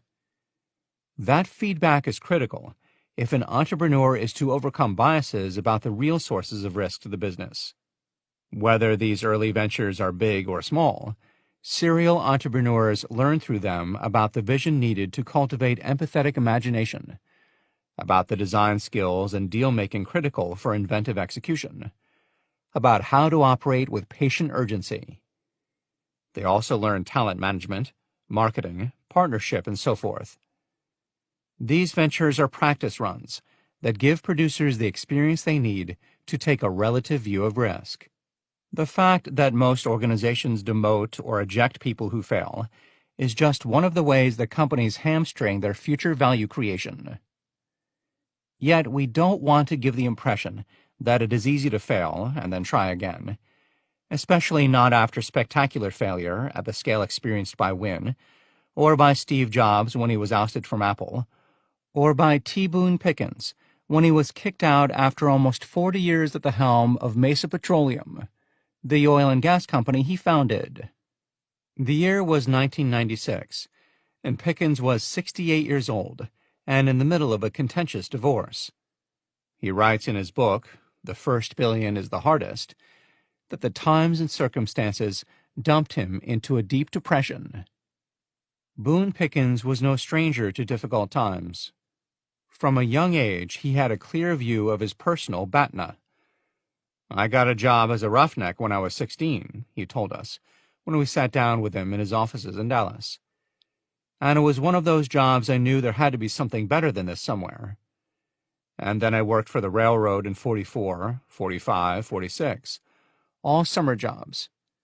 And I was a boilermaker's helper, signal maintenance helper, and ended up a fireman on a switch engine, which is a guy who sits on the right of the engineer on the switch engine. And I thought, this is good training, but what I'm doing is I'm seeing the jobs I'll have if I don't get an education, what I'm going to be doing the rest of my life. And I thought, I'm not ready for this one or that one." This fine sense of what he wanted for himself, in fact, served as the impetus behind Boone Pickens's decision to leave Phillips in his 20s and go out on his own, a path that eventually led him to form Mesa Petroleum with funding from two partners. The company grew incrementally at first, by purchasing leases and prospecting for oil. Mesa's leases produced well, which allowed it to buy more leases, and so on. Growth continued in this manner for about 10 years, and Mesa developed a strong reputation. But by the mid-1960s, Boone Pickens began to see that the scale of the deals was severely constrained by Mesa's relatively small size. He had initiated an IPO a few years earlier in order to increase the company's access to capital and to buy out one of the two founding partners. But further growth would require a more aggressive approach. Put in the context of the relative view of risk, Boone Pickens saw far greater risk in trying to continue on a path of incremental growth, which might sound the death knell, than in taking the opportunity to do bigger deals. Boone Pickens chose the latter and proposed that Mesa grow exponentially through the purchase of larger companies that possessed underpriced assets. Hugoton Production Company was to be the first deal. I had spent time studying Hugoton, a sleepy company which owned the majority of the rights to Hugoton Field, the country's largest natural gas field, in southwest Kansas. I looked at it, and then I got to know the CEO of the company and another guy who ran the company. I went to my board of directors and I said, "I think we'll be able to acquire this company." I will never forget that one of the board members said, "Boone, you don't have a snowball's chance in hell of getting this company. You're a dreamer, and there isn't even a prospect for us to do that." There was every reason for the board member to see the acquisition as impossible. Hugoton was 20 times the size of Mesa Petroleum. Furthermore, the CEO and head executive Boone Pickens had courted were not open to acquisition. But Boone Pickens found another way. He persuaded the board to let him offer Hugoton stockholders 1.8 shares of Mesa Petroleum stock for every one Hugoton Production Company share they were willing to sell. In this way, Mesa acquired 30% of Hugoton, and Boone Pickens began to earn a reputation as a corporate raider. The Hugoton acquisition paved the way for Mesa to become the oil and gas giant it remains today. But it was not without personal loss for T. Boone Pickens. The billionaire owned 23% of Mesa when he went after Hugoton. If I'd been as smart as I am today, I would have said to that board member, "If I'm able to pull it off, I take no dilution." But I didn't say that. We acquired them. They're 20 times our size.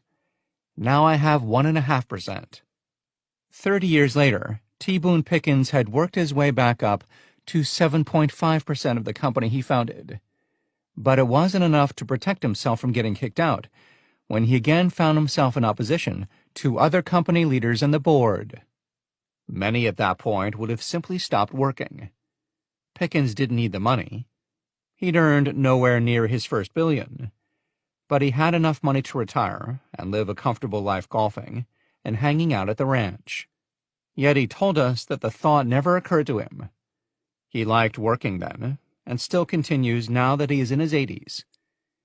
Instead, he took 5 employees and a desk from Mesa and set up a new company, Boone Pickens Capital, known as BP Capital.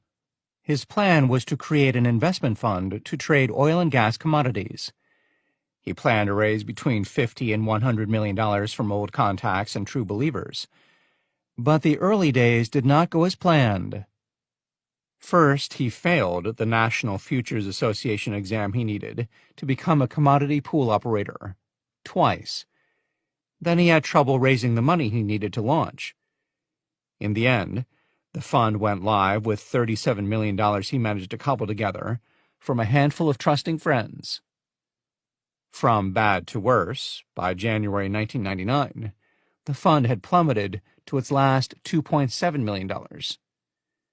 Every investment the company made ended in a loss, topped off by a bad bet on deepwater oil drilling in the Gulf of Mexico. Within 2 years, the BP Capital Energy Fund had lost 90% of its value, and Pickens was staring down the barrel of another failure. "Don't worry," a friend and fund investor said to one of the BP Capital employees. "Boone will pull us out." The friend proved prescient. While still at Mesa, Pickens had been pushing his board to invest more in natural gas reserves, motivated by the decrease in new oil discoveries in the United States. Now leading his own commodities fund, Pickens still believed that the price of gas would increase as demand from power plants and new buildings shifted to gas as a primary fuel for power and heat.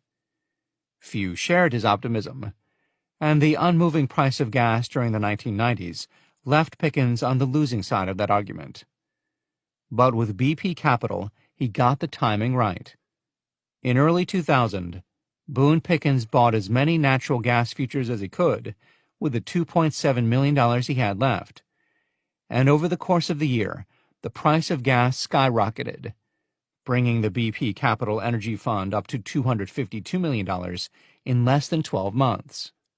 He sold at the peak price of around $10 per cubic foot of gas and distributed $222 million to the investors. The next year, Boone Pickens opened a second fund with a new idea cultivated from empathetic imagination, and was on his way to becoming a billionaire. Today, Boone Pickens thinks far less about the low times he has faced throughout his career than he does about the wins he has earned. "There were sad days, bad days, scary days, all of that," he told us. "But those sort of fade in the past, and you remember the good days, not the bad days. What I did, it worked out right for me." Compare Boone Pickens's resiliency to the hesitancy that affected Ron Wayne, an original partner in Apple Computer. Wayne had started a slot machine business that failed, swallowing $50,000 of savings. After that failure, he went to work at Atari, where he met Steve Jobs.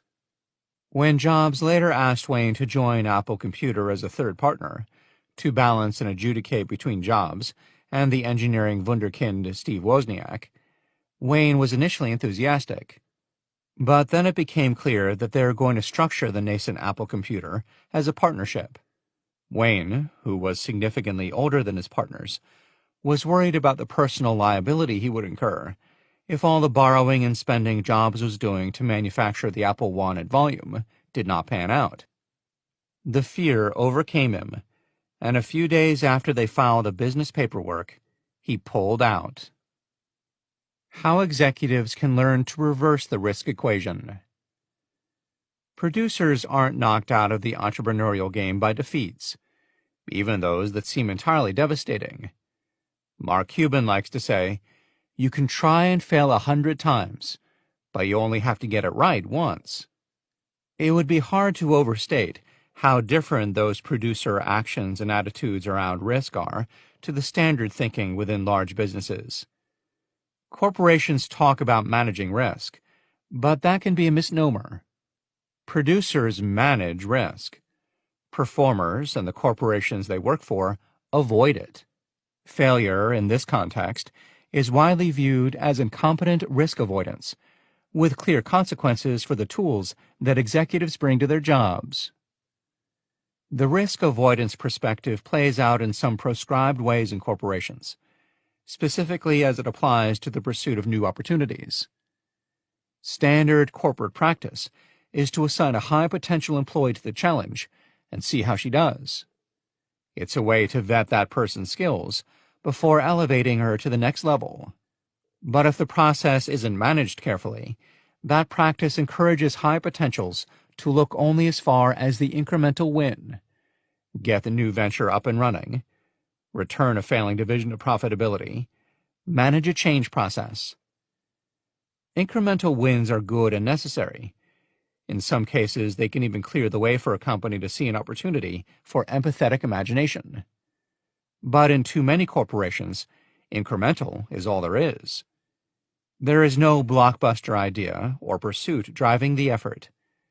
As a result, the incremental wins are still wins, but they dead end with themselves.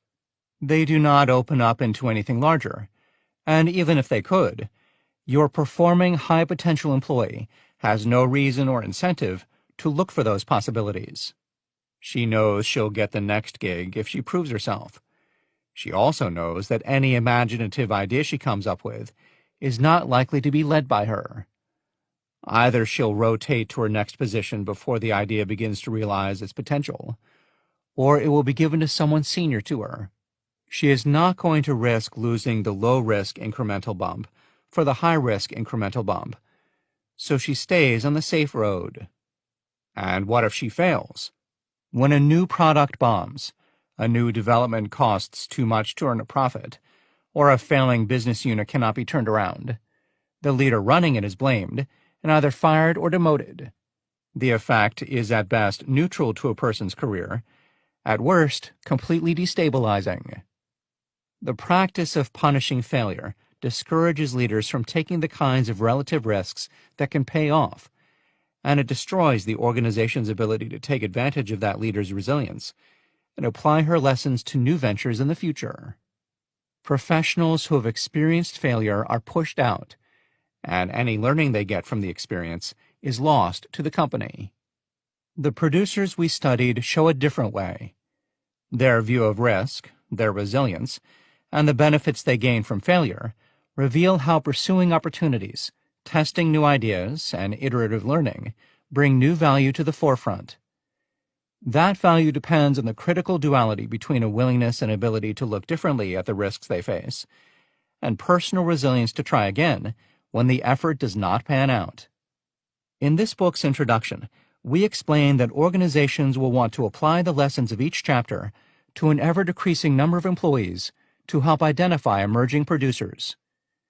Taking the relative view of risk is a privilege afforded to only a small few. Only definite producers should be given the leeway. Your pure performers, no matter how skilled they are in their specific field, do not have the relative view needed to see where the real risk lies and make bets with high payoff potential. They don't have the producer's skill of bringing together different resources to create new value. With that perspective in mind, we recommend taking the following steps to reverse the risk equation in your organization. Give permission to take risks. When identifying emergent producers you'd like to challenge with more responsibility, look at the range of risks they have taken in their lives and in their careers. Did they start a new line of business or service?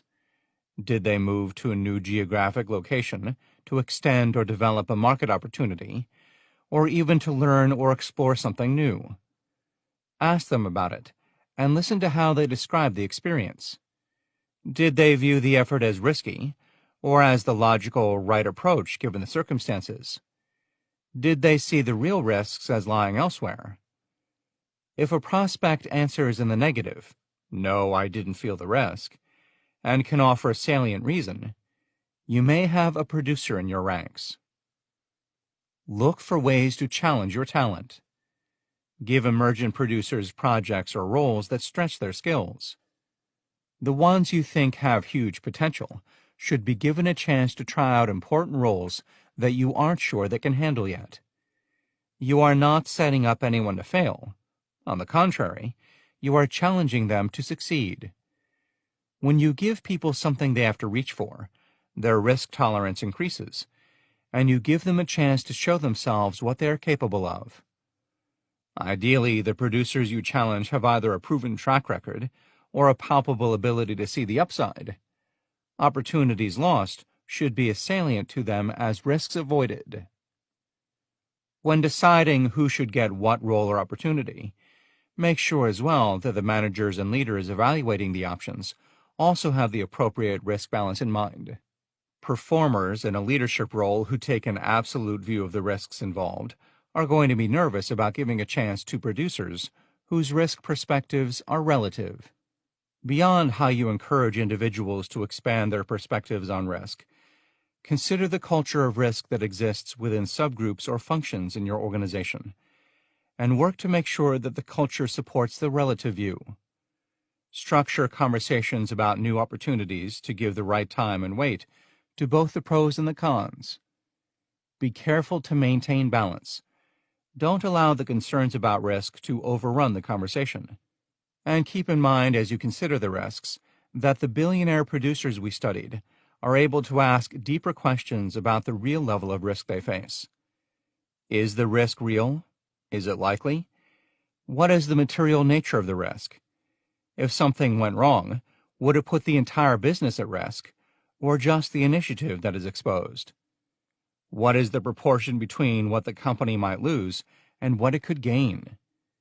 Would the odds change if you had access to certain assets? Question your automatic risk perceptions. As part of this practice of taking a balanced view of the risks, take the time to question your automatic assumptions, from both the individual view and the team view. Why do you think the way you do? When pursuing a new product, venture, or project, take the time to think through what path you want to instinctively follow, and then pause and ask yourself, why? Why do you want to go that way? Is it because it is the route with the greatest potential for inventive execution? Is it the route with the greatest in-house consensus? Is it the route with the least amount of risk?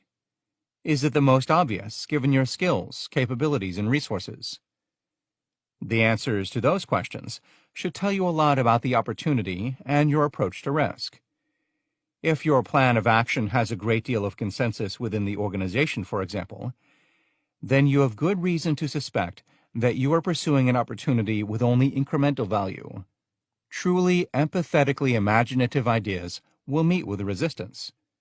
And if your approach is chosen based on the fact that you have resources or skills that are widely available in your market, then you can feel confident that your route will be well traveled by others.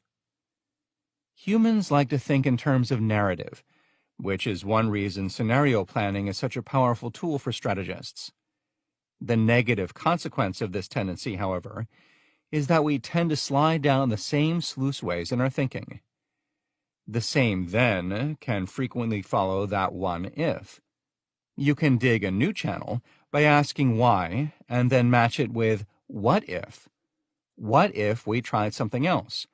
What if the impossible actually transpired?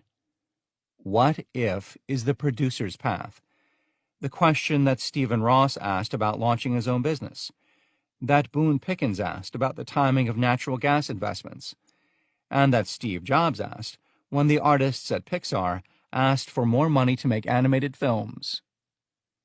Shifting perspectives can also make clear that the sources of risk are not always obvious.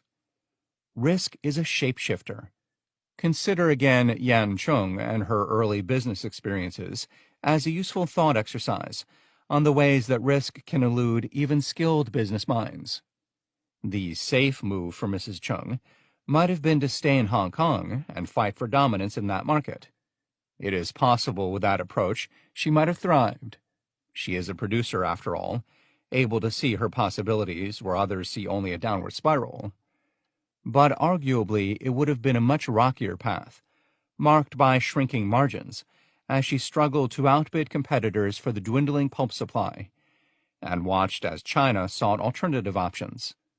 From that perspective, the low-risk, low-reward approach that so many businesses embrace as key to incremental growth begins to resemble something closer to a corporate suicide pact, where incremental growth turns on a dime to incremental loss. We by no means intend to minimize how hard it is to change risk perceptions. The habits of mind that cause people to take an absolute view of risk are legitimately difficult to break. It is not enough to say you should try to look at risk in a different way when you have been trained for your entire career in one approach. This is one more reason leaders need to be selective about whom they cultivate to take the relative view of risk. Producers, really, are the ones who know how to use it. Performers, though skilled, are more likely to emerge from such an exercise with self-perception that resembles overconfidence. They are so used to excelling in their own area of expertise that they dramatically underestimate the amount of time and/or money it will take to realize a goal that requires multiple contributors with varying skills. This tendency is so ubiquitous in some areas that organizations have developed compensation systems for correcting such excess. The UK government, for example, has invested significant resources to understand and overcome the mega project performance paradox, whereby huge public-private projects, like the defunct luxury airliner Concorde and the eventually successful Sydney Opera House, are both very popular and over budget, often by as much as 15,000%. Recruit for difference. In addition to the work you do, to challenge the talent you have and question the automatic ways of thinking that operate in your teams and groups, you should look to grow your organizations with producers capable of challenging you to take the relative view. Make sure that you are hiring and promoting people who show capacity for empathetic imagination, patient urgency, inventive execution, and a relative view of risk. By definition, this is going to result in hiring high potentials who are different from the typical candidate that may have appealed to your organization in the past. Companies talk a lot about the importance of cultural fit in their recruiting, and we agree that culture is very important for corporate harmony. But culture can also become code for hiring people who all think alike. Recall that in the world of breakthrough value, consensus is more a warning sign than a signal of potential. When everyone in the organization agrees, you don't have enough people pushing the boundaries of what could be. Producers encourage important and productive tension and different thinking, along with some of the impatience that comes from their desire to make big ideas real. So take advantage of it. Ask your producers what they would do if you gave them 20% of their time to pursue breakthrough value. If a producer has just finished one initiative and is at loose ends, ask him what he would like to do next for the firm. He may suggest a role for himself that doesn't yet exist, or ask to pursue a venture that is beyond what you already do.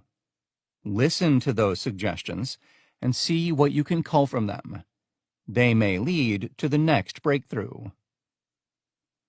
Adopt a learning mentality toward failure. As a long-term effort, work on the environment you cultivate inside your team and in the organization. How do you handle failure? How do you tell stories about big opportunities that went bad? Do you celebrate the attempts or construct narratives of warning about them? It has become something of a life platitude to encourage people to embrace failure. There is even a whole catalog of cliches intended to value the attempt. No pain, no gain. You miss every shot you don't take, and so on. It's in fashion today to talk about celebrating failure, but few firms of any size do it, and almost no big firms do. We know of only one organization that makes a public event of it. In 2011, the World Bank hosted the first Fail Fair, a conference aimed at discussing major failures in the development community as a way for multilateral organizations, nonprofits, social enterprises, and others engaged in global development to learn and share lessons. Businesses can afford to do more in-house to celebrate the good lessons inherent in any failure. Note that we say to celebrate lessons, not the failure itself. You don't want to make failure the goal. You are, however, trying to reframe useful failures as an outcome of thinking big, in taking the right kinds of risks. It requires a nuanced view of when projects go wrong and why. Celebrate those that represent taking the right risks for the right reasons, and try to determine what might have turned things around. 6. The producer-performer duality. How producers find their complement. The universe is a tension between novelty and habit, and novelty is winning. Terence McKenna. John Paul DeJoria knows how to turn a good idea into a great business. The billionaire co-founder of John Paul Mitchell Systems and the Patron Spirits Company grew up in Los Angeles and worked first as a star salesman in the 1970s for Redken, and later in business development for Firmadil and the Institute of Trichology. But his story at all three companies ended the same way. He got fired. At Trichology, he was reportedly let go because he was so successful at inventive execution, resulting in growing company sales, that his share of the profits made his take-home pay higher than the owner's. By 1980, he had left his job to start John Paul Mitchell Systems with $500,000 promised from an outside investor. That money never came in, leaving DeJoria unemployed, homeless, and living with his young son in his car on the streets of Los Angeles. Paul Mitchell wasn't much better off. Mitchell and DeJoria first met when the former was a high-performing hairstylist in London, earning accolades as the heir apparent to Vidal Sassoon. But times had changed. DeJoria and Mitchell had both fallen on hard times, and they both needed a break. So they decided to make one together and start a business selling an innovative line of hair care products. A single-wash shampoo in an era when all the high-end brands were lather, rinse, repeat, and a leave-in conditioner that doubled as a styling agent. John Paul Mitchell Systems produced high-quality, salon-grade products designed to save stylists time and money, because they needed only half as much product to achieve the same or better results. The pair started with no money, and arguably with no risk. Because they had nothing to lose, the relative view of risk showed only an upside. An early investor getting cold feet left Mitchell and DeJoria with just $700 in startup capital.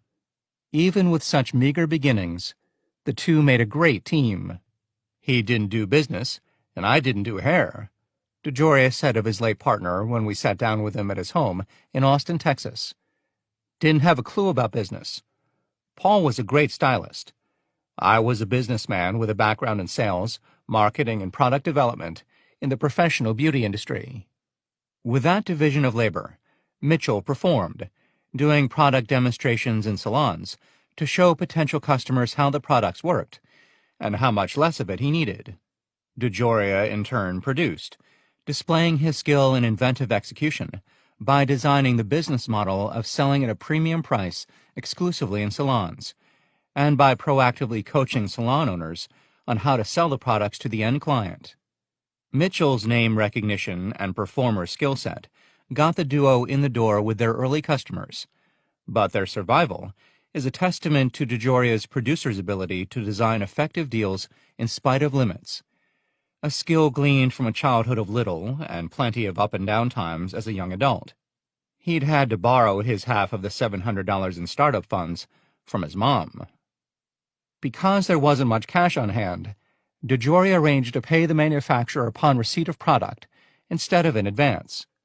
That arrangement gave him a 2-week head start, so that by the time the shipment arrived from the manufacturer, he had the cash to pay for it. That the manufacturers were willing to accept the delay is a testament to DeJoria's dealsmanship.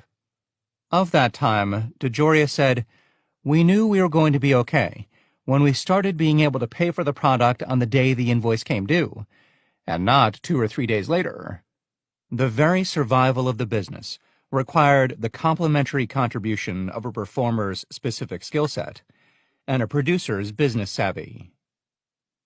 The duality of greatness, a producer-performer matchup.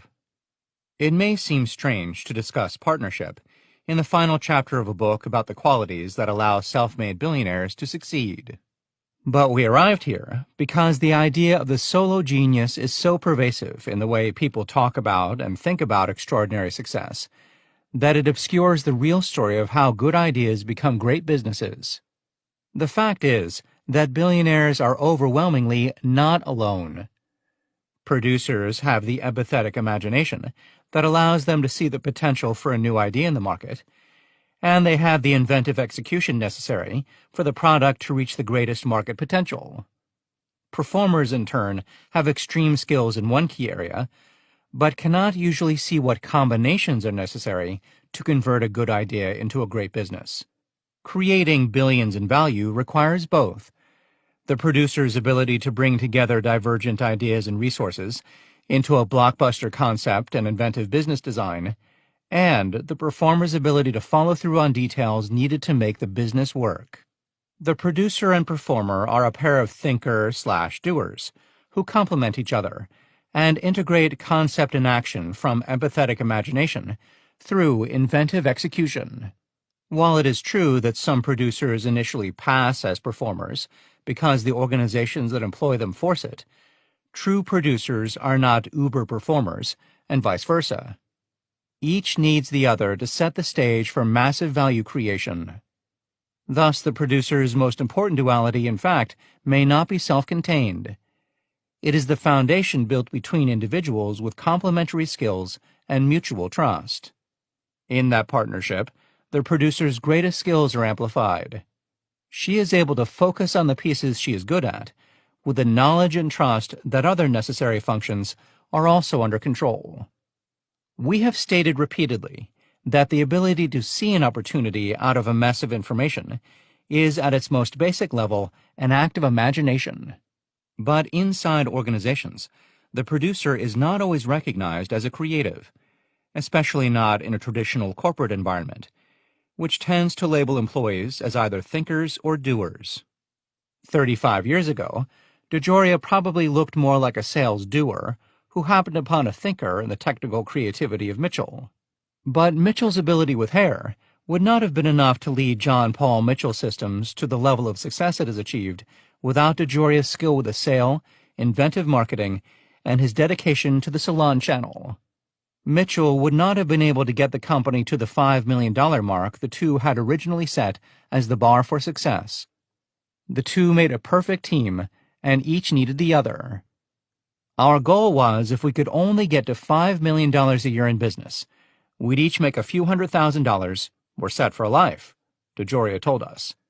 But it wasn't until we started growing, and all of a sudden realizing that we were $1 million, $3 million, $5 million, wow, we could really build this thing big. Days before my partner died, he said, "You know, JP, nothing would please me more than maybe one day we could do $100 million in business, even though I am not here." I think at that time we were doing $60 million somewhat in that year, which was huge. And I said, "Paul, it will happen. We'll definitely go over that." And obviously we did. Considerably. An important aspect of how these relationships play out is that they are conscious choices. Producers recognize that they need complementary skills if they are going to achieve their goals. DeJoria touched specifically on this when he described the kinds of people he leans on to run his businesses. You have to pick good people and let go. At Paul Mitchell, Luke Jacobellis, my president, is much better at details and following through on details than I am. Or my vice president of finance. I suck when it comes to details and administration. I understand it, but I'm not a bookkeeper. I need other people who can keep track of that. At Patron, we had a vice president who should have been a president. In 2003, when Martin Crowley, co-founder of Patron, died, I suggested that this guy becomes president. He knows more than anybody else who's running the company right now. He should be president of the company. And at that point, Patron was growing every year. But we really took off because Ed Brown was a much better president than I could ever be. The pick good people piece is key to making these relationships work. DeJoria seems to have a knack for it. He said during our interview with him that he is often approached by people asking if there are any openings at Paul Mitchell or Patron. His response? Well, no. In fact, the big deal is, we've only had maybe 50 people turn over a John Paul Mitchell Systems corporate in 35 years. No one wants to leave. We have an environment where everyone gets to participate. If something is wrong, you tell somebody about it. And if that doesn't work, you tell me about it. The Spanos children used almost the exact same words to describe the low-turnover work environment that their father cultivated at A.G. Spanos companies over the past 30 years. Loyalty was number one without a question, said Michael Spanos, one of Alex Spanos' sons. Dean Spanos echoed this point. That was the most important thing to him. He needed to be able to trust somebody implicitly, and they could trust him. We still have people that are working in our company 30 years and more to this day. I'm not talking 4 or 5, I'm talking dozens. That trustworthiness was so important. He wanted your loyalty, and he also gave you his loyalty. Alex Spanos' daughter, Dee Spanos Barbarian, illustrated the point with an anecdote. A secretary recently retired, and she was here 17 years. A few years ago, she was having some financial problems. One of her grandchildren had health issues, and she was getting ready to resign because she needed a job that paid more. So one of the managers went to my dad and told him, and Dad goes, "Why didn't somebody tell me?" That's how he used to talk. Why didn't somebody tell me? And he goes down to the other end of the building to talk to her, and he took care of whatever the situation was, and she stayed. That happened many times with the company. He stood behind his people, and he was happy that he could do it. The prevalence of producer-performer pairs. More than half of the billionaires in our study sample started their businesses as part of a producer-performer team. The number jumps to 60% when we remove financial industry billionaires from the sample. Some famous examples include Steve Jobs, producer, and Steve Wozniak, engineering performer of Apple, Nike's Bill Bowerman, producer, and Phil Knight, performer, and Amancio Ortega, producer, and his first wife, Rosalio Mera, performer, who together founded the apparel giant Zara. The prominence of pairs among the billionaires we observed cuts against a lot of what we always thought we knew about how people feel productive and successful in their professional lives. Yet once we saw it in the data and began investigating its dynamics, the prominence of a leadership partnership began to make intuitive sense. Indeed, the concept resonates with almost everyone we talk to. Outside of the billionaire population, the producer-performer skill set works on a continuum, in which the distribution of individuals resembles a shifted bell curve. There are few pure performers and few pure producers, but most of us skew to the performer side of the spectrum, partly because we are constitutionally inclined that way, and partly because our environments recognize and reward performance. Academic performers get all the scholarships and the rewards. Corporate performers get the raises and promotions. This creates a cycle of performance, in which corporate performers are incrementally promoted until they are leading the company, and then they promote other performers, largely because they can recognize what performance looks like and reward it. Left unchecked, this cycle breeds performers' organizations composed of multiple functions that execute on their individual tasks exceptionally well, but with no integrative vision elevating those functions beyond the sum of their parts. Breaking the cycle of performance requires the balance only a producer can bring, with his ability to hold on to multiple views at once, the imaginative and the empathetic, the urgent and the patient, the execution and the invention. Combining the producer's tools with the performer's expert execution creates the necessary ingredients for a breakthrough. It's the combination that seems to create the chemical reaction needed to catalyze value. We note in the introduction the risks that corporations face when they get too specialized and componentized. Performers operating in their own silos rely on functional decomposition, whereby they break big problems into smaller and smaller pieces, and then assign each person to do his part.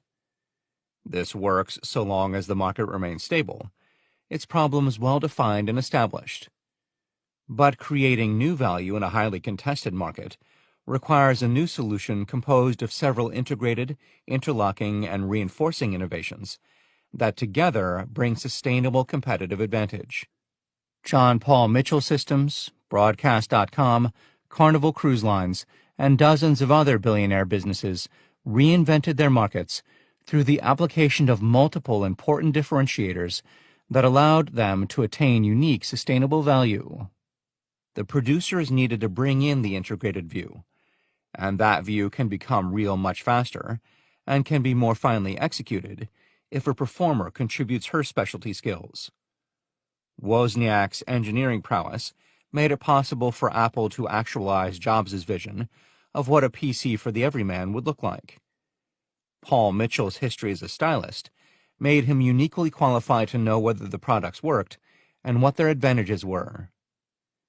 Seeking and promoting a producer-performer leadership partnership requires, of course, a willing mindset, which will admittedly require some work inside existing corporations. Most companies are hardwired to focus either on the individual, the master designer or the lead sales rep, or on teams, those 5 to 30 individuals working on a project. Yet given the centrality of pair bonds in most human societies, making the shift to pairs should seem intuitive. 2 individuals working together, complementing each other, simply works better than other options. Multiple empirical studies on entrepreneurial dynamics, dating back to the 1990s, have shown that companies founded by teams, usually 2 or 3 individual founders, are more successful than those founded by a sole proprietor. Within the billionaire population we studied, the producer often has a long-term partnership with the performer that brings out the best in both of them and makes massive value creation possible. Take Linda and Stuart Resnick as an example. The Resnicks own Roll International, a holding company for the Palm Wonderful, Fiji Water, and Teleflora brands, as well as for a volume of agricultural properties in the Central Valley of California. Linda is the producer, an advertising visionary with a golden touch when it comes to combining empathetic imagination with inventive execution. Her particular skill lies in identifying a product with huge market potential and then finding the perfect marketing and strategy to capture the public imagination. There was no commercial pomegranate juice before the Resnicks incidentally acquired 100 acres of pomegranate trees as part of a larger purchase of pistachio orchards. Linda had an empathetic insight and worked with a product development team to figure out a way to convert the pulp into juice and promote it to a buying public whose sole knowledge of the pomegranate likely stems from reading the Greek myth of Persephone in 6th grade.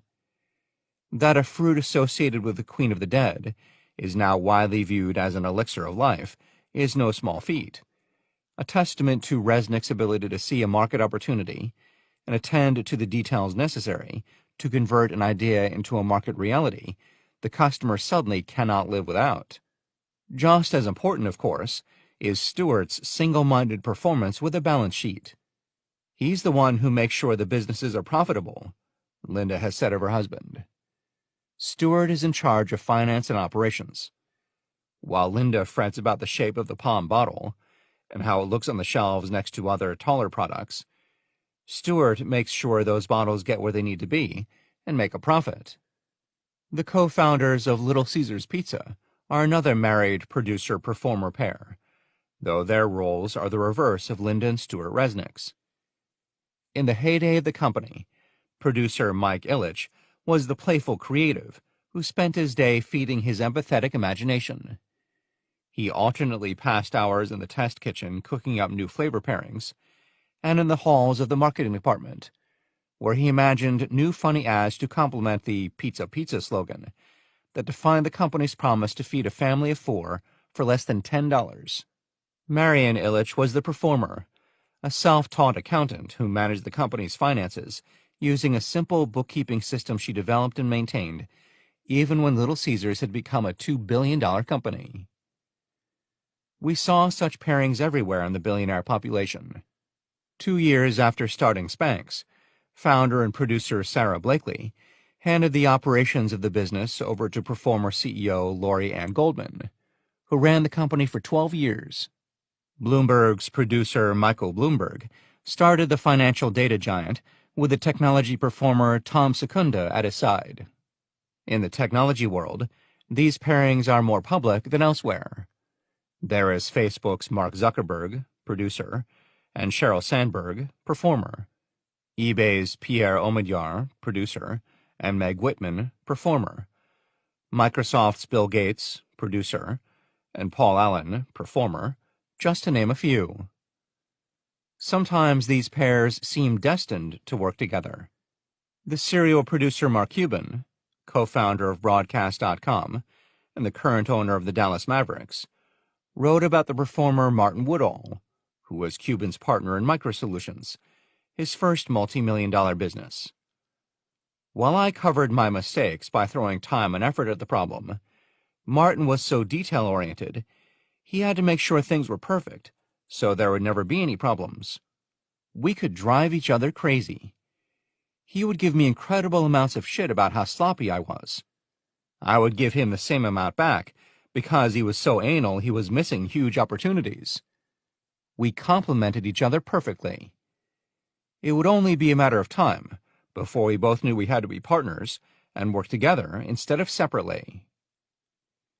In articulating the difference between himself and his partner, Cuban highlights one of the key dualities: his perspective on risk.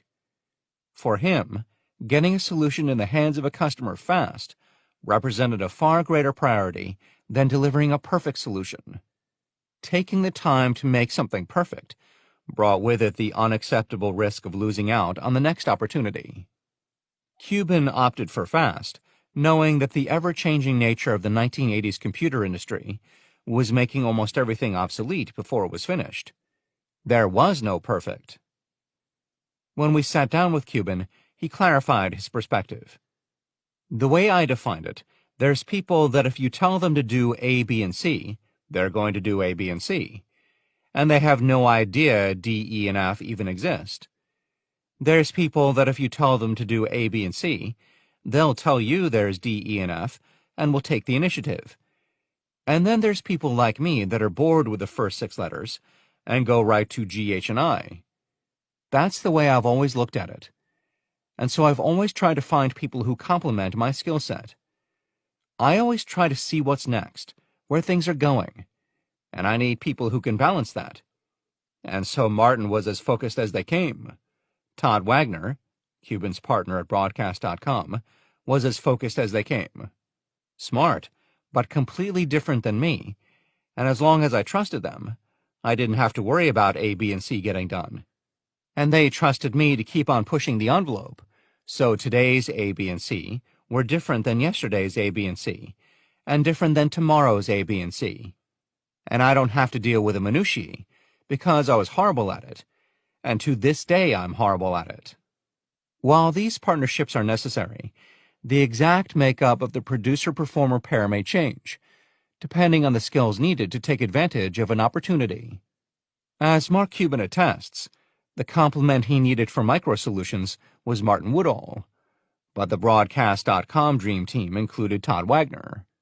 Bill Gates started out with Paul Allen, but he also had a long-term producer-performer partnership with Steve Ballmer, during which Microsoft created most of its value. Jobs and Wozniak created the iconic computer maker, but Jobs and Johnny Ive, Apple's chief designer, were the team behind the beauty and sensibility of the iMac, the iPod, the iPhone, and the iPad. John Paul DeJoria and Paul Mitchell founded John Paul Mitchell Systems, but years later DeJoria started another venture with his friend Martin Crowley, a talented architect who went bankrupt, trying to make a business designing buildings. DeJoria pointed him in a different direction and set him up as an architecture buyer supplying materials from Mexico for high-end renovations. During dinner one night, DeJoria asked Crowley to bring him some quality tequila from Jalisco. "The kind the aristocrats drink," DeJoria said, recalling the episode. The tequila Crowley brought back was smoother than anything we could get here, DeJoria told us. DeJoria and Crowley went into business together, made the tequila smoother, and went to market the premium tequila brand Patron, which today dominates tequila sales in the United States. How it works. The producer-performer equation. What's the balance of activity between producers and performers? It naturally breaks down differently depending on the business and the opportunity. But from our research, we see that the producer discovers the vital need in the marketplace and creates the business design, and sometimes the product design necessary, to capture all the details of execution necessary to meet that need. The performer applies the virtuoso creativity in operations or marketing or another specialty area necessary to fulfill the design's promise. John Paul DeJoria, for example, saw the right business design that was necessary for Paul Mitchell's single-application shampoo product to gain the attention of hairdressers and the customers they served. By selling exclusively in salons, DeJoria created a whole generation of hairdressers and salon owners who needed the product and acted as a powerful sales force for the brand. The product alone, without DeJoria's distribution design and ability to execute, would not be John Paul Mitchell Systems. Likewise, DeJoria designed the Patron business specifically to fill a gap in the spirits market. There was no high-end tequila available outside of Mexico before Patron came on the scene. Signaling its quality required a premium price per bottle of around $40. DeJoria also gave it to friends, including celebrity chef Wolfgang Puck, whose endorsement helped pollinate Patron throughout the fashionable bars and restaurants of L.A. Again, the product alone, without the business design details and inventive execution, would not be Patron. When we asked DeJoria how he would describe what he does compared with what his performers do, he explained the relationship using an initiative he funds called Grow Appalachia as an example. Grow Appalachia is a project funded by the Peace, Love, and Happiness Foundation that DeJoria started as a vehicle for his philanthropic giving. DeJoria has also taken the Giving Pledge, a commitment by the world's wealthiest people to give away large portions of their wealth in their lifetimes. The origins of the project date to 2009, when DeJoria decided to examine the range of philanthropic activity he was engaged in. Here in the United States, we're doing all kinds of things, from saving the whales, to saving water, to helping the homeless become employed, he told us. I asked around about other projects we could do to help people. A fellow that works for me comes from the hollows of Appalachia, and he said Appalachia is being neglected. So we did a little research, and found there are 150,000 families receiving food stamps in Appalachia. So I thought I'm going to take that on. My goal will be in 7 years to help at least 50,000 families become self-sufficient and off of food stamps. DeJoria is a businessman, not an expert in food scarcity, so he looked for a leadership partnership to manage the venture. He eventually decided to work with Berea College, an institute in eastern Kentucky. DeJoria funds the venture, Berea hosts Grow Appalachia, and Berea performer David Cook, a West Virginia native, holds the directorship of the venture. Here's what I wanted to do, said DeJoria. Step number 1 was I would pay for seeds, fertilizer, equipment, as well as agricultural extension educators and volunteers to actually go out there and teach people how to farm.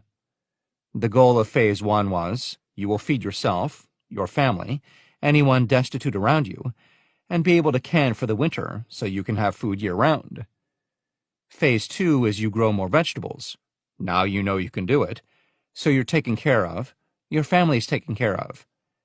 The extra you grow you can sell at farmers markets or to local grocery stores as locally grown produce. Now you have some income, all right? Phase 3 is, once you have an income, teach someone else to do what you did. I'll buy the extra seeds and inputs and all that, and you pass along what you learn to others. If I have 50,000 families I could affect directly, and each of them teach 2 others. That's 150,000 people getting to be self-sufficient, and eventually making enough money off the gardening and the produce where they don't need the food stamps anymore. Grow Appalachia launched officially in 2010. In its first year, the venture grew 120,000 pounds of food for more than 2,800 people. In the second year, those numbers expanded, despite a difficult growing season, to 134,000 pounds of food for 3,694 people, and created a total of more than 70 full and part-time jobs. In its third year, 2012, Grow Appalachia produced 320,000 pounds of produce for 9,000 people. From nothing to 320,000 pounds is an impressive feat, the result of empathetic imagination made real by a producer who had the original vision, and a performer collaborator with whom he is helping him execute. What I bring is the start of it, DeJoria said of the balance between production and performance. I sometimes bring the finances, the enthusiasm, and the direction to go into. I can do that pretty good, yeah. And what a guy like David Cook can do is they take it and they execute it. In some cases, they have the ability to do it and learn along the way. In other cases, you have to kind of remind them along the way. Review things, make decisions with them, and then you go forth. In many cases, they enhance my idea. Well, that's cool, but this even worked better. So it's kind of like giving the direction and follow them through to make sure they're following that direction. An abundance of producers. We have no doubt that when organizations skew too far in the direction of performance, with no balancing producer to integrate the various skills and resources into a blockbuster idea, it becomes very difficult to create massive breakthrough value. The most common pairings we saw in the billionaire population were between producers and a performer counterpart, or sometimes more than one, who had a foundational role. There are, however, a number of great leadership partnerships between 2 producers. Google founders Sergey Brin and Larry Page are one example that started as a producer-producer match that eventually found its performer complement in CEO Eric Schmidt.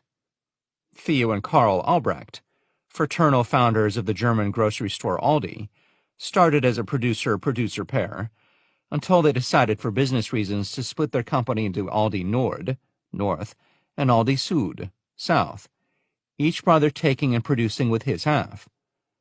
Both Groupon founder Eric Lefkowski and his partner Brad Keywell have producer characteristics. Production is the necessary element. Without it, the business lacks the integrative view necessary to turn a good idea into a great business. 2 producers working together is the right match in some circumstances. Herbert and Melvin Simon, co-founders of the Simon Property Group, demonstrate how 2 producers can evolve and grow massive value. Their billionaire partnership is responsible for such innovative retail properties as the Mall of America in Bloomington, Minnesota, and the Forum Shops in Las Vegas. The former is still the largest indoor mall in the United States, and the first to integrate a shopping mall with an on-site amusement park as a way to bring a larger audience to the mall. The latter was one of the first efforts to integrate a high-end shopping property with a casino, in this case with Caesar's Palace. As Herbert Simon told us when we met with him at his offices in Indianapolis, the brothers traveled a long way to get to Las Vegas from the Bronx, where they grew up as the oldest and youngest sons in an immigrant Jewish family. Melvin Simon died in 2009. Melvin enlisted in the Army when he came of age, and found himself in Indianapolis when his tour of duty was over. He decided to stay and work for a local leasing agent there. 8 years separated the two, and when Herb Simon graduated from college and got married, Melvin persuaded his brother to join him and take a job with the same agent. After a few years, the two left their employer to form their own retail development company. In their family, being the oldest meant that Mel was responsible for his siblings. The third brother, Fred, came to the company a couple years later to head up the leasing division, and did so for many years before he retired. Perhaps it was Melvin's seniority, his famous charisma, or the fact that he had worked in real estate for years before his brother joined him, But Melvin took on the role of the producer at the beginning. It was Melvin, according to Herb, who had the courage to suggest they develop their first properties, and it was Melvin's charismatic nature that got them the meetings, and his savvy that allowed them to design the early deals that gave them the momentum to grow. Their first developments were strip mall properties. Then, as now, retail is cyclical. The Simons needed a way to decrease the volatility of retail cycles. So Melvin hit on the idea of anchoring a property with long-term tenants with reliable business models. The concept of the anchor tenant is common today in retail. The obvious choice is a department store, such as Macy's or Bloomingdale's, or some other industry staple. But the unknown Simon brothers did not yet have the cachet, in 1960, to attract the attention of a high-caliber tenant. Sears would not even talk to us, Herb Simon told us. To make their first property successful, they instead went after grocery store chains and pharmacies as anchor tenants. Supermarkets, drugstores, the local chain supermarket, Herb Simon said. People will always need food, medicines, and personal care products, and the presence of those retailers kept a property more stable, even if there was some turnover among clothing, housewares, or entertainment retailers. We were able to start doing that until we finally made our first breakthrough with Montgomery Ward, Herb said, who was a little easier to deal with. But it took a long time. We had the right property, and they wanted it, and it just evolved from that. They were easy to get to, and we just happened to make the breakthrough with them, and then shortly thereafter with J.C. Penney. Penney became a very big client of ours also. And slowly but surely we brought them all to other department stores. Herb credits Mel for those early successes. In fact, he insisted throughout our interview that the story he shared was really Melvin's story. But as he told us about the growth trajectory of the company and the nature of the business they were in, it was clear that Herb likewise took his opportunities to produce. When the company got to a certain size, the brothers no longer had the luxury of letting Mel produce while Herb performed. Instead, they began to operate more independently, splitting developments so that Melvin produced half and Herb the other half. The brothers constantly exchanged ideas, and according to Herb, they disagreed and argued as well, and each relied on the other to serve as a sounding board and counterbalance. Though both producers, they still benefited from the efficiency and collaboration that came from working intimately with someone with differing views and perspectives. Through this collaboration, they were able to address the challenges of a changing market. Even as the Simon brothers got their foothold in strip malls, the concept of the modern enclosed mall was emerging. Herb Simon remembers the change as incremental. Slowly, the size and scope of the deals they did grew. I didn't really stop to think about how the modern megamall concept came up, Herb said. Based as we were in the Midwest, we had smaller cities, and we had less grandiose plans because of the size of this marketplace. But as we got more involved with more opportunities, and we got into larger markets, then it becomes more elaborate. And it's just an evolution that happens almost right under your eyes. Start with a supermarket and a drugstore, and then the first mall with tile floors and rubber plants in the small little communities. And all of a sudden we had magnificent malls, live plants, beautiful terrazzo, and it just evolved. If you're in it long enough, you work hard enough, you get lucky. You got to get better. You can't stay the same. So it's sort of organic. So step by step, you sort of keep adding things that work, and it keeps attracting more and more. And you're involved in an industry where everyone was sharing ideas. You can't be the only one who has all the great ideas. Finding a match. The self-awareness necessary to see the special skills in people and to know who can take on roles and do a better job is strong in the billionaire population. Consider Spanx founder Sarah Blakely. Blakely worked solo for years.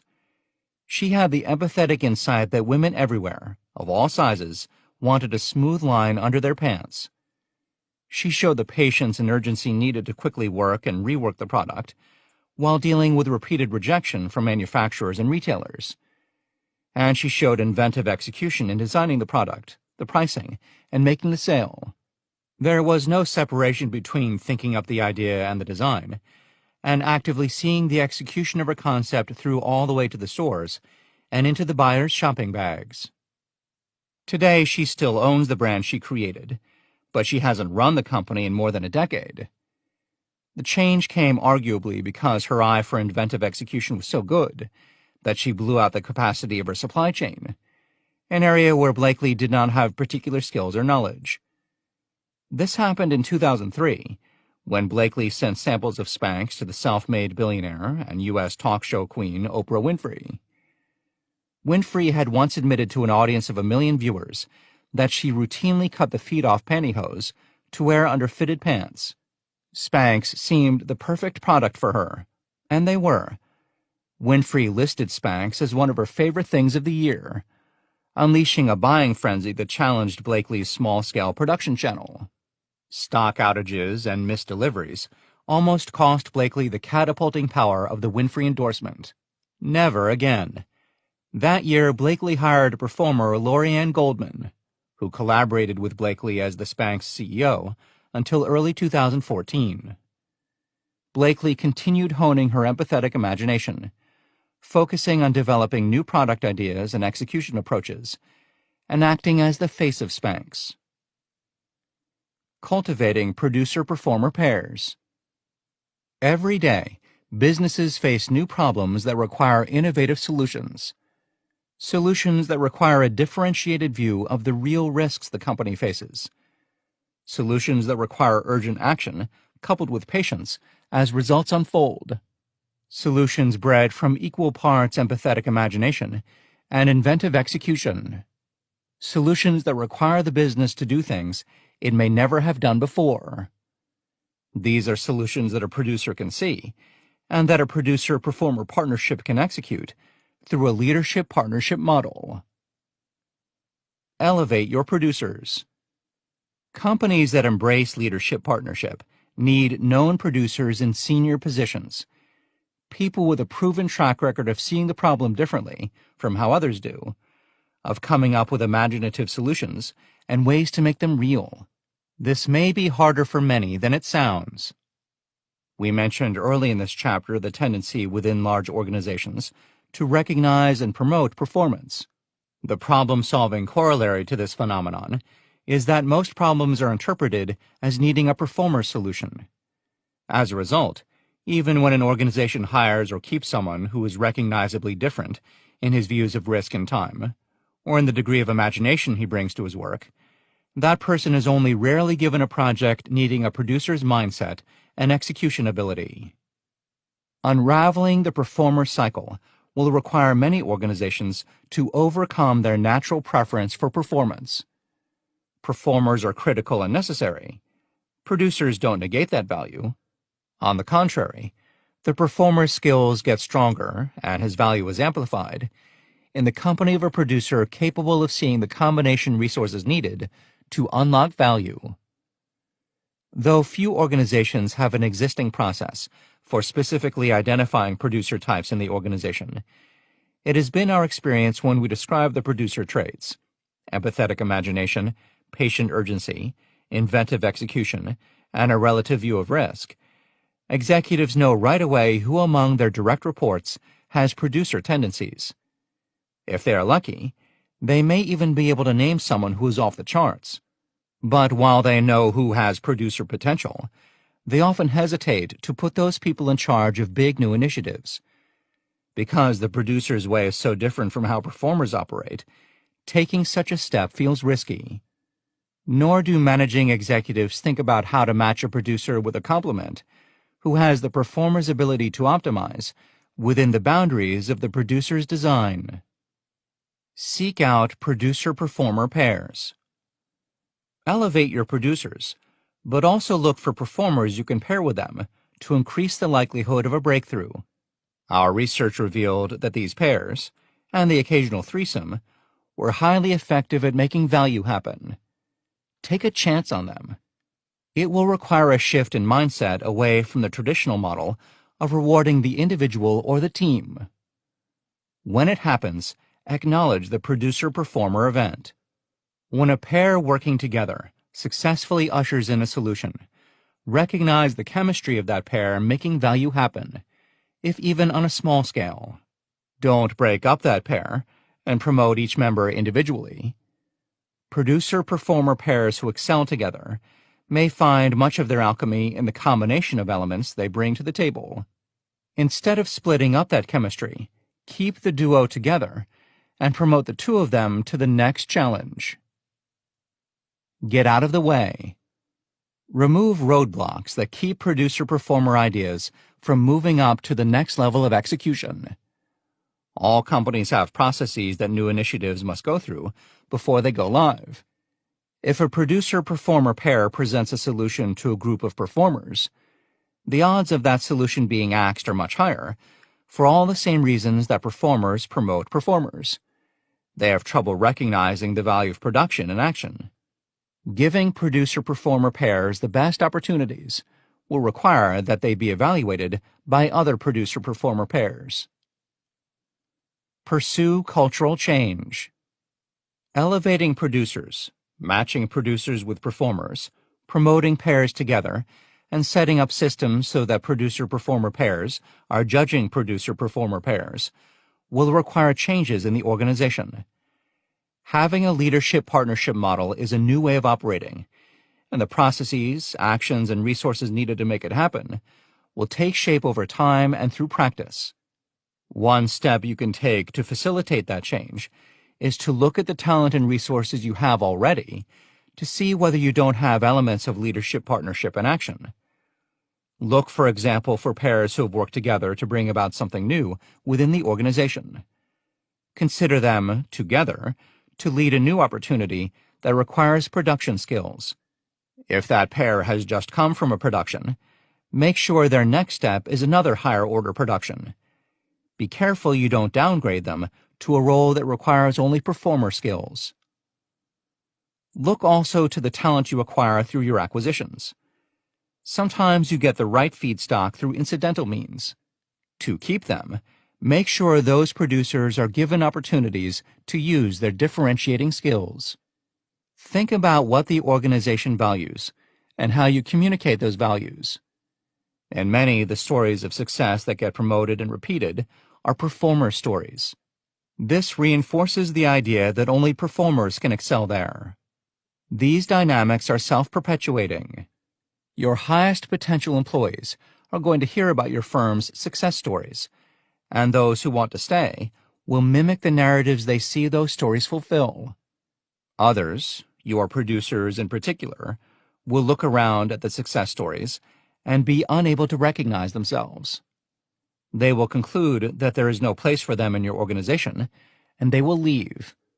To counteract that tendency, make sure to celebrate stories that show producers in action, applying their relative view of risk, patient urgency, empathetic imagination, and inventive execution.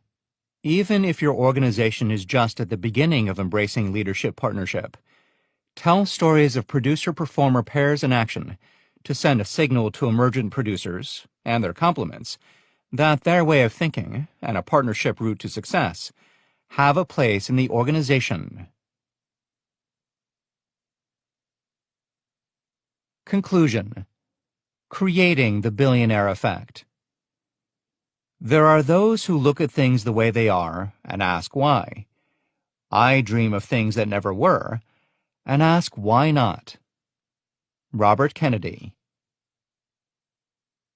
We began this book by asking what might have been if the world's self-made billionaires had opted to stay at the large corporations that employed them early in their careers. But what might have been if those corporations operated in a way that made extreme producers want to stay? That is the question that we keep coming back to.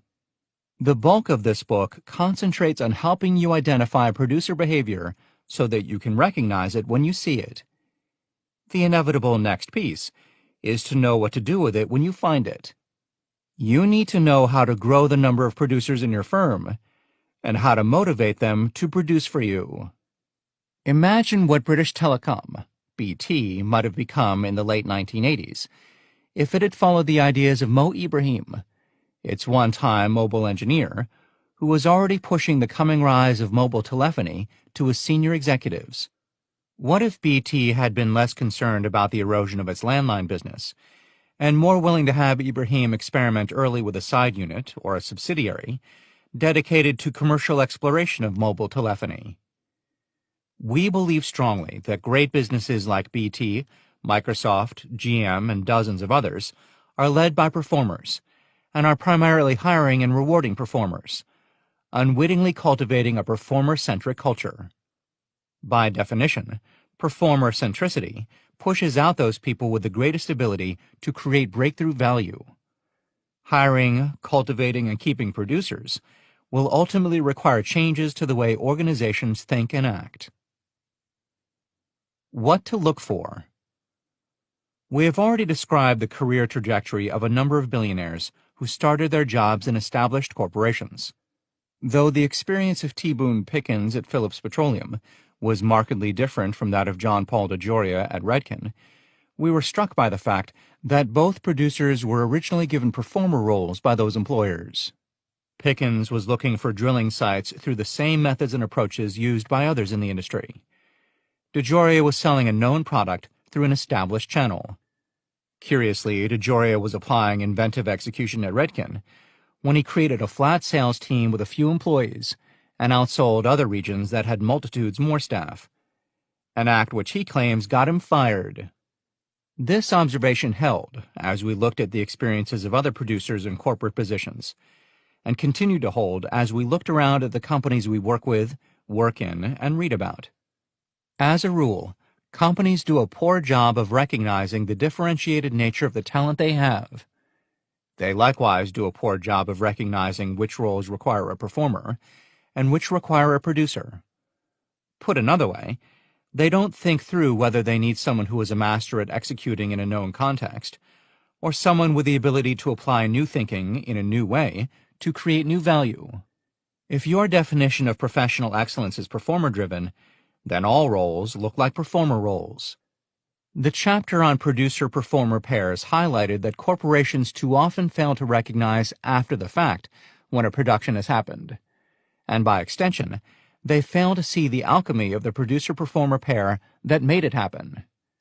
In that same vein, corporations rarely identify productions in the making, and proactively seek a producer to lead them as part of the strategy for optimizing the opportunity.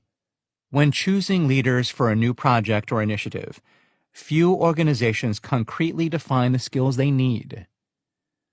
When your firm is trying to create a new product or service, do you default to giving the job to a proven performer, someone known for leading an existing product line or service in a known space? Or do you look for a producer, someone who has created a new opportunity? If you have a once dynamic division or a company that has languished, slowly losing influence and value, do you place a performer in charge to optimize sales of a proven commodity? Or do you put a producer in place to change what you are selling altogether? Do you see the latter as an option? Bringing resources together in a new way requires a different mindset and set of skills from scaling a known business. It requires producers. We don't say that lightly, and we don't underestimate how difficult it is to choose a producer over a performer. Performers are safe bets. They think in ways that your executive leadership and your board will recognize. Their ideas carry authority, as well as a high potential for consensus. They look like they will fit. And perhaps most important, high-profile organizations feel confident that if they make an offer, the performer will accept it. None of those statements are true of producers. Perhaps for those reasons, performers dominate the shortlists of the majority of executive searches.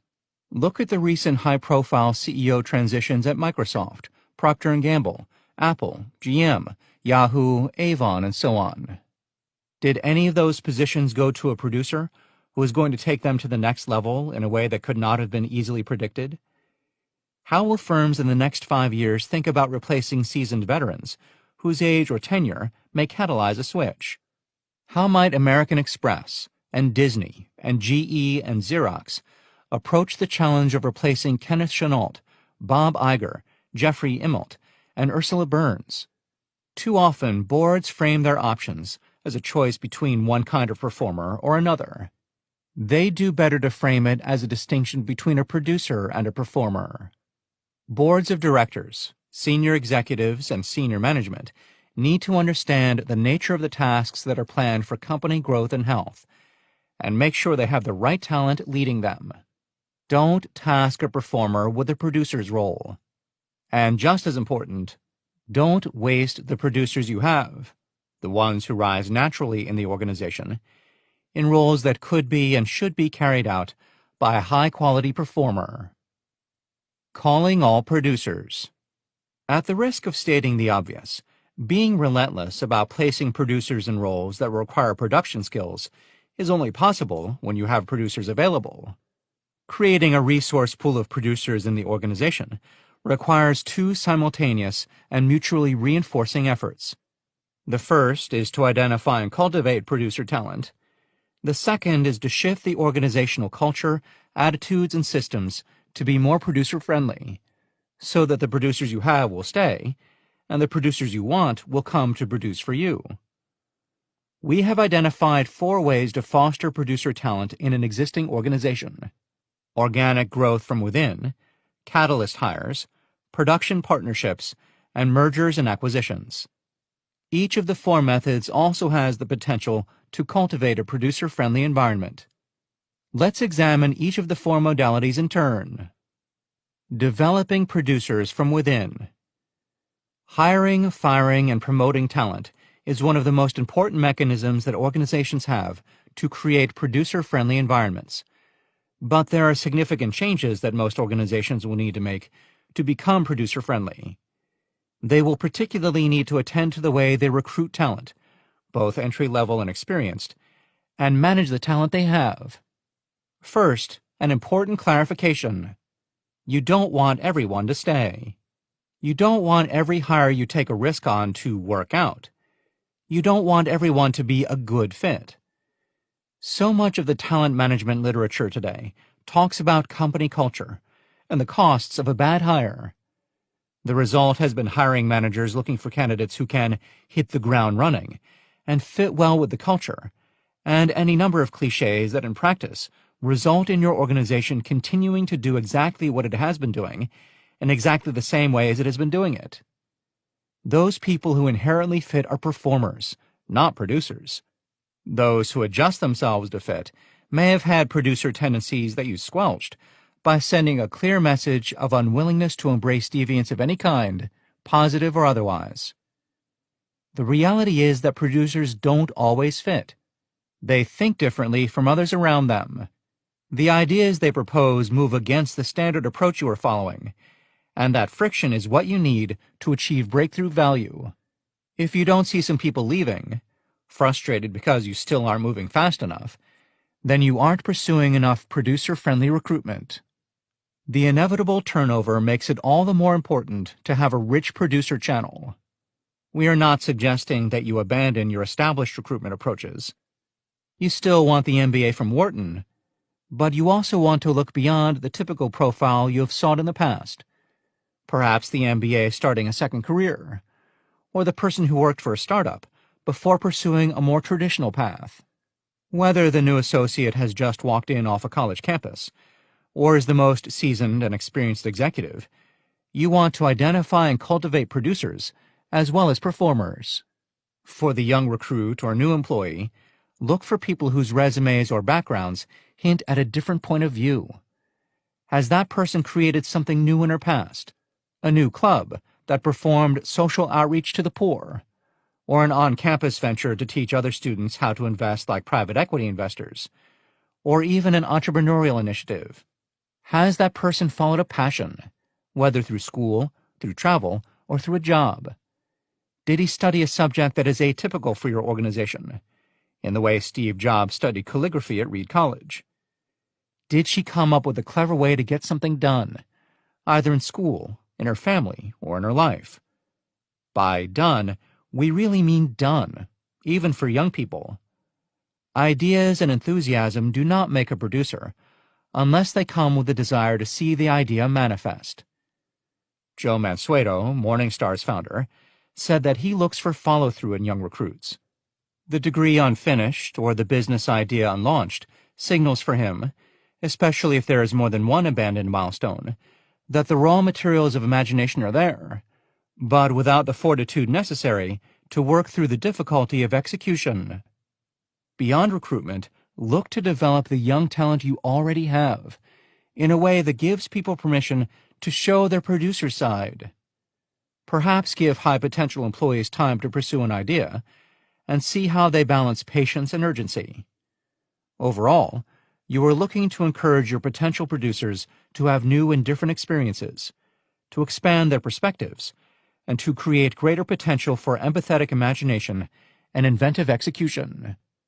As you create new opportunities for your potentials, take the time to examine your traditional reward and recognition systems. One of the most insidious things organizations can do is give potential producers a production task without creating the incentives and systems that allow them to go big or go home. At PwC, we have had to face down our own inconsistencies in this area. We have had the experience of giving a latent producer the opportunity to build revenue in an area that is new to the firm, and have that producer succeed, yet continue to evaluate her in the same pool of peers, spending all of their time generating more traditional business. We highlight this story not as an exercise in criticism, but to point out how easily getting only some of the process right can actually suppress production rather than unleash it. When you have a producer who has shown the ability to produce at a small level, you have to decide either to invest enough to grow the business to scale, or to explain to the producer why you aren't taking that step and shut it down. Don't allow a person with producer potential to stay in the limbo of production. Senior management should not be complicit in this middle ground. Treating production with ambiguity sends as clear a message that the organization doesn't value it as preventing it in the first place. In response, extreme producers leave, and latent producers get the message that they won't be supported and just stick to performing. We're pretty sure the latter is worse. Catalyst hires. Catalyst hires are people you recruit specifically for a set of skills needed to pursue new growth or new capabilities. Every organization does at least some catalyst recruitment. Catalyst hires allow some organizations to work around traditional thinking or bureaucratic structures that are difficult or impossible to fix. For example, USAID, the U.S. government's development agency, realized a few years ago that it needed direct access to innovative ideas and inventive execution if it was to have an impact on issues of global poverty. It is taking a bet on Michael Kremer, a Harvard professor and known producer in the development space, who has made his name as a renowned economist and public health expert. Academia may seem like an odd place to find a producer, but Kremer's status is inarguable. As a recently minted PhD in the early 1990s, Kremer's empathetic imagination allowed him to come up with a radical solution to the thorny problem of the way development aid is distributed. In the development world today, funders narrow in on a problem, say student absenteeism in poor public schools, and give money for programs to address it. But their tools for determining if the program they supported actually helped, harmed, or did nothing at all are unreliable. As recently as 10 years ago, development stakeholders had no real way to test whether solutions like free school lunches actually get kids into the classroom. Just counting the number of kids before and after doesn't determine causality. And they definitely didn't know whether free lunches were better and cheaper than alternative programs, such as conditional cash transfers, deworming medications to reduce illness, or free uniforms. Kremer saw a solution in the randomized control trial, RCT, the research method used by pharmaceutical companies to determine whether a drug is effective or not. Kremer was one of the first social scientists to design an RCT to test a social program, helping start a movement that has since become the gold standard in social research. As it turns out, school-based deworming programs are the cheapest and most effective way to get poor kids to go to school. Kremer is also one of the minds behind the advanced market commitment. an important tool for catalyzing empathetic imagination in the pharmaceutical industry. An AMC is a commitment made by a large financier, usually a government, which promises to buy a certain quantity of vaccine or medication should a pharmaceutical company develop it. Advanced market commitments ensure a market for medications to treat diseases that disproportionately affect the poor in poor countries, whose governments would not necessarily have the funds to buy patented drugs.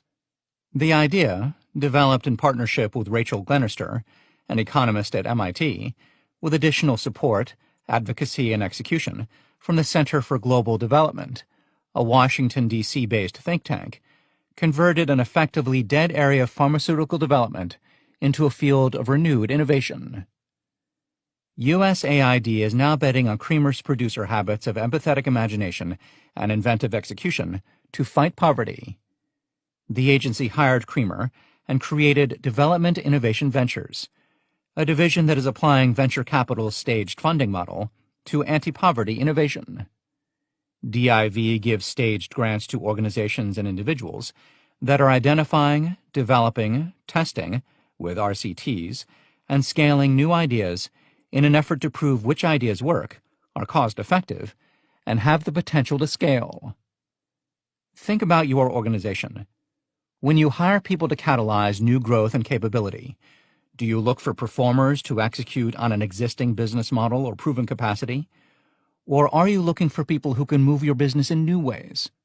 If your organization is open to the latter, almost by definition, catalyst recruitment may be one source of talent, because the process in many cases is more open to seeking people with different backgrounds or experiences. As a consequence of our research on self-made billionaires, we have developed a set of questions we now use at PwC in interviews of certain catalyst recruits to assess them on each of the important producer dimensions. We use these questions to discern whether a catalyst hire leans more to the performer or to the producer end of the spectrum. Again, this works best when we know what the task at hand requires: producer vision or performer execution. Example questions include, what are the most important trends in your industry? And what opportunities will that create for our clients? Have you ever creatively configured your execution of an idea to get it done faster, cheaper, differently? Have you ever experienced a real smack-on-the-ground failure? And what did you learn from it? Can you describe an opportunity in your business that you are passionately interested in pursuing? Can you give an example of your track record of bringing ideas, people, and resources together in a new way to create new value, and making that idea manifest, not just talking about it? If you are given 20% of your time to work on an idea or initiative, what would the idea be? How would you go about it? The way you interpret the answers really depends on the context and the person you are talking to. A lot of it comes down to how passionately the person sees new opportunities and shows that he has delivered and can continue to deliver on them. We also can't overstate how much emphasis we put on resilience in the face of failure. We are not talking about faux failure, those stories that people with some experience in life whip out to articulate how they faced and overcame a challenge. We don't mean the class they earned a C in, or the one quarter when they missed their sales targets. We are talking about real affecting failures, the kind that make people take stock and reconsider their life and actions. People who have faced down real-life challenges know how to experience setbacks and get back up again with courage. Producer recruits also need to be very self-contained.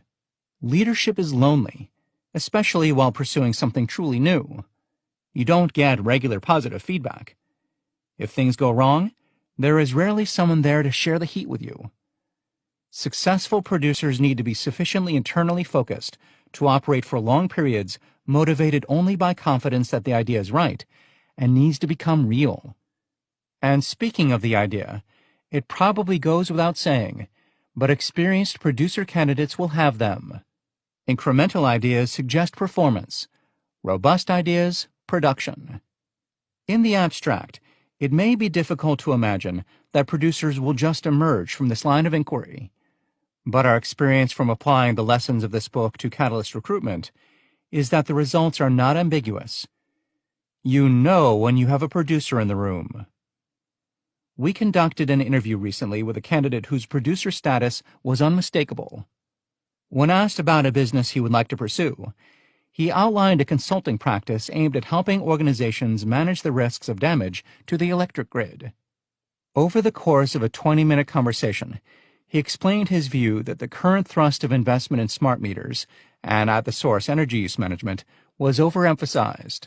As he put it, a relatively small problem with relatively limited profit potential, and that the real opportunity centered around the aging utilities infrastructure, grid damage caused by intensifying natural disasters, security concerns, and the risks that massive failure poses to all types of organizations: federal governments, local municipalities, insurance companies, as well as utilities and other businesses. He had it all thought out, articulating what he saw as both the value proposition and the nearly limitless potential for scale. In a market like this, the city of Tokyo isn't going to care if you also help the city of New York. We give this example less for the idea itself than to assert that there was no mistaking that this person had producer qualities. He showed empathetic imagination by rejecting the typical narrative and having a viable alternative in which he saw business potential. He showed patient urgency in his assertion that the practice could and should start now, and had a 10 to 20-year growth horizon, and he displayed a taste for inventive execution as he articulated the business case and the model of delivery. Develop partnerships. Some companies will see a lot of success from their efforts to identify and develop the producers and producer-performer pairs they have, and to develop catalyst initiatives to hire the talent they lack. Additionally, they will rekey the reward and recognition systems to celebrate production. Even with all those actions, however, some organizations may find they don't have enough producers in their midst, and the ones they have may not carry them far enough. Those companies, and others who can't find and retain producers, who want to experiment in non-core areas, or who want to move more quickly than is possible on their own, can partner with organizations that are engaged in production, allowing their firms to grow in new ways. There is precedent for this kind of strategic partnership. Throughout business history, great innovators had interesting friends. J.P. Morgan was friendly with Nikola Tesla, and even invested in the inventor's, ultimately failed technology, for transoceanic telecommunications. In that vein, we see more corporate sponsorship of idea-generating platforms like TED and the World Economic Forum as a means to infuse new relationships and ideas into organizations. Ford employees, whose innovations lead to patents, are rewarded with a 3-month membership to Tech Shop, a 17,000-square-foot workshop in Detroit, equipped with the machines and materials needed to tinker and build product or component prototypes. The membership program correlates with an increase in Ford patents filed, but the automaker sees greater benefit in giving tinkerers an opportunity to make ideas real and tangible, and therefore harder to reject. There is a lot of variation in how businesses can use partnerships to foster production. Organizations may cultivate partnerships with universities, fund startups, acquire new companies, but keep them separate from the core institution. They may also link more closely with suppliers, collaborate with customers, or incubate spin-offs as skunkworks projects. In these partnerships, there is great potential to reconfigure combined resources into a new production.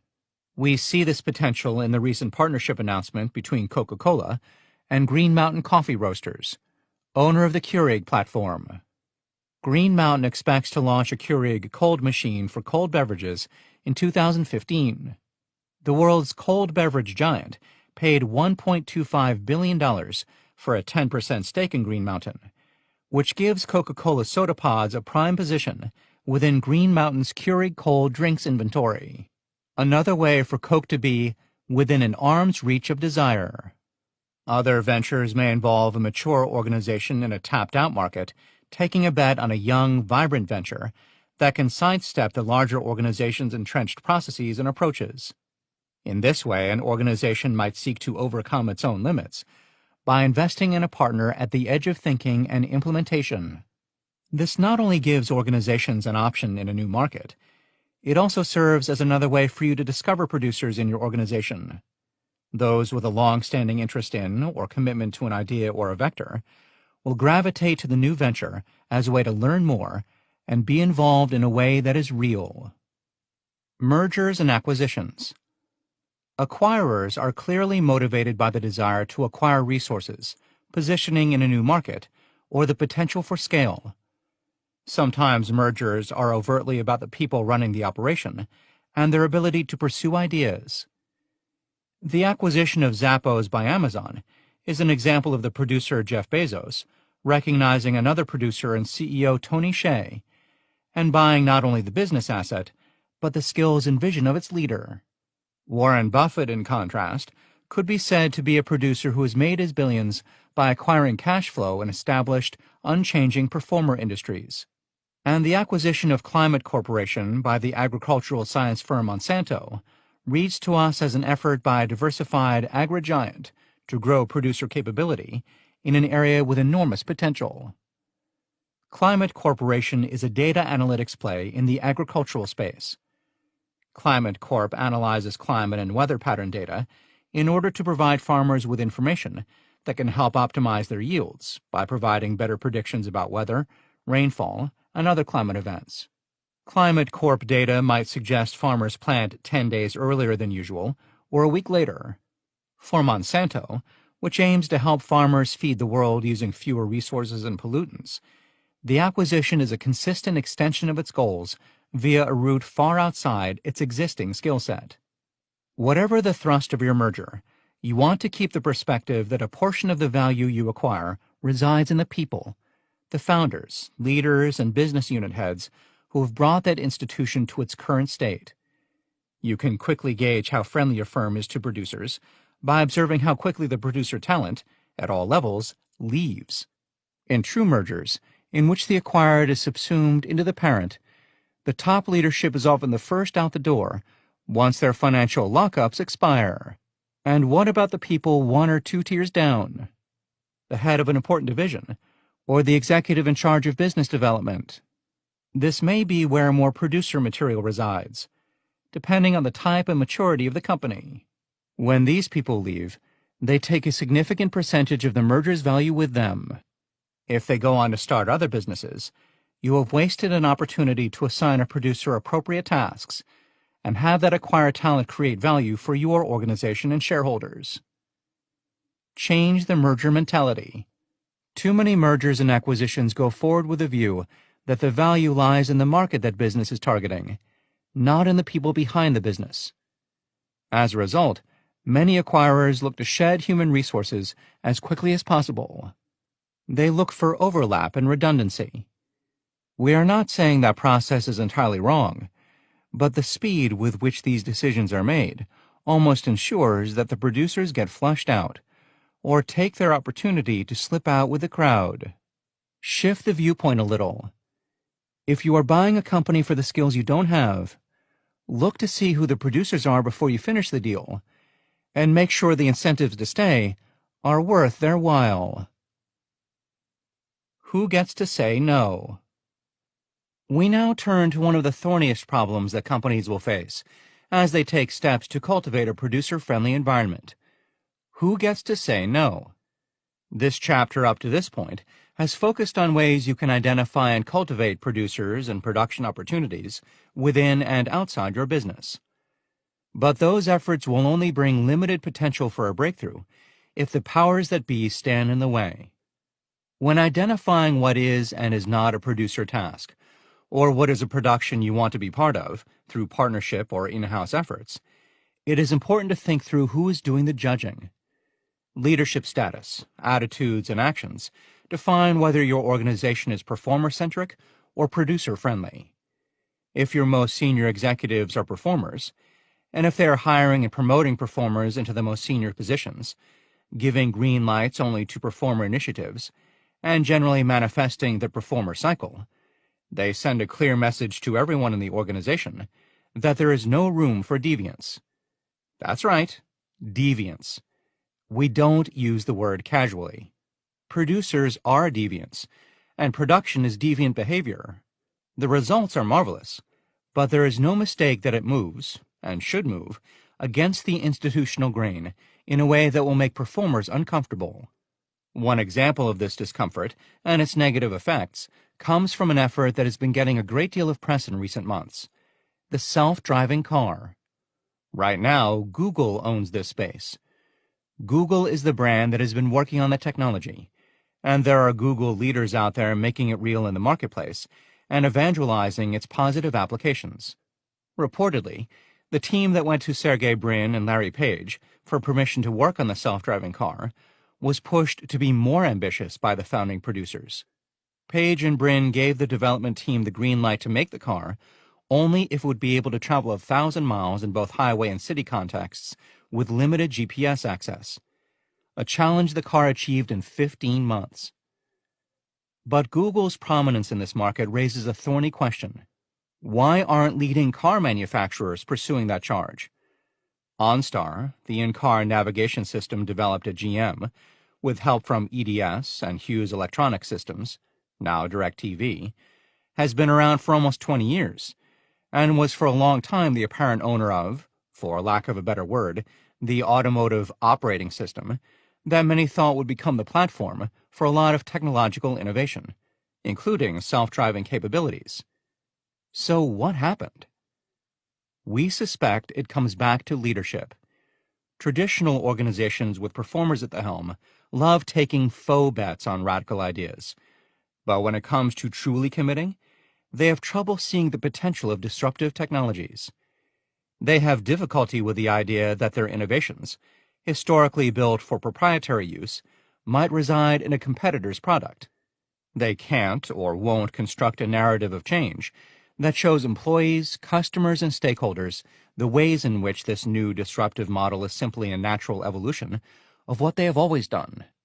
Compare the way the automotive industry has recused itself from inventive execution on the self-driving car with the way the producer Bill Gates inserted Microsoft into the internet space. In 1995, Gates knew Microsoft was late to the internet party, and that Netscape, Sun Microsystems, and other competitors had already taken over and defined the browser and net server markets, which served as the gateways to defining how users store, find, organize, and use information. In a letter he wrote to all Microsoft employees, Gates articulated his vision for why telecommunications mattered, why the Internet was at the center at that time of the new era of networked communications, and why the browser and other web-enabling technologies were not a top priority, but rather the top priority for Microsoft. Gates sold his organization on the web. It was empathetic imagination to see the shift in consumer demand, and inventive execution that began on the inside, a call to arms that Gates matched with important appointments and initiatives that allowed Microsoft to catch up and then surpass its competitors. Tellingly, there was no similar call to arms when Microsoft missed the new wave of mobile. Gates himself had already retired and moved on to focus his dual habits of mind on improving the lives of the world's poor. These stories of major change force corporations to ask themselves, what institutional means do we have at our disposal to make change happen? We believe that the job of leadership in promoting a producer-friendly culture is to put a wrapper of legitimacy around non-traditional activities. It requires a Bill Gates to explain why deviation from the former core of the business is consistent with what the company is about. Leaders need to point to deviant behavior and show the ways in which it is right by highlighting how a producer either got the firm into a new market, a new product area, or paved the way for a breakthrough. Commonly, leaders will need to provide air cover for deviants to take actions or pursue initiatives that are outside the norm. There are rules that producers need to follow in this game. Leaders can't legitimize producer activities that are happening in a way that goes against the values of the organization. Producers may be able to break the norms of behavior and thought in an organization, but there are ethical and legal standards that cannot be breached by anyone, no matter how great that person's potential. The means to institutionalize producers will vary, depending on the inherent culture. Some will find ways to institutionalize a new production in a way that makes it seem incremental. This is a sophisticated dance that translates positive deviance into a form that is acceptable to and consistent with the organization. However they go about it, corporations need producers in high positions. They need people who have a vision for how the world is changing and a way to sell the company's role in it. An absolute requirement for the creation of producer-friendly environments that recognize and reward positive deviance, that say yes to new ideas and strategies with disruptive potential, is the presence of one, two, maybe even a majority of producers in the C-suite. There cannot be a compromise on that point. We have said repeatedly, and will continue to assert, that performers are critical assets to the organization. But performers cannot construct the complex vision and see the combinations necessary to turn good ideas into great businesses. They are far more likely to ask why, when the real question is, why not? And they are far more likely to say no, when the answer needs to be yes. You simply need producers who are able to say yes, and you need to set up the organization so that producers are the only ones who have the ultimate authority to say no. The same goes for the makeup of the organization's board of directors. Even very powerful CEOs have independent boards that need to approve major decisions. The board can smooth the way for a production to take place, or it can put up roadblocks. To ensure it's the former, organizations need producers in the boardroom, people who can recognize the intent behind new value-creating initiatives and even add value to their formation. If you take this advice, you will be making decisions and promoting people with more of an eye toward building a producer-friendly organization. But we are not saying that there will be no high-level performers. There will be. Just as the performer Luke Jacobellis runs the day-to-day operations at John Paul Mitchell Systems, and the performer Martin Woodall ran the day-to-day at MicroSolutions, there will always be critical, irreplaceable roles for performers, because they're the ones who have the technical creativity to take a producer's design and optimize the parts within it. The key is to elevate performers with an eye toward producer-performer synergy. Removing the shame of the new. Being a producer in a performer-dominated organization requires an ability to deal with the shame of doing new things. Performer cultures can subtly shame potential producers into silence, especially when a producer takes a risk or is given a chance to try something and it doesn't work out. Wrong idea, wrong timing, wrong model, or any other wrong that causes an idea to fail. How would your organization treat a producer who tried something new that bombed? If your honest answer is that you at some level shame him and others who try something big and fail, then you have work to do. Across the business world, there is a real shame component to being associated with a venture that doesn't take off or that has fully failed. Lessons from the self-made billionaires we interviewed make clear that failure is an inevitable hurdle on the path to success. Yet corporate environments often shame failure and push those who fail into a holding pattern. These people don't get fired unless the failure is spectacular, but they are rarely given another production. Not all failures portend huge future wins, but some do, and at the very least, those who try should be lauded for the attempt and be allowed to integrate and even institutionalize the lessons so that the next effort goes that much better. We view attitudes of shame toward failure as a symptom of the corporate tendency to eschew ambiguity. Nobody likes uncertainty, and corporations rarely tolerate it at all. The spreadsheets and earnings reports all serve to add a sheen of certainty to what is, at root, an uncertain world. And pursuing the truly new is the most uncertain activity businesses engage in. We are not suggesting that businesses embrace ambiguity. That would be overstating it. But there does need to be some heightened tolerance of it for productions whose outcomes are radically uncertain, but potentially huge. The examples of inventive execution we highlighted in Chapter 4 show the myriad ways that a producer, in the process of making an idea real, must design, adjust, and rejigger business models to find the right fit. Producers may get it wrong before they get it right. They need to be allowed some leeway for those mistakes to happen. And when a venture has passed from ambiguous to definite failure, cut it off. Don't keep the project and its producer in limbo. An effort that earns profits but isn't big enough to earn institutional attention should be addressed with the same definitive action as one that is clearly never going to earn. The signs are all there, Groupon founder Eric Lefkofsky said of the success prospects of the ventures he supports. And 99.9% of the time, the signs are not wrong. Nurture producers, where serendipity meets intent. In our study of billionaires, we looked at the outliers. These people work neither in the box nor outside the box. They make new boxes.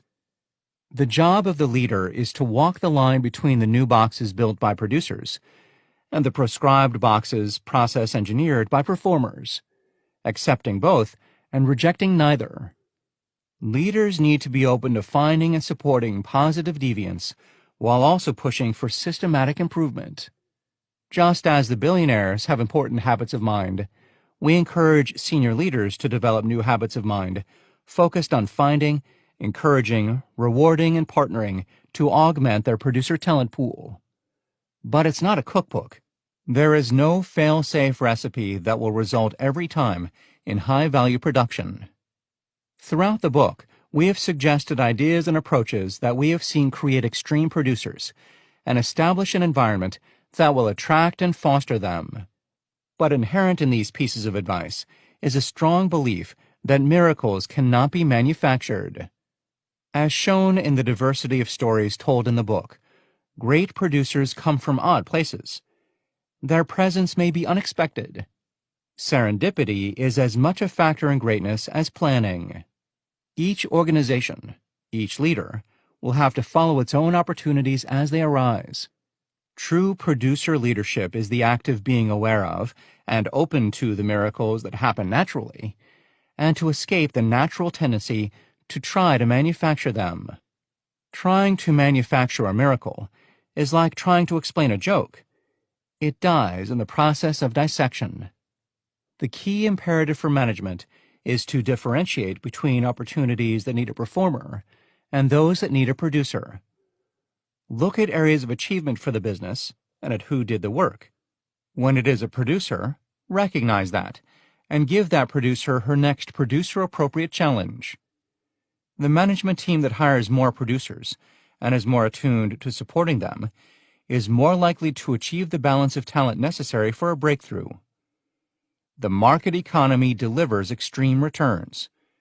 When you have extreme producers, the value will flow to those leaders who can nurture this talent pool better than others.